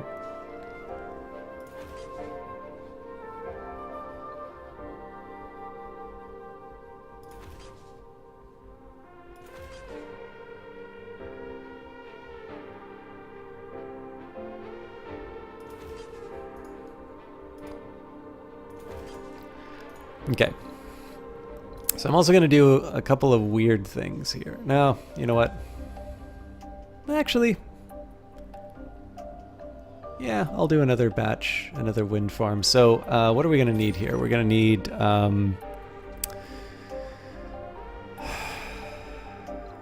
Really? These only produce 18?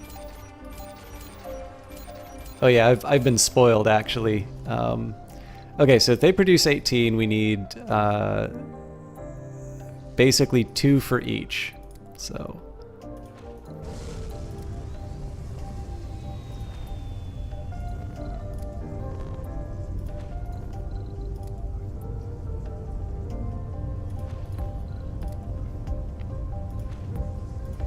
what I need now is electronics, machine parts, and a ton of machines. So 1, 2, 3, 4, 5, 6 machine parts, 8 electronics.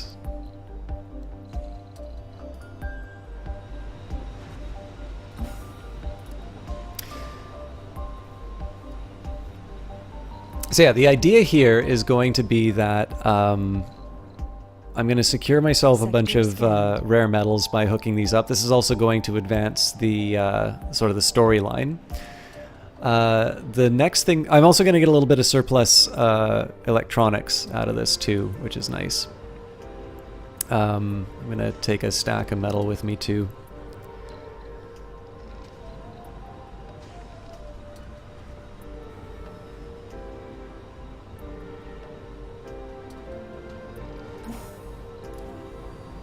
Okay, well, 7 machine parts I can live with. What I'm going to do is I'm going to set up some, basically just some depots to make sure that this thing gets the resources it needs. I'm going to just let this thing gorge on metals until I figure out what else I need. So 8 electronics and like 8 concrete for everything, so... so what is that? It's like 48 concrete I need, so this won't be enough on one go.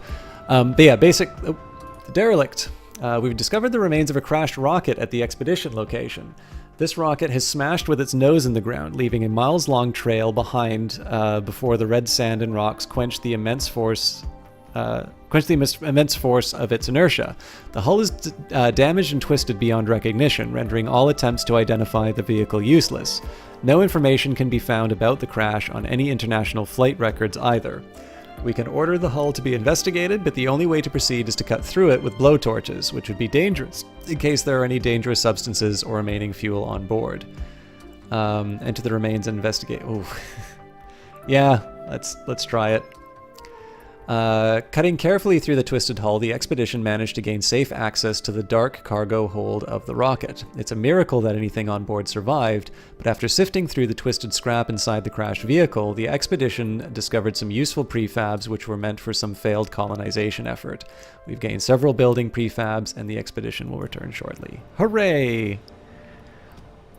I'm also gonna... Oh god, what did I just do? Load up the concrete. So yeah, so the main... Ooh, Stirling generator. That'll help me with the next site, I think. So we'll make a landing pad here. Okay. So, number 1, this secures me 3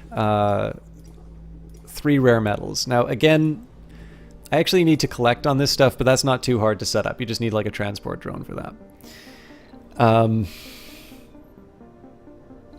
Why are we producing...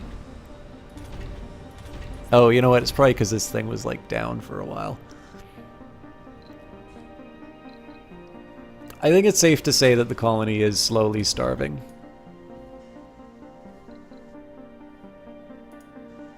So let's say 25, 23... So 25, 23, 22. Actually, you know what? Let me properly calculate this. Okay.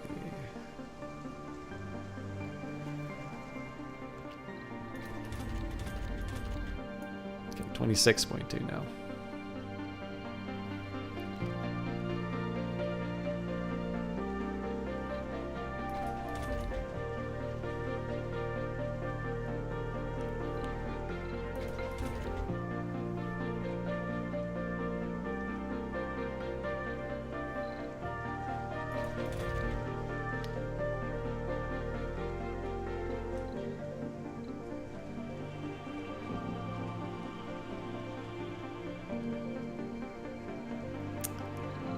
Research complete.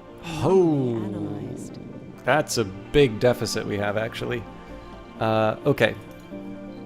So, the first thing I need to do is...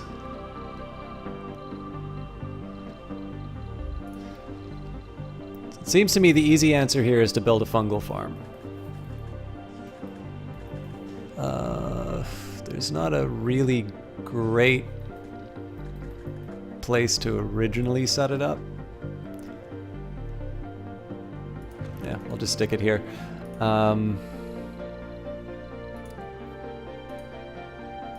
We're like 20 food short per day.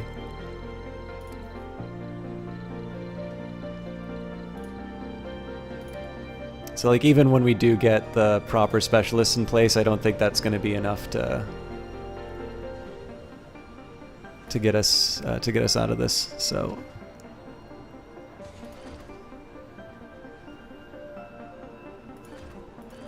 such a weird way to put down the pipe, but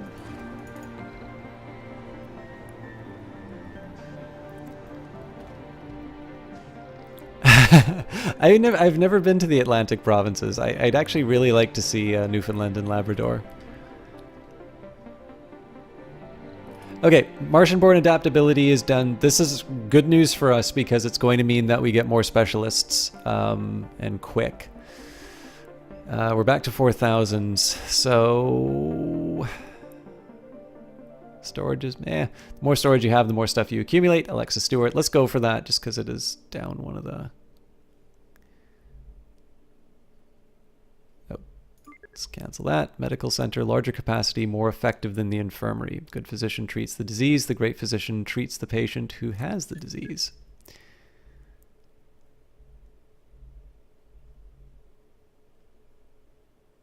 Yep, I can work with that. And we will go for automated storage. We'll still continue down the terraforming tree. It's just I have less use for it directly. Okay.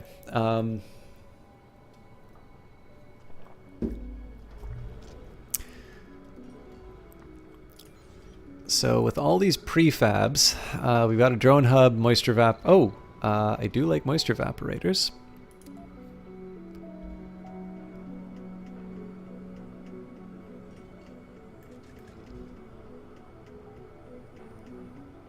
We'll set it up here.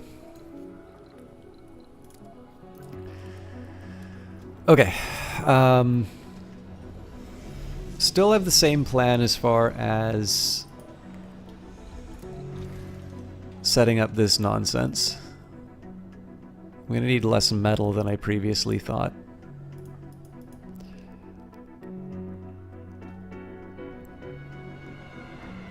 But the way I specifically want to structure this...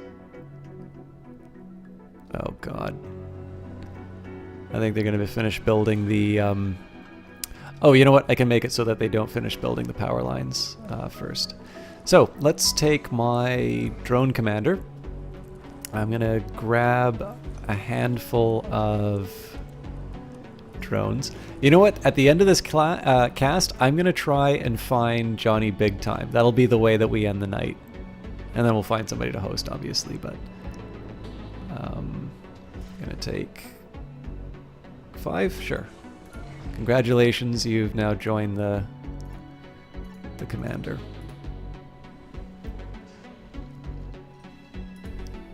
And we now have landing sites for everything, which is really nice. Okay, so I'm hoping the fungal porn will be enough. Maybe. Fingers crossed. The other nice little side benefit of this is going to be I'm going to connect this to the metal mine, and I know that we get automated mining, which will be, you know, it'll let me get sort of a steady trickle of metals, which will be nice for maintaining the wires as well, so it sort of works out for everyone. Now, what I'm basically going to do here is I'm going to start by building all of the wind turbines and upgrading them with polymers, and then we're actually going to finish the connections to the crystals, because if I build that like on its own, I'm going to wind up blowing out the power grid. Okay, almost what I needed. This is gonna have to be a bit precise, unfortunately.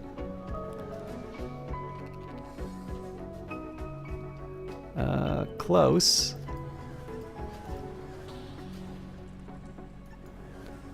Yeah, I'm still trying to find you, Johnny. We'll make this work. There's a side of me that really hopes that you're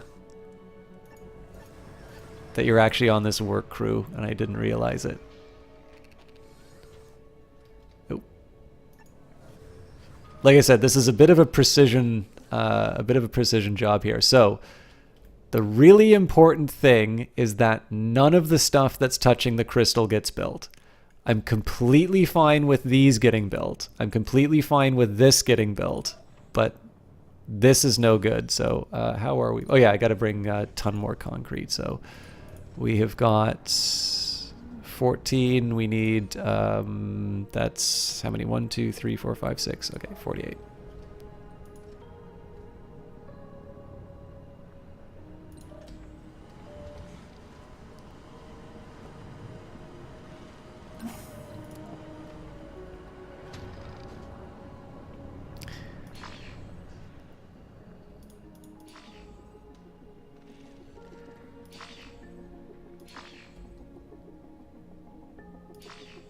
Okay, I have confirmed you are not on the resource extraction squad.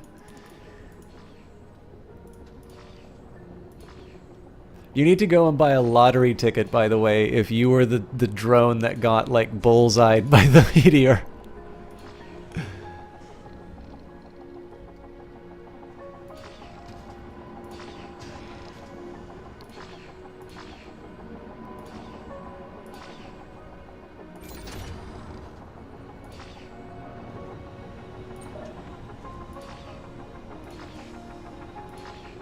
Thing is, we also know how long it took to find the drone that you wanted originally, so I'm willing to allow for the possibility that I've not looked hard enough.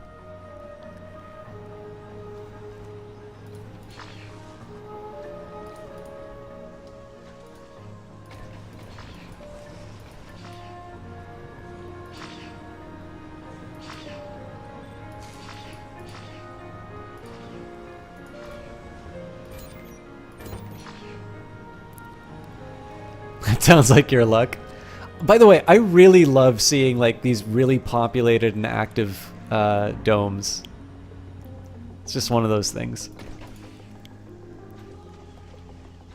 It's just a lot of fun to see sort of a very active active environment. I kind of feel bad I don't have more like park benches and stuff like that for people to run around with. Anyways. Duty calls. Man, there's a lot of dogs in this one. It's like lonely cat. Okay. How we doing on the wind construction? Not it's not very fast. We've apparently got all the concrete in the world, so we'll drop that off. I'm going to assume that the prefab will activate on this one.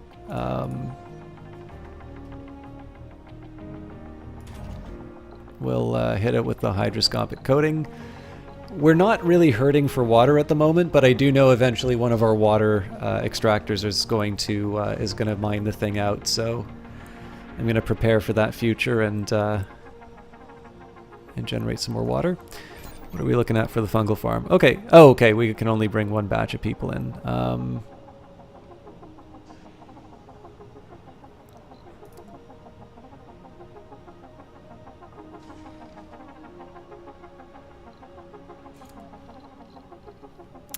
5.8, huh? That's not good.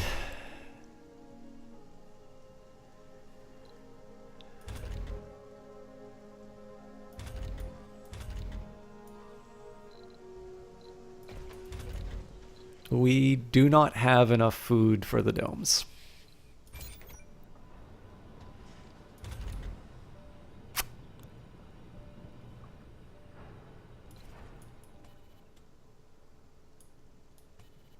And miraculously, I somehow it's also wound up that I have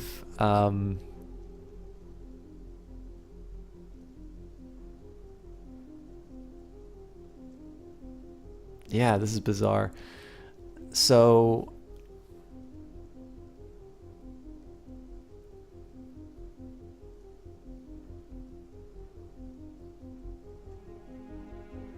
there's 62 jobs available, but we've got 8 living spots available.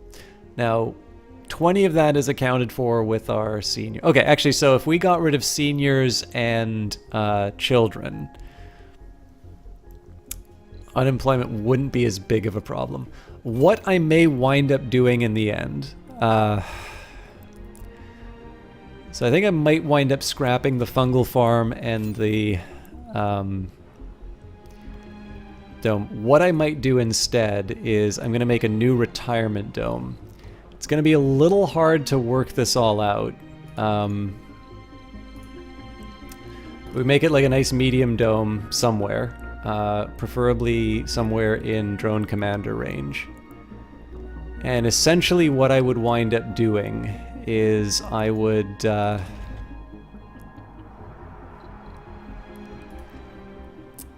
can get my transport on a new mission.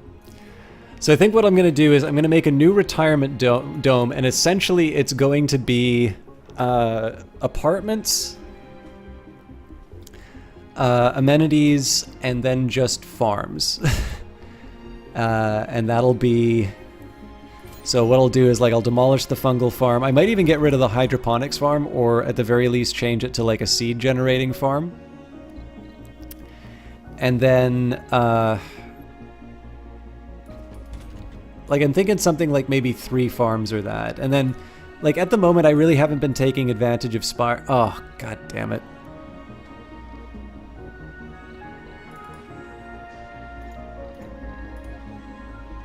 Sector scanned. Obviously, I'll wait for the dust to go by, but...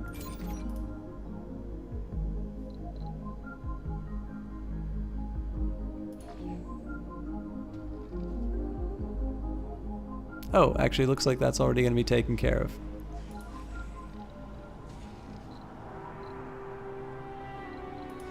Yeah, it's not surprising. But yeah, so I'm thinking... I kind of wish that I'd planned this a little bit better. If I could get the dome somewhere... Well, okay, actually, there's no rule saying that I can't build, like, the medium dome here. Because that's already, like, hooked up to all the stuff I need. But that'll become the new retirement home. In fact, there is no reason for me not to build this right now. I'm going to turn it off just so I keep my, like, the workload low. what I get to do now is say... Well, you know what? I got to work out the maintenance and all of that later. But... So we've got overlap with this sector here. So the one problem is that, like, there won't be any connections with these other ones. But that's fine. Like, again, this will be the retirement and farming zone. And I think that'll be the way that I manage that. This is still malfunctioning. I'm pretty sure it's just destroying every single drone it can find at this point because they're rushing in like lemmings. I may have to wait to get this extension done because I am kind of done with casting. Oof. This is just brutal with my power. This is actually where the solar panels will be very helpful. Because this... I mean, we'll be getting rid of this Dust Devil as soon as we turn these on, but we can't turn these on until we have... until we have the power.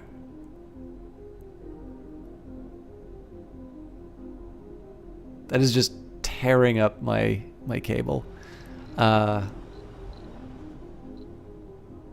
now it's gonna ruin my...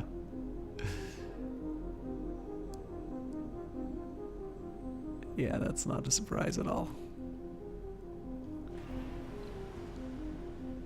I think I'm gonna have to bring some extra machine... Or, I think I already took some extra machine parts, so...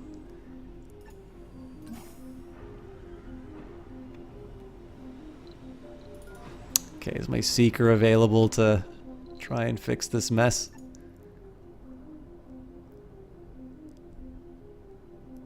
I mean, it looks like they're already helping, which is kind of nice. I just don't know if they're going to go and try and fix the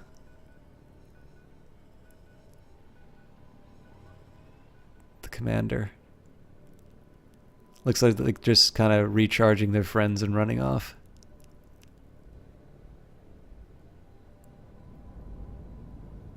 We're going to run out of power soon.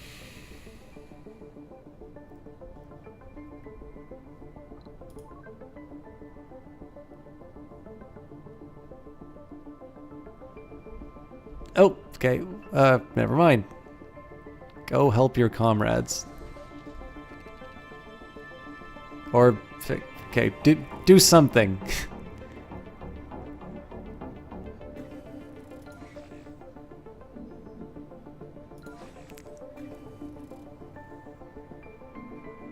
Meteor incoming. All right. Well, this is one I'm happy to take down for now.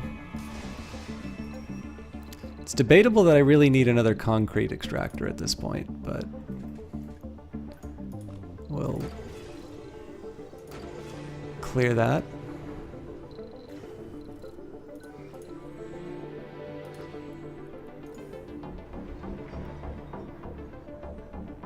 We've stopped at least some of the damage. I'm glad that I can kind of manually instruct this thing to repair. You'll notice we had a lot more food in the past. I'm gonna let this guy carry on with his duties. I don't think we're gonna finish the construction of all of this in time for the cast though. So now we're gonna play a game called Find Johnny. What's the best way for me to do this? So I bet if I get my overview.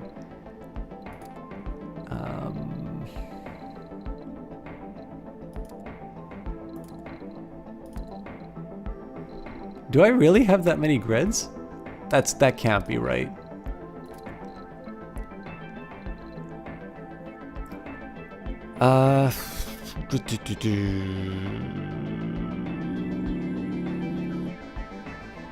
Does it really not tell me how many drones I have on this screen? That's so funny.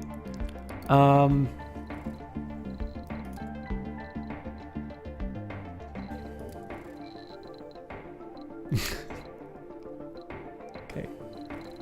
We are now at 55.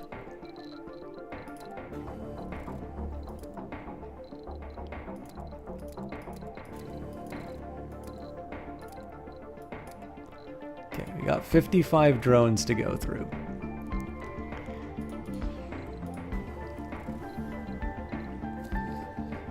Actually, you know what's better? We can take a look at the things that are controlling them. So it has one drone here. Water extra. Really? Did I only leave it one? Probably should have left it more. Okay. This one is 23.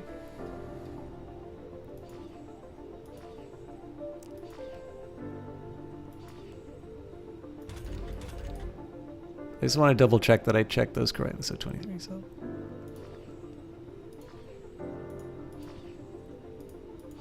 I'll find Johnny if it kills me.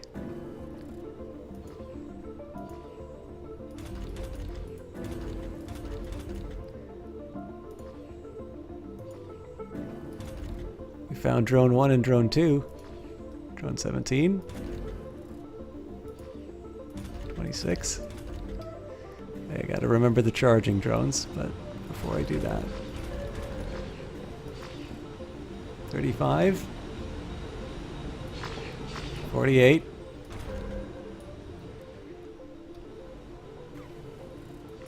53. 56. I have no idea why it doesn't let me activate some of them, so. 55, 28, 12.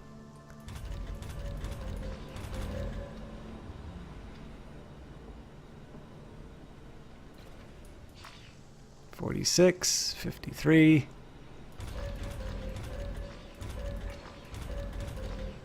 Well, at least check the ones that are in the charger or near the charger.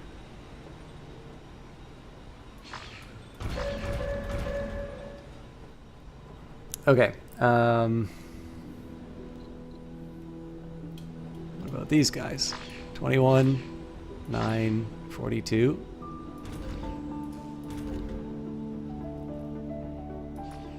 27, 30, 5.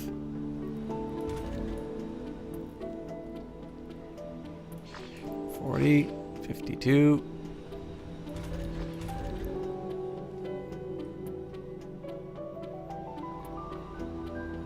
I think that's all of the drones covered by this one. The Avril one has 6 though, so let's. Oh, is it caught in the? Oh no, it's just hiding.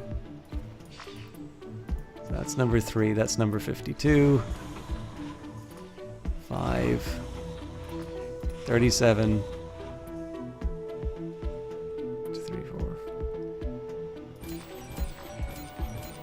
Drone large solar panel, no, 25.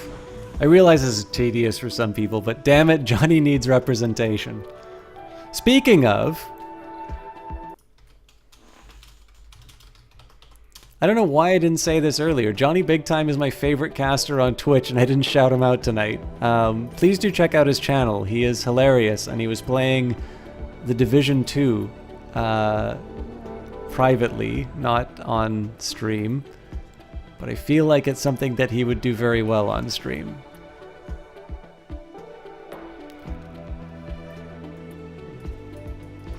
It's also possible it doesn't save the drone names. But it's a lot more funny if I say that Johnny got smooshed. Okay, 19.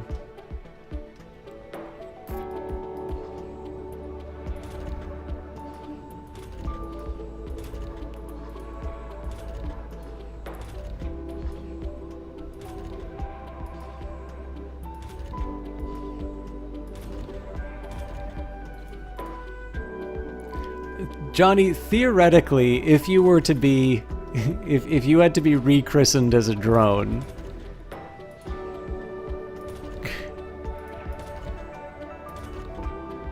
you know what, I won't even finish that. We'll find you here if it kills me.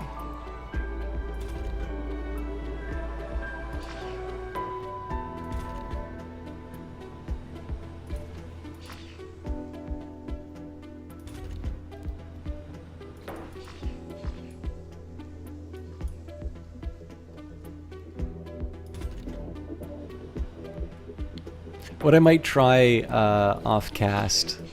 Yeah, I believe that is all the drones, and I couldn't find Johnny.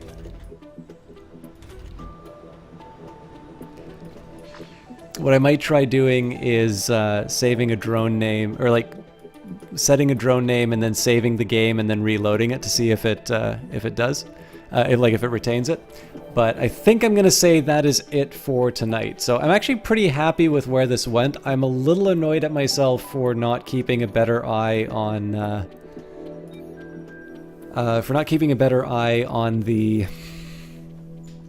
food situation, because I feel like I did a really good job of it the first three casts, and then now we're at a point where I need to build another dome. But here are the current plans. So one problem right now is that we have a pretty big difference between available jobs and available living space. I think, so the most immediate answer, while I originally wanted to make a dome that was dedicated to science, and I still want to do that, the better call for me right now is to make my second retirement dome. What we're going to do is we're going to move all of the seniors who are taking up a lot of space. We're going to move them to this dome. So in terms of total seniors, we've got 19, and then we've got 23 children. This dome is essentially going to be like no births, nothing like that. I mean, it would be nice to be able to carry on births like that, but actually we might be able to. So we're not doing manufacturing. It's going to be just pure farming. I think what I'm going to do, I'm going to, when I go over the weekend, I think I'm going to crunch the numbers on this. But yeah, basically it's going to be a retirement community. I'm going to have, let's say, at least 2 farms, probably 3. So let's say 3 apartment complexes, 3 farms, amenities, school. Yeah, no, actually we could afford to have like a nursery and all of that.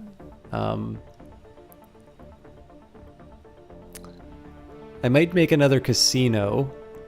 Wow, our consumption for electronics has really gone down. I'm very suspicious of that, actually.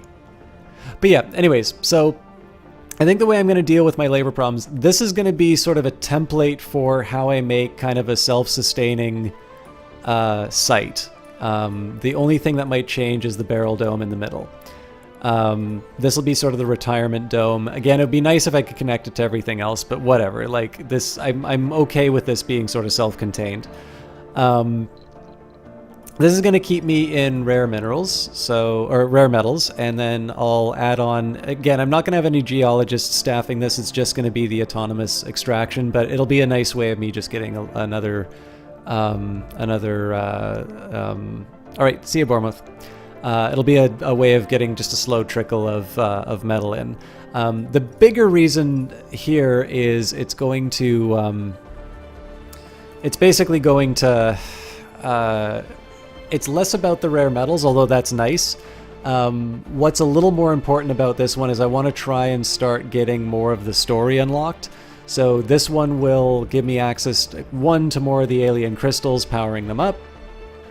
But number 2, it unlocks 2 of the hidden slots. Probably, I mean, I've got sort of, I suppose going to the right makes a little more sense because it allows me to connect to these 2 sites. I'm not sure. Actually, another thing I want to think about for a science site is how I'm gonna feed everybody. Could I build a medium dome here? I actually could. So just do a little something like this.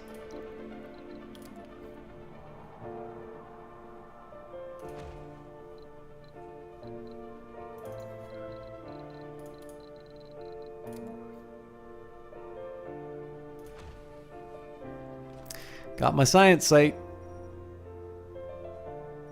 So, I mean, it seems a little cheeky, right? But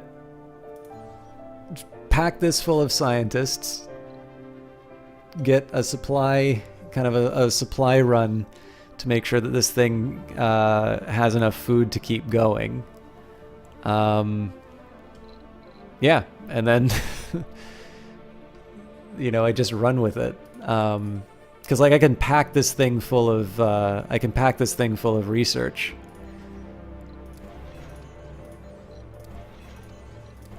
So that's an option. Hey, Sungif, we're actually just wrapping up for now. But yeah, so I want to kind of advance the story. So these two are natural. Because I'm building enough electronics now, it's actually relatively straightforward for me to put down drone hubs and to be able to create enough depots to kind of keep these things going. What I might do is put down a drone manufactory just to try and sort of keep the momentum going on that. Once this, so I think this is obviously the first plan. This will probably be second, and then I'll try and expand out to E7. It's debatable as to whether or not I'll do B6. What I may wind up doing is waiting for the shuttles, and then I can sort of put like a little deposit, just so that it's a self-sustaining, crystal. It is a little bit of a shame that I built this tunnel because it's so obvious now that I can build a fairly good research site, and it's close to the expansion that I want to have. But again, there's no rule saying that I can't have two good science sites. If you take a look at what happened with our science, so the inclusion of this alone, I'm a little disappointed that there isn't a scientist here right now, but we got like 500 science for that. So if we take a look at, where were we?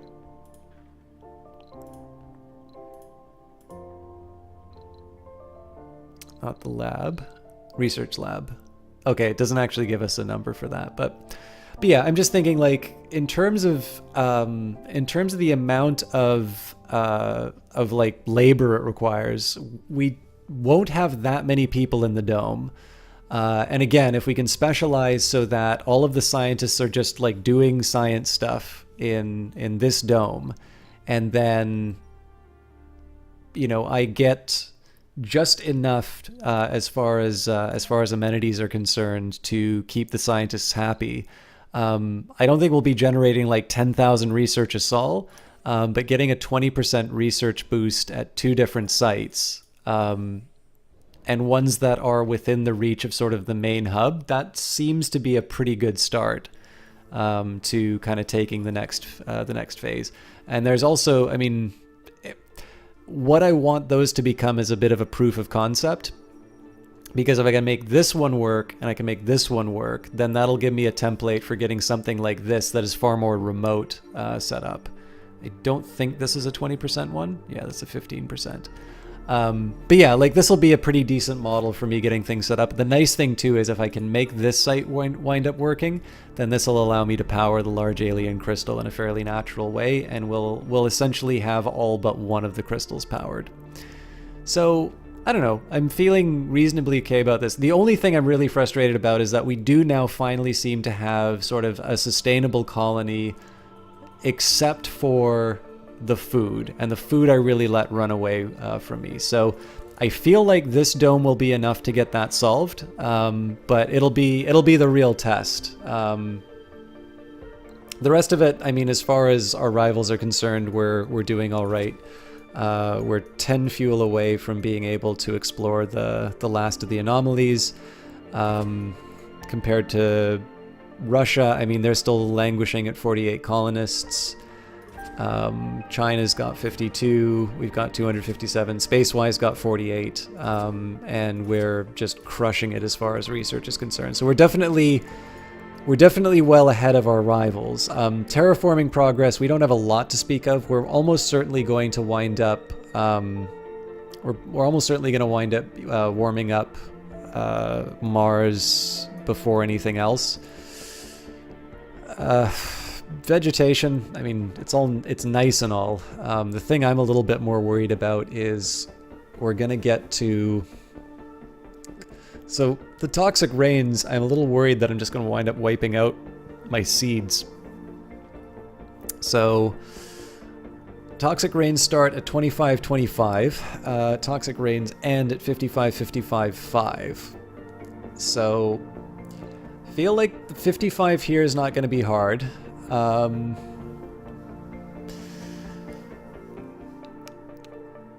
Carbonate processors, excuse me.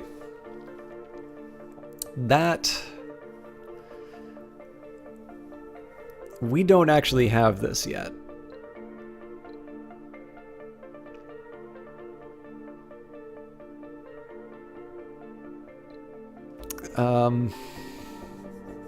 We do, however, have the means of getting water. Can make some lakes and such. So the only other thing I can think of is, like, right now we're on fairly good terms with all of our neighbors. If I really had to, I could do covert ops and basically recruit colonists.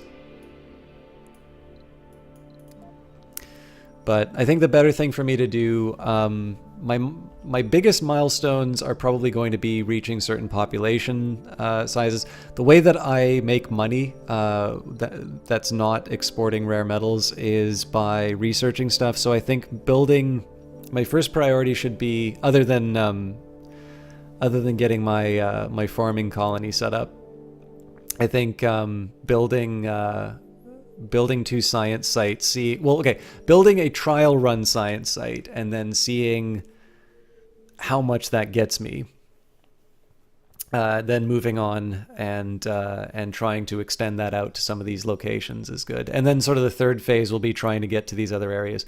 If I really want to specialize, by the way, just build a wind farm entirely in this sector because it'll get so many bonuses. But all of that stuff is something to worry about tomorrow. I hope you enjoyed the extended stream. I don't know if my less talkativeness at certain parts made it worthwhile. I do notice there were a few, the viewer count was a bit lower than what it normally was tonight, but that's fine. It might also just be that they're better, like people kind of have their preferences for Surviving Mars streamers. The number is something I am conscious of more as a indication as to whether or not people kind of enjoyed, or not enjoyed, but people thought it was worth kind of staying around with for. I don't kind of go home and say, oh, you know, I'm a failure as a caster. It'll never work. But yeah, this is it for Surviving Mars for tonight. I hope you enjoyed it. I like this game a lot, so I've had a good time. We did wind up greening a little bit of Mars. That's good news. As far as the rest is concerned, I will just give a little bit of advance warning. Thanks, Pax. A little bit of advance warning. It is a long weekend. So I don't... Okay. My commitment this year was to make sure that I took Canadian holidays off. The reality is that I don't normally take Canadian holidays off. So I'm going to try and give myself the option of not streaming on Monday. Please do not be surprised if I don't stream Monday. But I'm also sort of feeling like I might wind up streaming Monday anyways. I'm debating also about seeing whether or not I'll stream on the weekend, but I think the one thing I want to make sure about the weekend is I want to make sure I get an Elder Scrolls and a Surviving Mars VOD recorded anyway, so that'll be my priority number one. Other than that, Monday, if it happens, will most likely be Imperator. Wednesday, we will be back with Cultist Simulator. You'll get a chance to see more of the Priest DLC. I'm astonished at the number of people who actually wound up watching the 11-hour stream. That's slightly unnerving to see the reactions to those. They're also the ones that tend to get downvotes. I think it's because a lot of people like watching. Like, there are certain people who watch very long streams, and I sort of know the type of stream that does that. And yeah, I'll talk about that at another time. I need to wrap this up. But yeah, anyways, the Priest DLC 11-hour video has a larger viewer count than the last video that I did for Cultist Simulator. So some people really like seeing mammoth videos. But yeah, Wednesday back to Cultist Simulator. Next Friday, I might try to do The Walking Dead. I'm not 100% sure, but I will. I'll sort all of that out later. But I do want to find Surviving Mars. I want to find a proper place for that in the rotation that's not just VODs. So we'll figure that out one way or the other. For now, I'm going to wish you all a lovely evening, and let's see who we can find to host.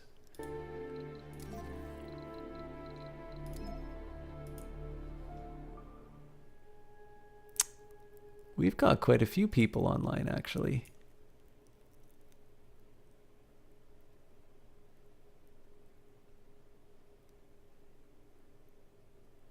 Go enjoy my maple syrup. I am a little hungry.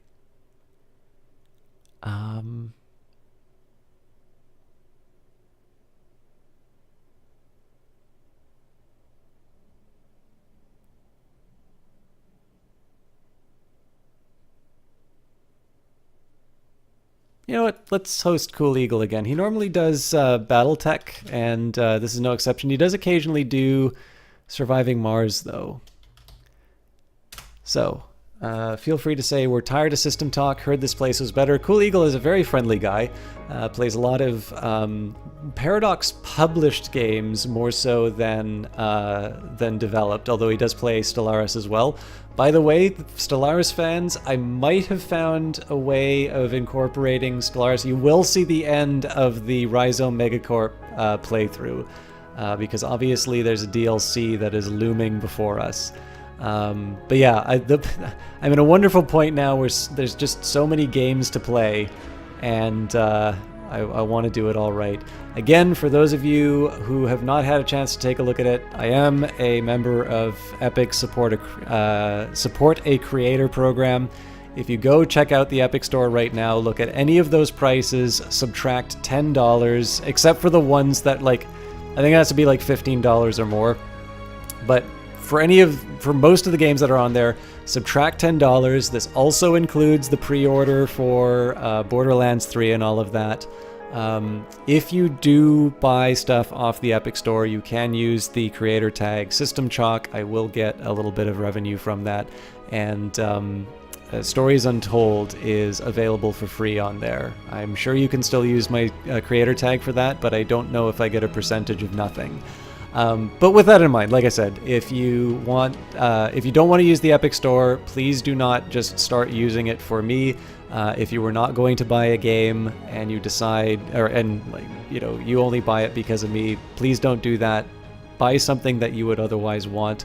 But in my opinion, there are some very good deals on the Epic Store right now. And again, the listed price is $10 less because Epic is paying $10 of your purchase. There's a lot of very good stuff and very new stuff available at shockingly low prices. So I'm actually going to be buying some stuff on that on my own. But again, I hate doing plugs like that, but it is one that I actually think is a good deal that I think some of you who might have been on the fence about the Epic Store might wind up buying stuff for as a result. And of course, if you don't like the Epic Store, don't start using it just because of me. Like, it's their job to try and bring you onto it. But anyways, I wanted to let you know about that. Please do treat the Cool Eagle well, those of you who stayed through the sales pitch. And I will see you all Wednesday at the latest, but probably before then. See ya.